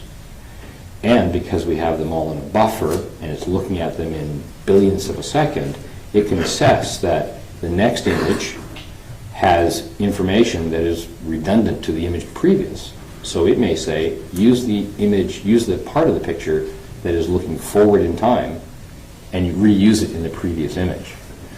So it can get very complicated, and when we're looking at digital video, we have the ability to assess and understand how much redundant information is being reused from image to image to image that may not be accurate. So depending on the purpose of the examination, I would do what's called a macro block analysis, which would calculate what parts of the image are being reused from picture to picture, and it would remove them from the images where they weren't actually recorded at that moment in time. And so the technology I have will then create a demonstrative, an exhibit that says, here's actually what the camera initially recorded previous to the buffer. And it's quite interesting to look at because a lot of it's black. Nothing was recorded. So if we look at a spreadsheet of data, how much data is required to produce a single image, and how much data was required to produce the very next image, we can see it in a calculation of bytes. The first image in this buffer will have the most bytes that create that image because it's actually like a photograph. You take a click and you're taking a full image of the scene. It's not dependent on anything else in any other images. All of the other images in that buffered unit are looking backwards and forwards in time in that 15-frame buffer. And then when we look at our spreadsheet, we can actually see how much data is being used in the third image, in the fourth image, in the fifth. So it tells us, again, how reliable those subsequent images are. Over your decades of working in the field of video forensics, it sounds like we've gone from the VHS analog days of tape to now you say you're looking at video on a spreadsheet. Is that you're reading zeros and ones at that level? Yes, in fact, it's a very good point. When I'm given a video, the last thing I look at are the video images. I'm looking at all the data of the file in order for me to understand what is reliable that I'm about to look at. Because there's a term we use that you can't unsee something. So if you see something, you make a perception of a belief of what you're seeing, you go back and re-look at it with the technical background to know that what you thought you saw is actually not real. It's a fabrication or an error in the recording. It's hard sometimes not to unsee it. So yes, we always do the interrogation and the examination of the metadata before we start looking at pictures. And in this case, the source video, it was defendant's 36. You compared that to the audit trail that's in defense 37 in the Shaw of a hash value checked out to be accurate. Is that correct? Yes, it was identical. It was the same. So does that tell you then that you have what was uploaded is what you got back to work with? Well, what it tells me is what was recorded at the time of the event was what I looked at. How did you begin? Brian, can we have the lights? How did you go about starting this interrogation, Mr. Fredericks? What do you look at when you get the source video? I guess you go through and you're looking at all the metadata first, is what you're saying? Yes, I can show you what I saw. Andy, please. Yeah. So this is called Axon Investigate. This is a tool that actually is used by thousands of police agencies around the world, and not just for Axon. In fact, it was built for looking at digital video in general, and Axon acquired this. The very first page here is called Interrogate. This is what it's designed for video analysts. When I push play, it loads the file here, and then there are a number of places I can go to begin to acquire information. So once it's loaded in, it will create what's called a hex. This is reading all of the hexadecimal code that makes up the audio and video data. And if I go through this, I can begin to find areas. I can actually search for it by code here, but I can come down. I'll just scroll down here. This is actually video and audio information. And these codes here relate to every image. At the very top of the image will have data for how wide the image should be, how tall the image should be, whether it's a reference frame, so the very beginning of that group of pictures, that 15 group of pictures, or whether it's a bidirectional image, or whether it's a predictive image. So all of that is in this file. At the very top, there's human readable information. And the human readable information, as an example, is I'm going to highlight at what we call offset 2EU. That's an offset where the file is at the beginning. And this is Ambarella AVC. That's the company that makes up that develops the codec for this camera system. And this is unique to Flex, and AVC stands for Advanced Video Codec, which is also another name for MPEG-4. So that's human readable information that helps, again, to authenticate that what I'm looking at is accurate. Also hidden at the very end is the serial number for the camera. And in this case, the serial number reads X83032147. So this is some form of metadata, and you can see this is the serial number that is embedded as an on-screen stamp. It's the same serial number, X83032147, and that's on every image, and that's embedded as a file. And it has the date and time. The other metadata here is it automatically produces the SHA-256 hash. So this number, file hash, is what is contained on the Exhibit 37. It's the same number. So on the date that this was uploaded, created the hash, today, just now, I can verify it's the same file. It hasn't changed in my possession, it hasn't changed since it was uploaded. There are other pieces of information here. H.264 is the video codec. The pixel format is called YUV 420p. Again, it helps to validate that this is the way it's supposed to encode. Gives us the pixel dimensions, 848 by 480. The frame rate, 2997. It even tells us how many images there are in this particular file. Here there's 10,770. And tells us the time and other information about the audio codec. And there are other sources of metadata, other information that can be gleaned from this tool. Mr. Fredericks, on Defendants 36 that's in the deck now, is there on-screen metadata in addition to the serial number displayed in the upper right-hand corner? Sorry, 36 is which one? The source video, I believe? I think, sorry. It's going to be on a thumb drive up there. So this is what we're looking at right now. Yes, I'm sorry. I just didn't have that number here. Yes, in 36. Can you ask that question again? Sure. In fairness, I left 36 off the sheet to keep up with all the numbers. My apologies. Yeah. What are we looking at up here at the top of the screen in the source video? This is the date and time. So 2019, 10/12. The time T and this is Zulu time. It's got a Z there. For those of us that aren't in the military, what's Zulu time? Greenwich Mean Time. It's the standard for international timekeeping. This is, I think, in Mountain Time, I think this is 5 hours ahead, I think. Okay. And your home office is in Spokane, correct? Spokane, Washington, which is 8 hours different than Greenwich Mean Time. And then we're in the central time zone here in Fort Worth. Yes. Okay. And I don't know if you do daylight savings time or not. We do. Okay. So let's get the cows in, right? Yes. Okay. So as part of this, that's where the time clock is, and that's why when the members of the jury have been watching this, it's not at 2:30 in the morning on this offense date. It's at the time for what it is in England at the time in Greenwich. Yes, and in the subsequent Axon technologies, upgraded camera systems, they finally changed this. So it's actually time of day, local time. They managed to make that correction. This did confuse a lot of people.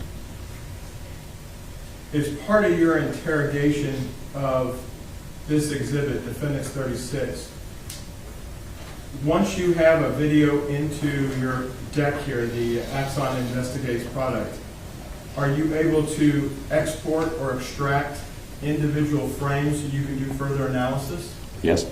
And did you do that as part of this case? Yes. What's that process like? It's quite simple. I can find an area of interest. I hit an I key, it marks an in right there, and you can see there's a little hash there.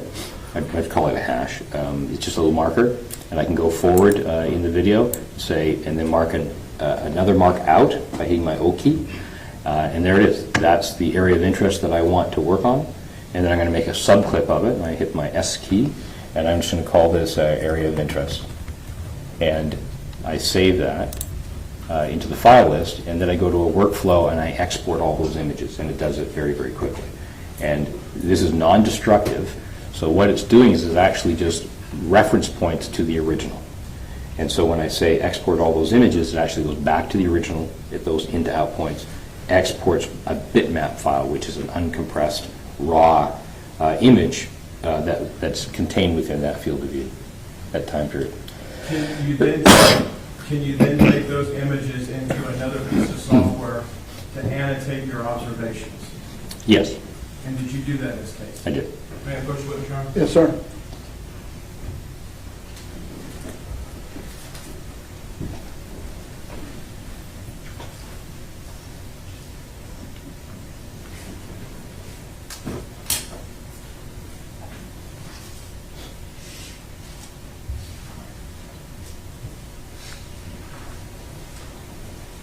Fredericks, I'm going to show you a thumb drive that's been labeled Defendants 40.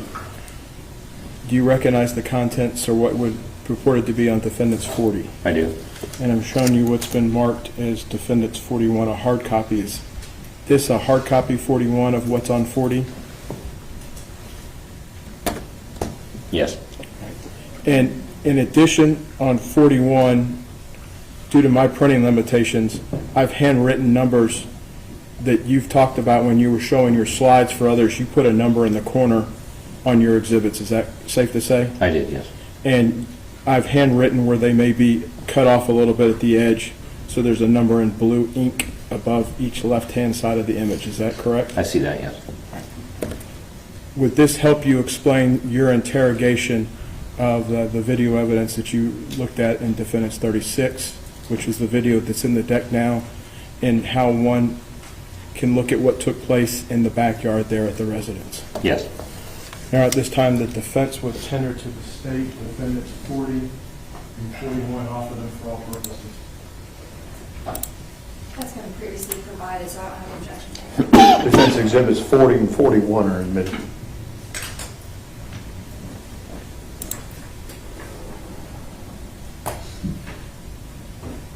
May 40 be published, Your Honor? Yes, sir.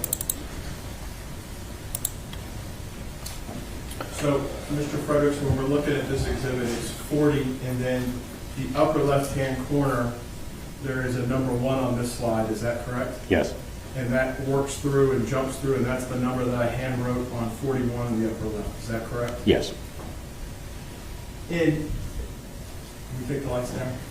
Can I just point out that this graphic on the right-hand side is not part of the image, and I think maybe I can't do it here, but if you have control of the TV, you might be able to get rid of these graphics that are part of the TV screen.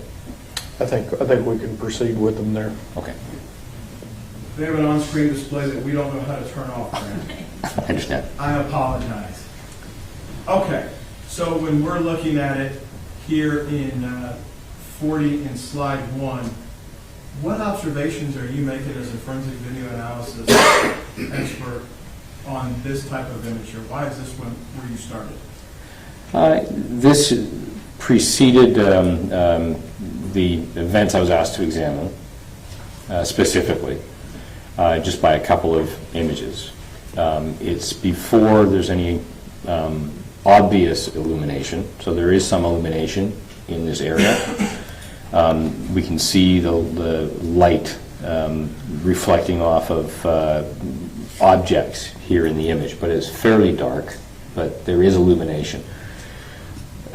This camera, given that it's low resolution, it's attempting to collect light, photon energy it's called, into the optical system of the camera. And because there's not a lot of light, we're getting what we refer to as just imaging noise, video noise. This is electronic interference. It's the system trying to hold and collect light, and it's got artifacts of poor colors, probably inaccurate colors, but there is light there. So this is just the camera trying to make sense of the illumination that's present. And that's the first image. When we deal with looking at images, are cameras, when they design cameras, if you know, based on your training, to try to mimic the human eye in some ways? Well, the first production of film and then video was to attempt to reproduce the human visual experience, both in motion, color, brightness. So that's the goal of the camera. And that continues to be the goal, to try to operate like a human eye would operate. Human eye is made up of rods and cones. Is that a fair understanding of how the human eye is made up in part? Well, the visual system, the system within our eyes that collects information about what we see and translates it into our brain, is dependent on cones for color and rods for brightness. So that's what we have in our eyes. That information is translated to our brain, and that's why we're able to see stuff. If we, some of us have fewer cones, we don't all have the same number. People who have a reduction in the number of cones in their eyes generally can't see colors like the rest of us, and sometimes are referred to as colorblind, because they have a limited number of cones. As we age, the rods in our eyes become less sensitive, and that's why we don't see well in the dark when we're a little bit older, which I've been getting to experience, especially driving at night. So yes, the cameras have a CCD, charge-coupled device, that operates like rods and cones. It collects brightness and color information, and then the electronics convert it into a picture. The representation here in this exhibit, 40 slide 1, of the light out there and the electronic noise that's here, that's not what you would expect the person that was wearing this camera to have been able to see out there. They would never observe any of this. This is what the camera's capturing, this noise. The visual perspective of what the person wearing the camera would be quite different. Would you agree with that? My personal experience in operating cameras with this limitation is I would see more than that. So I would be able to perceive, my eyes would collect instantly more brightness. My brain would interpret that brightness. Dynamic range in my eyes would be able to differentiate edge pattern, the objects in the background, and the brightness and what that object is, and I'd be able to perceive that easier. So yes, a human would have a much greater ability to perceive in this environment, objects and movement than the camera would. Can you step us through the next slides to provide what you found as you're interrogating this evidence? Yes, so as I go from slide 1 to slide 2, from the beginning of the capture of that image to this image, 33 and a third thousandths of a second has passed. So just give you an idea of the time, passage of time. And if I go backwards, we can see the movement of that object go downward. And the next object, here we begin to see light at the top of the image. So this is where a flashlight is turned on. And if I go to slide 4, now we have this full illumination. Mr. Fredericks, on 40 between slide 3 and 4, is this camera of a type known as a progressive scan camera? It is, yes. Can you explain to members of the jury what a progressive scan camera is and how it functions? Well, when we looked at the exhibit, the specifications exhibit, so 42 here, and we looked at the low resolution, it describes it as 848 by 480, and it's 480p, and it says 480p on here. And that P stands for progressive. And what that's telling us is that the image is being created by scanning the image presented and the light presented to the CCD, the charge coupled device, scanning it from the very top pixel line down to the very bottom pixel line. The next image then re-scans from the top to the bottom, so there's that delay where the scanning occurs top to bottom. Sometimes the timing of the images gets out of timing, and it has an interesting effect, is that this line across the top here is actually the next image. So because of the timing of when images are created, this scan line is actually from the next image. So it didn't even occur during when this picture occurred. And so when we go to the next image, the rest of that picture is there. And this is the flashlight beam. This brightness here we refer to as oversaturation. It's where the CCD, the light sensor, the voltage created from this brightness that comes in is too much for the sensor. So all the little pixel buckets in that charge coupled device are being overwhelmed and is bleeding light into neighboring buckets. So what's happening is the system is basically blind. And so its dynamic range will then notice this, and then in the background, it will begin to reduce the sensing of the system, and then the light will become darker. Whereas our human eye, we'd be able to adjust to it like instantly, and we wouldn't see this big explosion of light. So I put a red arrow, that's my arrow. It helped me focus on which lights we're looking at, and I'll have 4 arrows eventually. And I found that it helped me track the movement and understand better what's happening in the image, and I felt that it probably would help the jury as well, so I left them on here. As he begins to tilt down with his left hand, we see the beam of light begin to tilt down, and it becomes smaller in size. This is as the camera is beginning to correct itself. Excuse me. At slide 15, we're seeing the window, and we can see the barrel distortion. This is the edge of the window is curved. That's the example of the barrel distortion. The window appears to be not within arm's reach, but I don't know if that's actually accurate. It could be closer than this. It certainly would be closer than what it perceives to be. And I've got the second arrow on slide 16 that shows another area of illumination. And what that is, that's actually the reflection in the glass of the flashlight in his hand.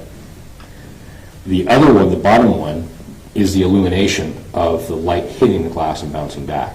So if you imagine if we had good resolution and good lighting in the area and the light was turned off, you'd be able to see the reflection of the officer in the window, likely. So that's what we're looking at. The upper one is the reflection of the actual bulb, and the bottom one is the illumination of that light on the window.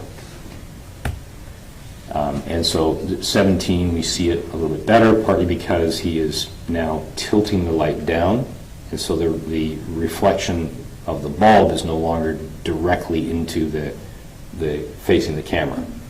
So if it's not direct light on the camera, it's going to become even more diminished. And again, at 18, we can see the light tilt down and the reflection gets lower as well. To the point here now where it's tilted down far enough, the reflection is not obliterating the scene. The camera is kind of caught up to the dynamic range limitations, and now things are a little bit less bright.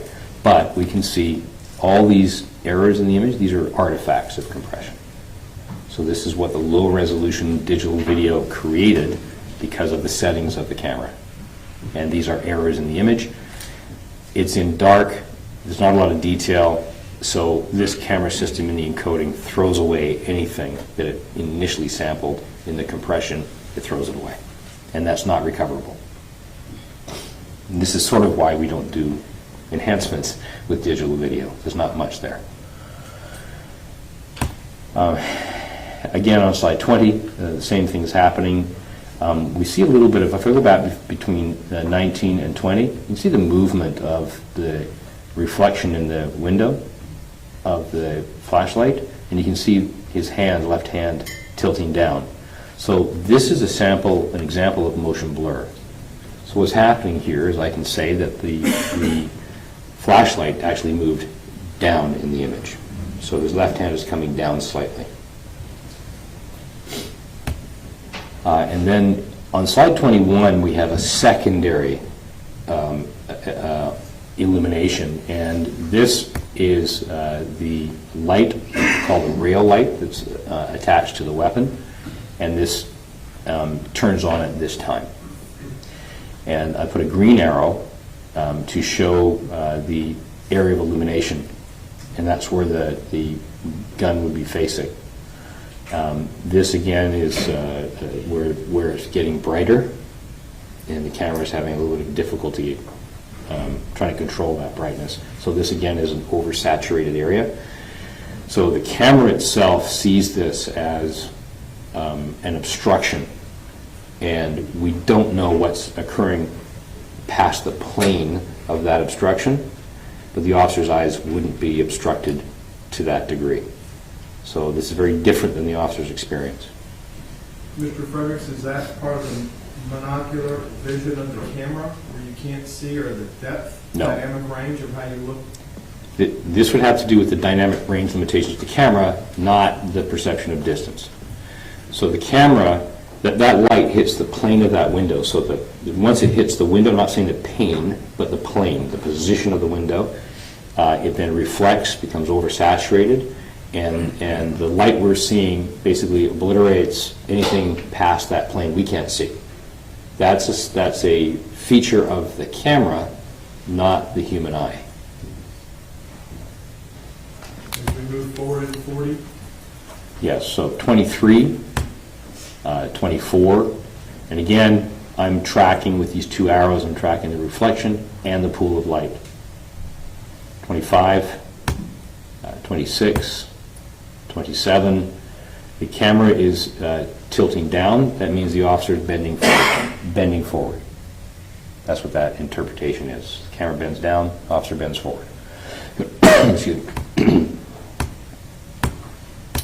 And I'm moving through 31, 32, 33, 34. The window is relatively close now, much closer than we saw on the earlier image. He is closer slightly than it appears to be. I would suspect that he'd be very close to the window at this point. And I'm moving through the images.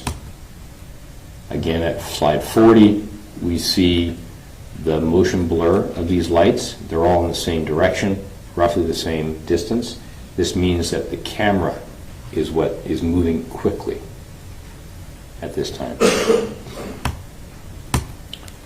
Notice again at 42, significant motion blur. It's upward and slightly moving to the left, so we can tell if I go backwards, we can see that the camera has moved upward, so that the officer's shoulder is just coming up.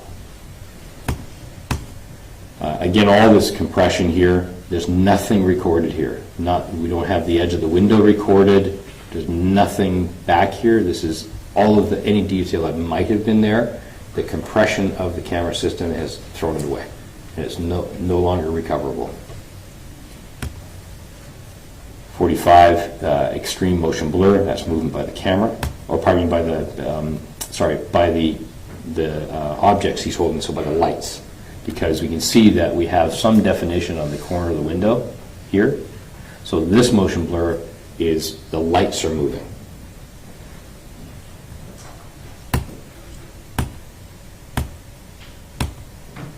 And I'm moving through the images now. And at about 52, we can see a human figure in the window. And I'll come forward as we move forward in the image. We can see that human figure more clearly. I'm pointing through the top arm of the left arrow. We can see the left arm. And then I'm going to point just underneath where it says flex. That would be the head area. And as I'll move forward from 52 to 53, we can now see this is a shirt with a crew cut, or crew neck, left arm. And I'll move forward here. Again, it comes more clearly. Now we can see a chin here and the crew neck. Again, left arm comes down, and we can see the left arm, the elbow and the left arm comes down underneath the second line. This is the right arm right here, and there's reflection inside skin tone that is in front of the body at about sternum level. And as I go forward, here we can see the right arm and the extension of that arm just above the pane of the cross of the pane of the window. And again, at 56, we can see the left arm.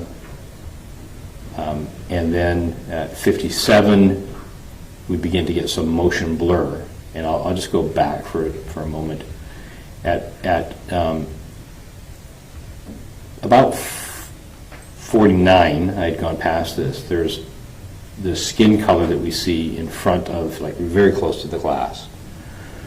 And there's a dark object here. I'm going to go forward.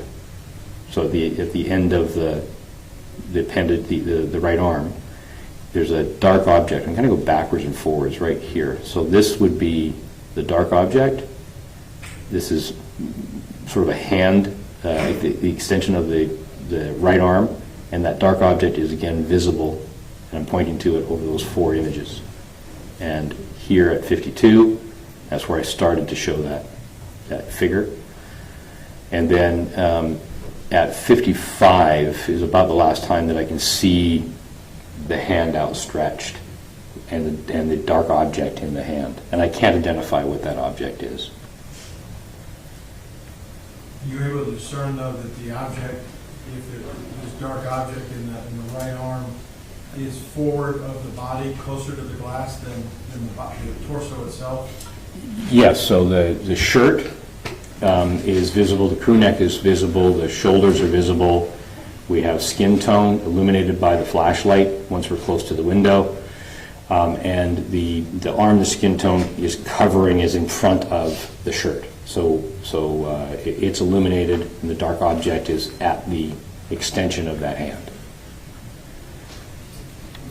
And then as I go forward from 58, We have motion blur, and again, this is the officer moving quickly to the right. And then we see that movement, it goes up, so the officer is going down, the shoulder's going down, and he's moving to the right. Excuse me. And then 62, we have some motion blur here, can no longer see at this point into the window. And between 63 and 64, the shot is fired. So, as I mentioned earlier when we talked about the images being 29.97 frames per second, every 33 1/3 milliseconds a new image is created, it takes about approximately with these cameras, about 8 milliseconds to collect the light, create a picture. So if you take 33 minus 8, you have about 25 milliseconds until the next picture is created. The camera's blind, but the audio is always recording. That's why we say the audio is the record of time. So the camera is capturing an image, and then sometime later, it captures another image. And then sometimes later, it captures another image. But we know the timing between those is about 25 milliseconds. Somewhere in that 25 millisecond was when the shot was fired. So we don't get the exact moment of the shot, we get recoil. And we get some flash. And what we're seeing here, these little sharp, bright striations I'm looking at, this is motion blur of likely the glass breaking and shards coming out of the window. And we can see that in these next few images, quite a bit of the motion blur of the reflection. And this is between shards coming out of the window and the crack in the window that we're seeing. Mr. Fredericks, you've worked a number of homicide cases in your career, in your evaluation of video, correct? Yes. If the medical examiner said that Ms. Jefferson, in the area of that crew neck you were talking about, had glass stippling, are you seeing items shatter here consistent with what could be coming into the window toward her at that point? Yes. And what slides are those in Defendant's 40? Starting at slide 64. And below the second green arrow on the screen going from top to bottom, those little striations going down away from the green arrow from the right to the left? Yes. It's motion blur of something that's highly reflective. I know that there was a shot fired through glass. That's the most likely explanation for what that is. Though the camera itself on the video side is having issues in coming out of focus there with motion blur, the audio is staying consistent throughout this time period. Is that my understanding of how this evidence works? Yes. May I approach the witness, Your Honor? Yes, sir.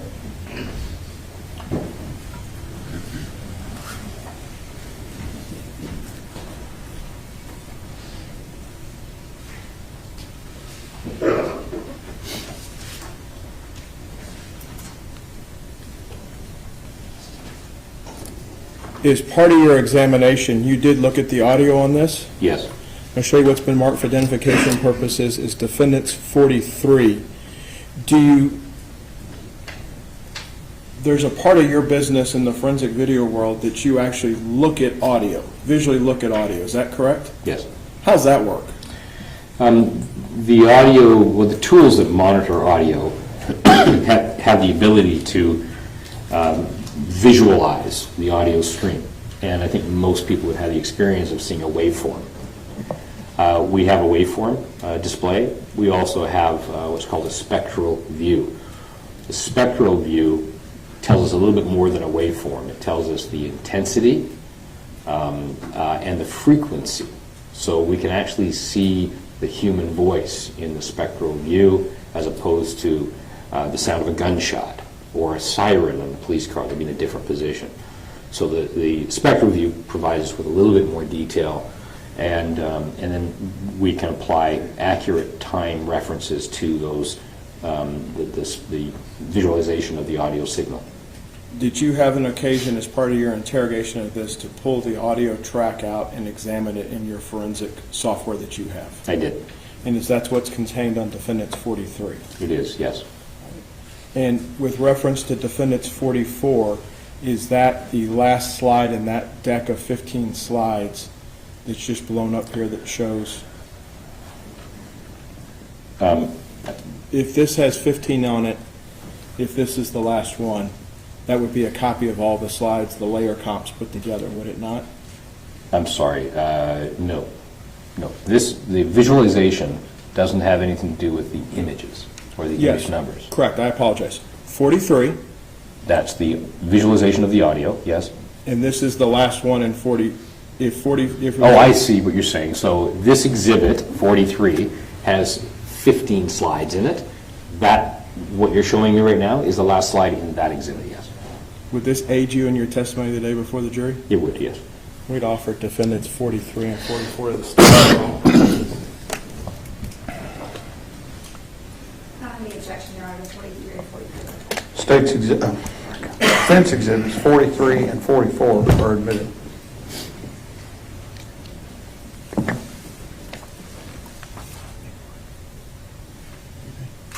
Mr. Fredericks, I'm also showing you what's been marked for identification purposes is defendants 46. Do you recognize the image in defendants 46? Yes. As part of the materials that we gave you to interrogate, we gave you some of the interior photos so you could see the interior part of the room, so you know what you're looking at from the outside once you actually get past the point of you can't unsee something. Yes, this was an image that I was provided that I didn't do any interrogation on, I just looked at it. Okay. Yes. And when we're trying to go back through what you have on the screen here now in defendants 40, the blinds that are depicted in defendants 46, will this be able to aid you in explaining to the members of the jury how the camera can't see past certain parts of the window plane as you're looking at it? We may know what's inside, but we just can't see it. Yes. We'd offer defendants 46, Your Honor.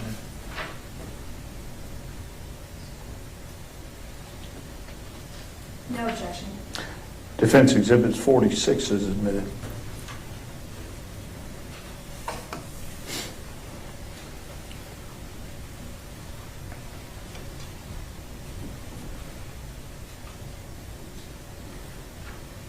Before we actually get to the audio, Mr. Frederick, since we have 46 now, which is the picture of the blinds, do you have the blinds in your deck on your system, that one image? Yes. Can you pull that up for the members of the jury?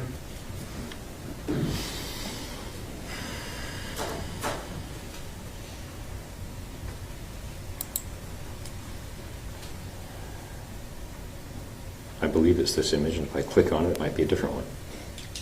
Well, we're going to find out for everybody here. I don't think it's, yeah. No? All right. It's same perspective, there. This is the one we were just talking about. So when we look at this from the inside, there is blinds, there are many blinds. We can see space between some on the left-hand side, and it's got a tilt from the right to the left leaning down. Would you agree with that? From the perspective from inside, yes. As you go back to your exhibit that we were just showing the members of the jury to track the light tracking, are there images that you could highlight to show how the camera can't see past to make that resolution out of the blinds at certain frames? Yes. Could you take it back to that?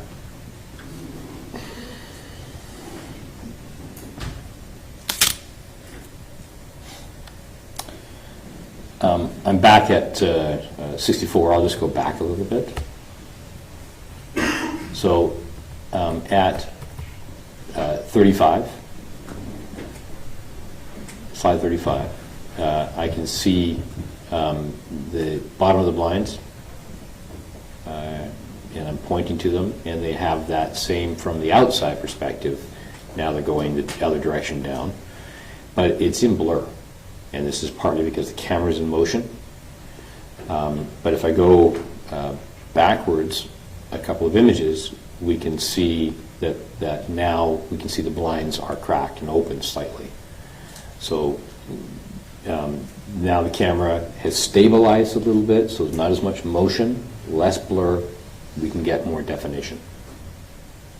And in the areas of the remaining part of the window to the left, if the camera didn't record any detail where that is, and it's thrown away. There's no enhancement, clarification in the world that can see through that glass at this point. That's correct. And come up with any image. That's correct. Can you take the members of the jury, can we switch over to your audio exhibit? You can show them how you view audio.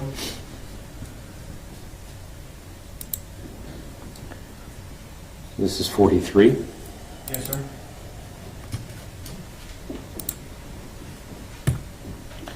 So slide 1 again, labeled at the bottom.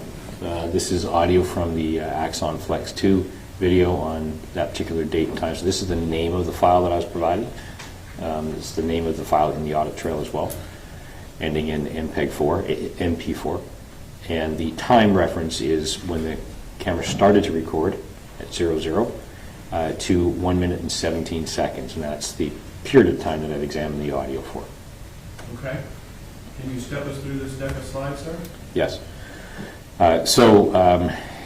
This is the audio spectral view, and we see at the very left-hand side there is 8 seconds from the beginning of the video before the audio starts, and it's called it's supposed to be a pre-event, but when the camera starts up from being turned on rather than being activated, at this point we have just over 7 3/4 seconds where there's no audio recorded.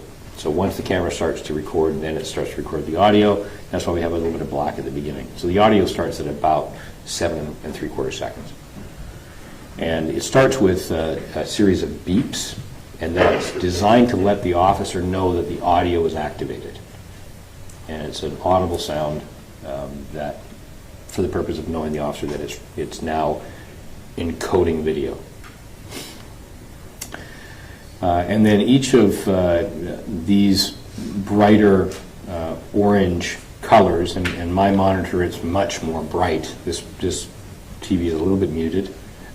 This tells us the intensity of the noise. And this is, when we look at objects that are lower down the image, this is basically represents the frequency. So the brighter the noise, the more intense it is, the lower the brightness, the lower the frequency. And so we'll find audio, human audio, in a certain frequency range. So what I've done is I went through this and noted the exact time to the millisecond when there's an utterance, and if I can understand that utterance, then I've replicated it. So the audio starts at 7 3/4 seconds.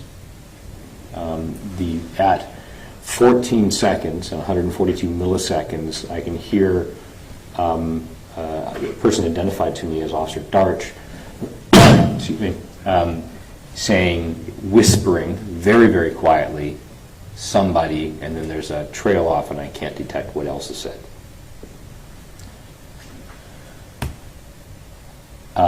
And then 3 seconds later, a response from Dean that says, yeah, it's an acknowledgement of what was said.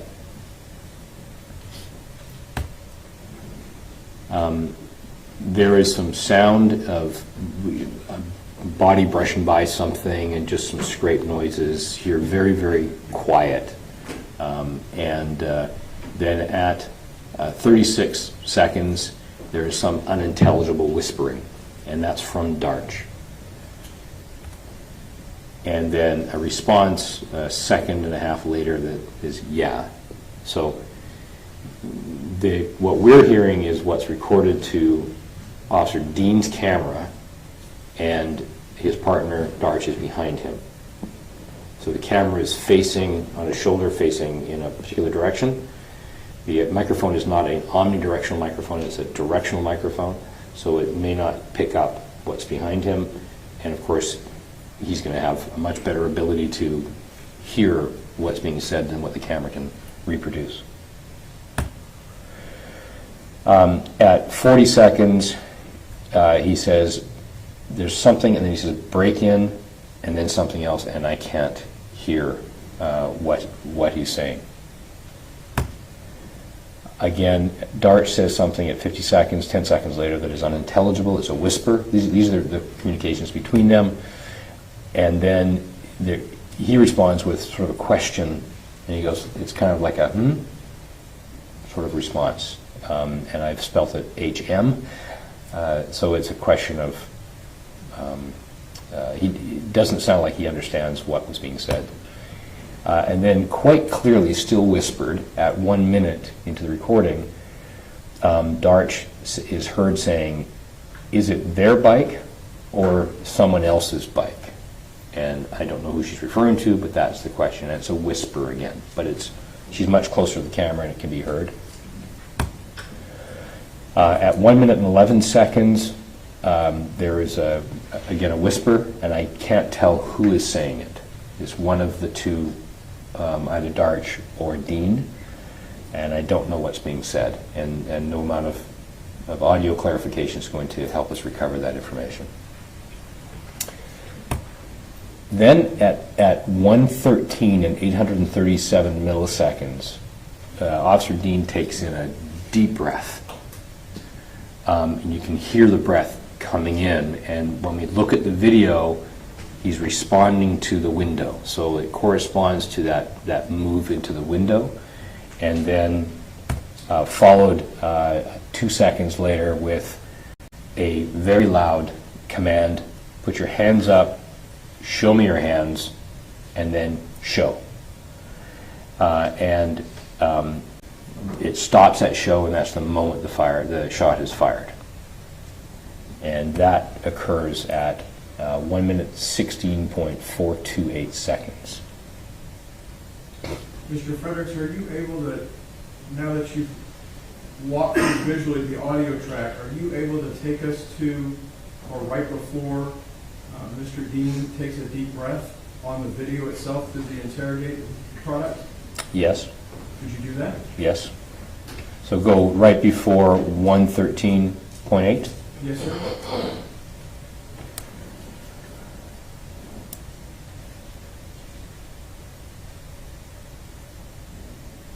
So I'm at 111.5.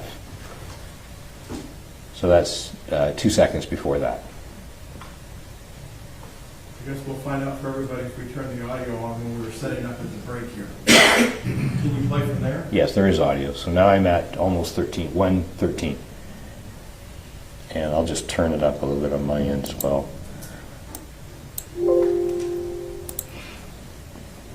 Would you like me to play it from here? Please. Okay. Put your hands up, show me your hands. So that's that piece of the audio. So we heard the breath, the commands, then the termination of the last bit of after show, the shot's fired right then. When we're in Defense Exhibit 40, the individual frames, is there a frame that goes dark around that same time period of the deep breath? Yes. Can you take us back to Defendant's 40 then and walk through the deck where that is?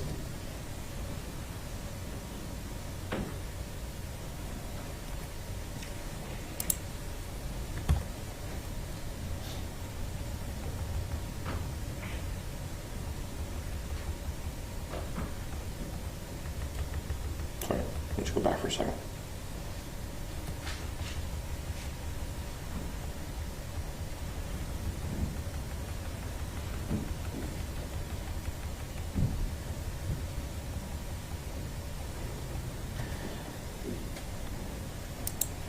I'm going to just go by time, 1 minute, please.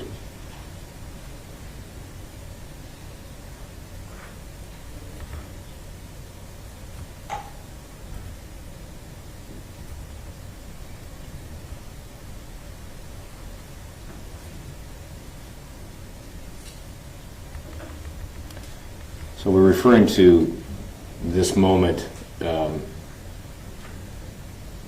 at 32:56, that's the seconds, and I'm going to go back to the deck now.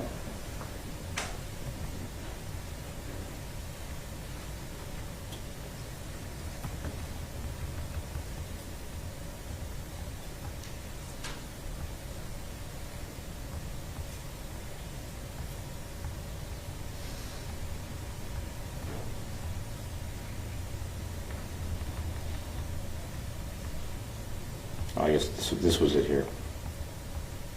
So, give me one moment to orient myself.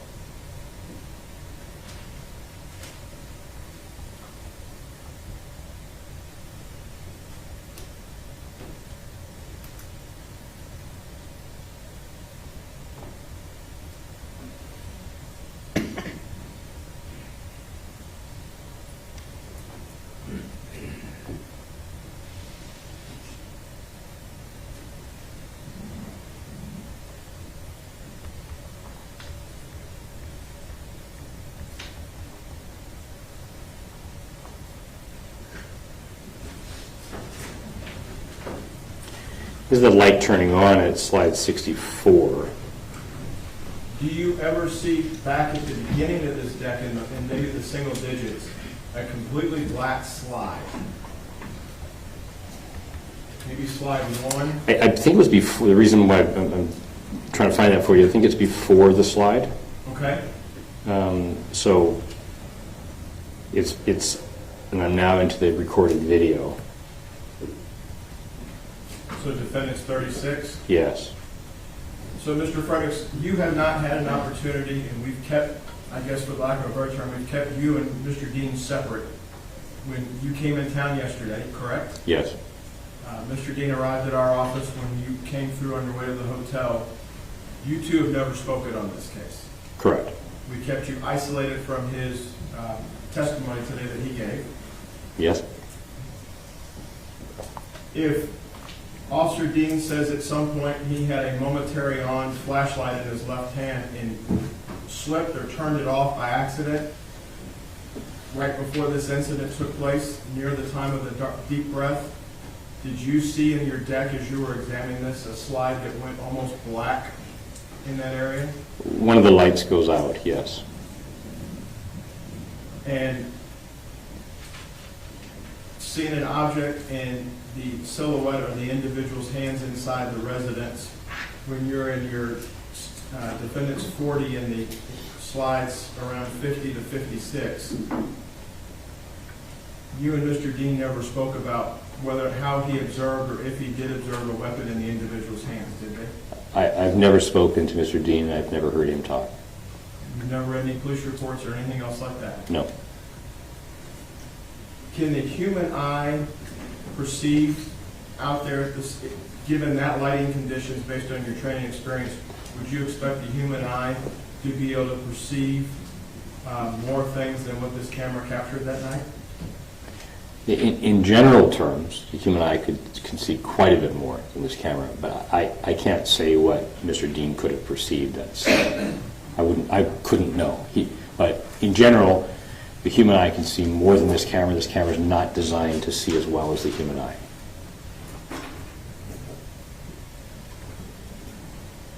Even if Fort Worth had made the decision to spend the money to bring the best evidence to the triers of facts such as this jury, and had it the highest resolution, would you still be able to discern everything out there on a night like this, given what this captures? No, I mean, even if they had used the high definition recording, it would have provided a lot more information, but it's still not designed to replicate the human eye. There are certain cameras, like for instance, the camera behind the judge. If you can see it, it's got little white dots around the edges. Those are infrared illuminators. So if we turned off every light in this room, that would become sensitive, and those lights would actually be initiated. We can't see them. They're outside of our ability to see. We kind of see a red glow a little bit, but what would actually happen was it would throw a beam of photon energy outside of the color spectrum, and the camera would record it. And so it would record reflection, and we would see everybody fairly clearly. That's at least within the jury distance to the camera. Some body-worn video systems switch like that, so they would see more than the human eye would see in very, very dark conditions, but not this one. Thank you, Your Honor. Pass the witness. Let's take a break before we do cross-examination, okay? See you in a few minutes.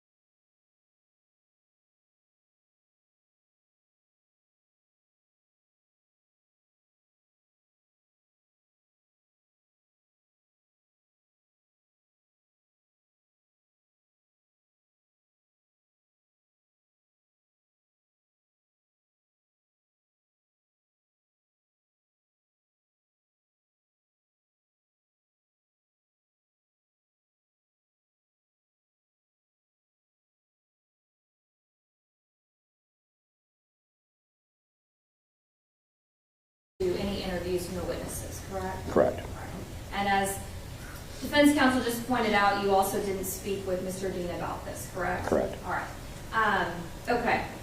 So let me ask you just a little bit, when we talk about these limitations, if you'll go ahead just to the very last slide, which shows all of the limitations. I have 17 to 17. Okay.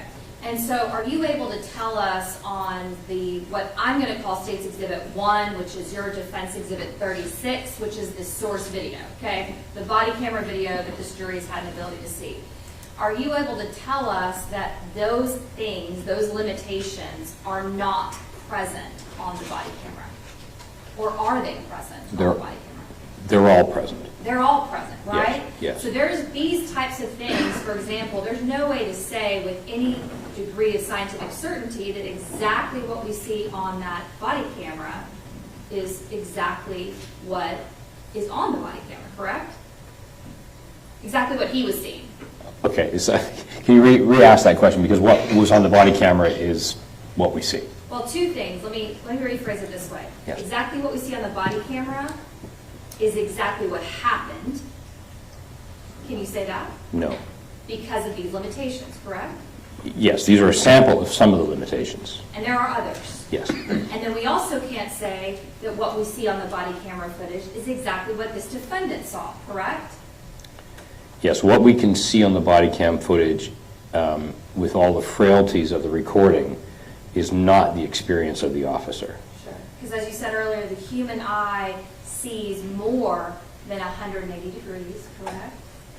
Yes, And so that's not the ability of a camera lens, right? correct. And the camera has, as you said, all types of frailties. We saw in a couple of your images, actually I think almost all of them, some artifacts. Yes. Just, can you make it real simple for me and tell us what artifacts are?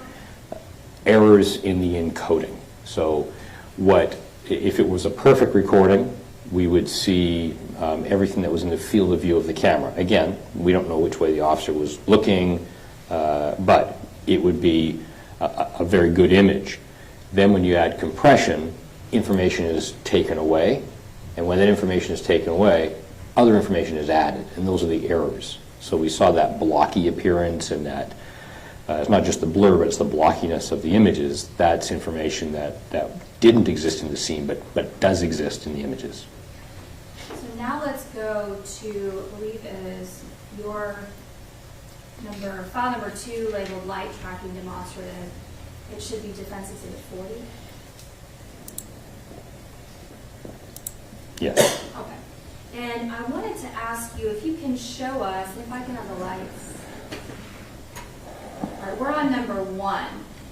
And the time I know that it should be, or at least to be accurate here in Texas, would be 2:32 and 56 seconds, sir? Give or take a couple of seconds. Sure. Yes. All right, so let's go. You said earlier it was between slide 50 and 56. Can you go to that, please?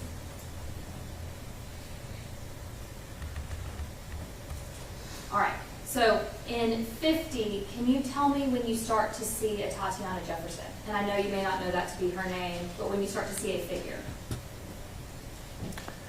There is a reflection, I'm pointing right at 50, where I'm pointing to right now, which is sort of between the two red arrowed lights. And that reflection, skin tone reflection, is very close to the other side of the glass, illuminated by the flashlight, and it stays in that position. And it has the same motion blur as these other lights, which means that it's an object, it's behind the window, and it's in blur because the camera is in motion. Okay, now let's go to 52. And again, the blur goes away, that goes away, and we begin to see, you can see the left forearm and begin to see the shirt that she was wearing. If I go forward now, that becomes more present. You see the left forearm, shoulder, shirt, crew neck. Go forward again. Now it becomes at 54 much more visible. And in 54, we can see you have 4 different arrows. You've already explained to us a bit about the lights that are going into the window and the reflection, is that right? Yes. I'm trying to make it as simple as possible. And so we have two different light sources that are going into a window, correct? Yes, All right. And those light sources are going to cause some reflection when they hit that window. Is that right? correct. And then any other reflective lights that are inside, what effect is that going to have on the view from the outside? Lights that are on inside, so, well, we have, one thing that I do know of, because I see the camera go inside, that there's a monitor, computer monitor, TV monitor that's on. The light levels are very low. I don't know if this camera would be able to react, perceive, and record any lights like that. The lights that we're seeing inside, like for instance, on the object that I'm pointing to, this kind of circular lighter object, and then another object that's reflective, that's all as a result of the penetration of the flashlights into the room. And it's your understanding that it was dark outside, correct? It was dark outside. Middle of the night, 2:30 in the morning, correct? Yes. And then it's also dark inside, maybe some ambient lighting from those monitors, the TV, maybe. Not enough for the camera to pick it up, but yes, I am aware that there was a TV on. And you would agree with me that when you shine a flashlight, let's just talk about the purpose of a flashlight for law enforcement. When they have those handheld flashlights, that button on the end, they flash that into certain suspects or people of interest or defendants, whatever you want to call them, but folks they come in contact with to disarm them at times, correct? Flash it in their eyes.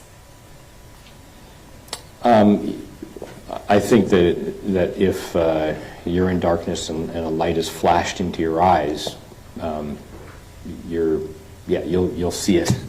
I don't know what effect an individual will have, but you know, depending on how bright the light is, it will have an impact on your eyes. Certainly, and you've seen a flashlight. I mean, you've had a flashlight go into your eyes before, correct? Yes. You've had a photograph taken of yourself, correct? Yes. And when you have a flash that's very bright, when somebody takes a photograph, sometimes it takes a second, right? You kind of close your eyes and you think, I'm a little blinded by that flash. Yes. Correct? Yes. All right. And so when these flashlights are going into this window, is there going to be an impact that is on the defendant's eyes? What is he seeing? I can't tell you what he sees. I have to be very cautious. I can tell you what the camera sees, but I don't know, for instance, here, I doubt his eyes are closed, but I don't know, right? It would be an assumption. I'm assuming he's looking at the window, but I don't know. So you're asking me to assume things that I'm really cautious, trying not to. No, and I don't want you to do that. What I'm asking you is, generally speaking, when you have a bright light that goes into your eyes, does that cause an effect on your eyes? It will have an impact, like the cameras do, but the eyes can recover much more quickly. And what is But the yes. impact that it has on your eyes? Of a bright light, Correct. the dynamic range of our eyes take a moment, I don't know how long, will take a moment to adjust to it. Obviously, if there's a bright light that's very close to your eyes, it's harder to adjust to the background. But you know, everybody's a little bit different, but I think we've all had that common experience of a light, of a flashlight. It's a little bit different than a flash of a camera, because those are very, very bright. But a flashlight in your eyes, it takes a moment to adjust. And that's what I'm getting to. When we look at these different slides, which within, I believe it's Defense Exhibit 40, there is going to be a moment to adjust from the flashlight, the reflection back into the defendant's eyes. You may not know how long, you may not know exactly the effect, but there would be some kind of momentary effect. So the effect of light in Dean's eyes, Correct. you're saying? There would be, well, keep in mind that the camera is oversaturating the light. So he's not going to experience the light as bright as what we're seeing it, or the perception of brightness, right? We can see his face here. It's not in extreme brightness. So there's not a lot of light coming into his face here. Likewise, the woman behind the window, the light is down below. There's not her face is lit up a little bit, but there's not a lot of light in her face. So I would say from this point of view, there isn't any direct light in their eyes. Okay. And you said earlier we were talking about, let's go down to 50. I'm sorry. That's okay. 54, now let's go to 55. And 56. Okay, and then there's also, we can see in all of these, when we're looking at the window, we can see the window panes, correct? Yes. Okay. And that's going to obstruct the view in some way, no way for you to tell the jury exactly in what way, correct? The view of the camera or the view of? The view from the defendant's standpoint. Yes, I can't really say, yeah. And State's Exhibit 55 and 56, you mentioned earlier that there was a dark object in her hand, correct? And you cannot tell us what it is that right? I'm not familiar with State's Exhibit 55 and 56. The slides 50 through 56 on Defense Exhibit 40. Okay, This exhibit we're looking at right now. yes. Yes. On 50 through, I have 50 through 56. You correct me if I'm wrong. You said that there was a dark object in her hand, but you could not tell what it is. Is that right? That's correct. Okay. And we're looking here at 56, and we can see, you showed me earlier her left hand, or her left arm rather, upper arm. Can you show that to us? Yes. So I'm going, it's the easiest to see it on 54, 55, 56. You can see kind of that motion. Okay. And let me ask you this while we're looking at that. So if you'll show us now her left arm. Yes, I'm pointing to the left shoulder and going down to approximately left elbow and then left forearm. And you're going back and forth between those different slides. Can you tell us what the time is between those? You said that earlier. But I didn't. 33 milliseconds. And Give me a 30 reference. 33 to 30 milliseconds between images. Can you give us a reference to what that would be in terms of a second? Yes? Tell About- us. Yeah, so if you have 3 images times 33 and a third, it's about 100 milliseconds, so it's a tenth of a second. So faster than that, right? So if that's a second, it's much faster than that. In video terms, it's different, but it's a tenth of a second, so it's Shorter quick. than a second. Yes, 1/10 of a second. Okay. And so when you're breaking it down through these 1,000th of a second, am I saying that right? Yes, I mean I can calculate 3 images to within a thousandth of a second to say it's 100 milliseconds. But what I'm doing is I'm saying here's an image that starts at moment 1, 33 milliseconds, 33 and a third milliseconds later, moment 2, then another 33 milliseconds later, moment 3. Those 3 images occur in 100 milliseconds. And so for purposes of what your evaluation, you broke this down so that we could see each single image. Correct. That is not how the eye perceives things, correct? Correct. It is going much, at this point, you are slowing it down for us to see each single image, or capturing it, let's say, in each single image. Well, I'm not slowing anything down. I'm displaying an image, and we can look at it for an hour, or we can look at it very quickly. So I got to be careful that I don't want to give the jury the impression that I am playing it back at a given speed. Well, that's why I guess when I asked, I said capturing the image. I mean, you're capturing an image and we're showing it. That is different than the perception of what the human eye sees. Yes, absolutely. All right. Yeah. And so you said earlier also that this perspective that we're looking at here, it's from his shoulder or wherever the body camera is affixed. Were you given that information of exactly where it was affixed? No, it's a common placement. I can see his left chin and slightly lower, so usually the cameras would be around the shoulder area. They're often on the chest, sometimes they're on the duty belt, but this is clearly in that left shoulder area. Can you tell us on Defense Exhibit 40, all of these different slides, if you see any lights from the inside of the room coming out? I do not. Can you tell me the slides that we're looking at, 55, and you went back a bit, 53, 54, 55, can you tell us which particular slide the shot is? Yes, and let me go back to answer that question. You asked me if I see any lights coming outside from inside the room.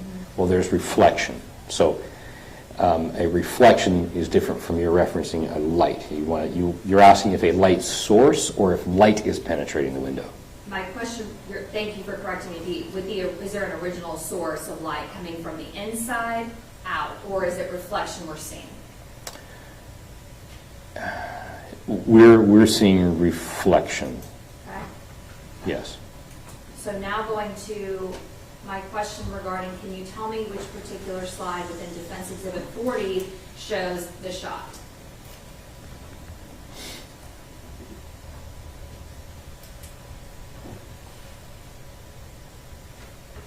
So it would be between 63 and 64, the shot would be fired. And is that what we're seeing? You've got 63 and then 64. Yes, this is 63, then 64, and you can see the light rail on the rail of the weapon as a weapon's responding to being fired, has to recoil. Can you tell in looking at these slides, maybe 60, 61, 62, leading up to 63?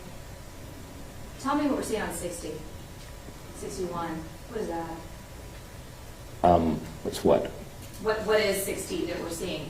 We have the two different. Why does it look like that? I described this earlier as the blur. What are we looking at here? Let me go. I'll go back, and then I'll come forward to help orient myself. Sure. Yeah. So what we're seeing from 56, 57 is that the camera is panning to the right, which means that his shoulder is moving in that direction.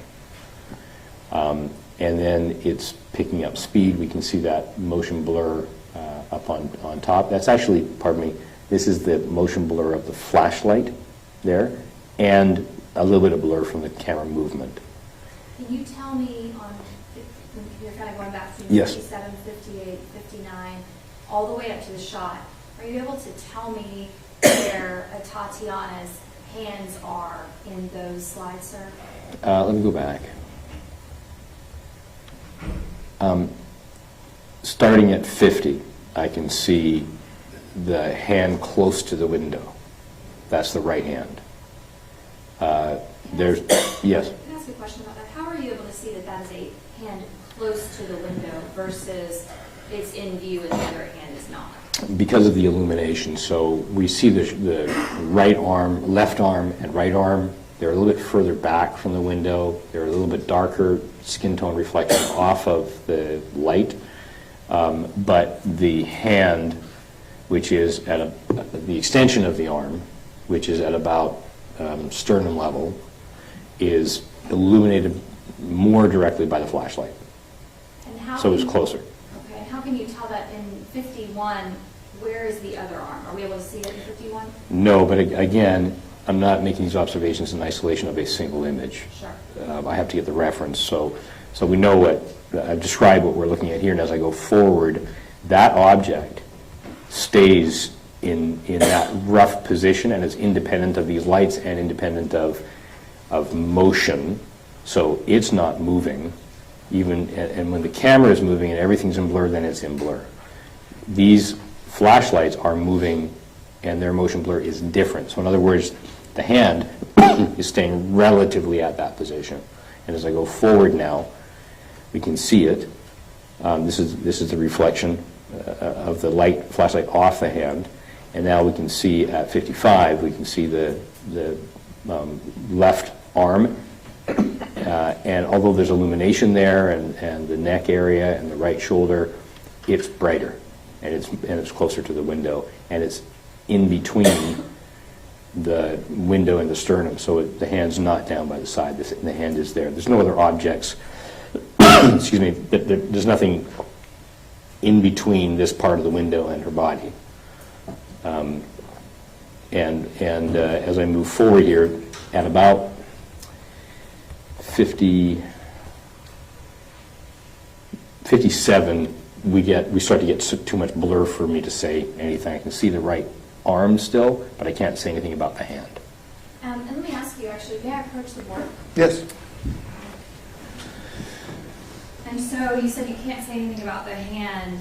We were talking earlier, Judge, I don't want to block you. You're okay. I'm sorry. You're okay. Can you see me? I can, thank you. Or see what I'm pointing? So Yes. you were talking earlier about the flesh color of the arm that we see, the left arm. And then you said now that we get to 59, if you'll back it up just a few. Okay, so keep backing up just a bit. Okay, so show me here where we see 54, 55, the hand. Okay, if I go back and forth between 54 and 55, this is the hand I'm pointing to right here. Okay, and now keep going forward. And now where'd it go? Then I can't, as I said, once we get to 57, Go forward? Just 58. one? Just one? Yeah. And so do we see that there is appear to be a flesh-colored tone object there? Yeah, outside the area of illumination and the reflection back to the camera. So this is all oversaturated. We're not going to be able to see past the plane of the window at that oversaturation point. So outside of the oversaturation, we're seeing some skin tone of the right arm, upper arm area. All right, and keep going. We can actually, on 57, 58, excuse me, we can actually see the flesh up here as well. Is that right? That's right, yes. Okay. So that would be probably where her, at least her upper torso or face would have been. Well, I can see the crew neck of the, and I'm describing it as a crew neck because it looks like it's circular here. All right. Okay, and so which slide did you say now for us again is the shot, the actual shot, 60? Between 63 and 64, in that area. May I have just one more here? Yes, ma'am.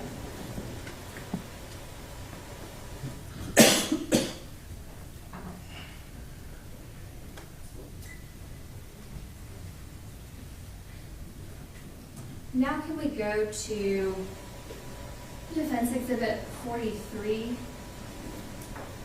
and 44, I believe, I don't know, 44, yeah. 43 is the Yes. audio, yes. Excuse me. Okay, that's all right. So before we get into the audio, I wanted to ask you, you've testified for both the state and the defense many, many, many times in your career, correct? Yes. And had we reached out and called you before defense did, then you would be sitting up here for us, just like you are for them, is that right? Yes, and my evidence will be the same. Sure. Yes. And it's not going to change because you are just giving the evidence and you're just testifying to what you've done as far as your analysis, correct? That's right. And as part of your work in this case for the defense, you get paid. That's part of how you make a living, correct? Yes. All right. So I want to ask you a little bit about this audio. So if you'll go to the next slide. All right. So if you'll go through to the very end of your audio. Okay. So now my question is, if you said there's a deep breath and it's one, I'm going to ask you to do some math, okay? Yes. So between the time of the very first, the beginning of the command, so put your hands up, show me your hands, show. Now you've got 01:15.893. Is that the beginning of the command, or is that the end of the command, or where is it in that command? That's the very beginning of the first utterance of the first word. So right as he's saying put, like just right there, that's the 01:15.893. That's right. All right. Then we see shot fired 01:16.428. Yes. How many seconds, what's the time difference between the beginning of that command to the time that that shot is fired? Approximately 600 milliseconds. Okay. So is that even a second? No, just over a half a second. Just over a half a second. Yes. And that's from the time that the command starts to the time that the shot is fired. Correct. All right. And there is no way to be able to tell us what Atatiana Jefferson could see inside of her bedroom outside, correct? Yes, I have no, I don't know. And there's no way to tell what this defendant saw from the outside looking in, correct? I do not know what the officer saw, yes. I'm going to pass the witness, Your Honor. Redirect. No, Your Honor. They, We would ask that if we're going to excuse him, he's finally excused due to travel. any objections? I don't have any objection to that. Okay. Mr. Frederick, if you'll unhook that microphone for me, you may step down.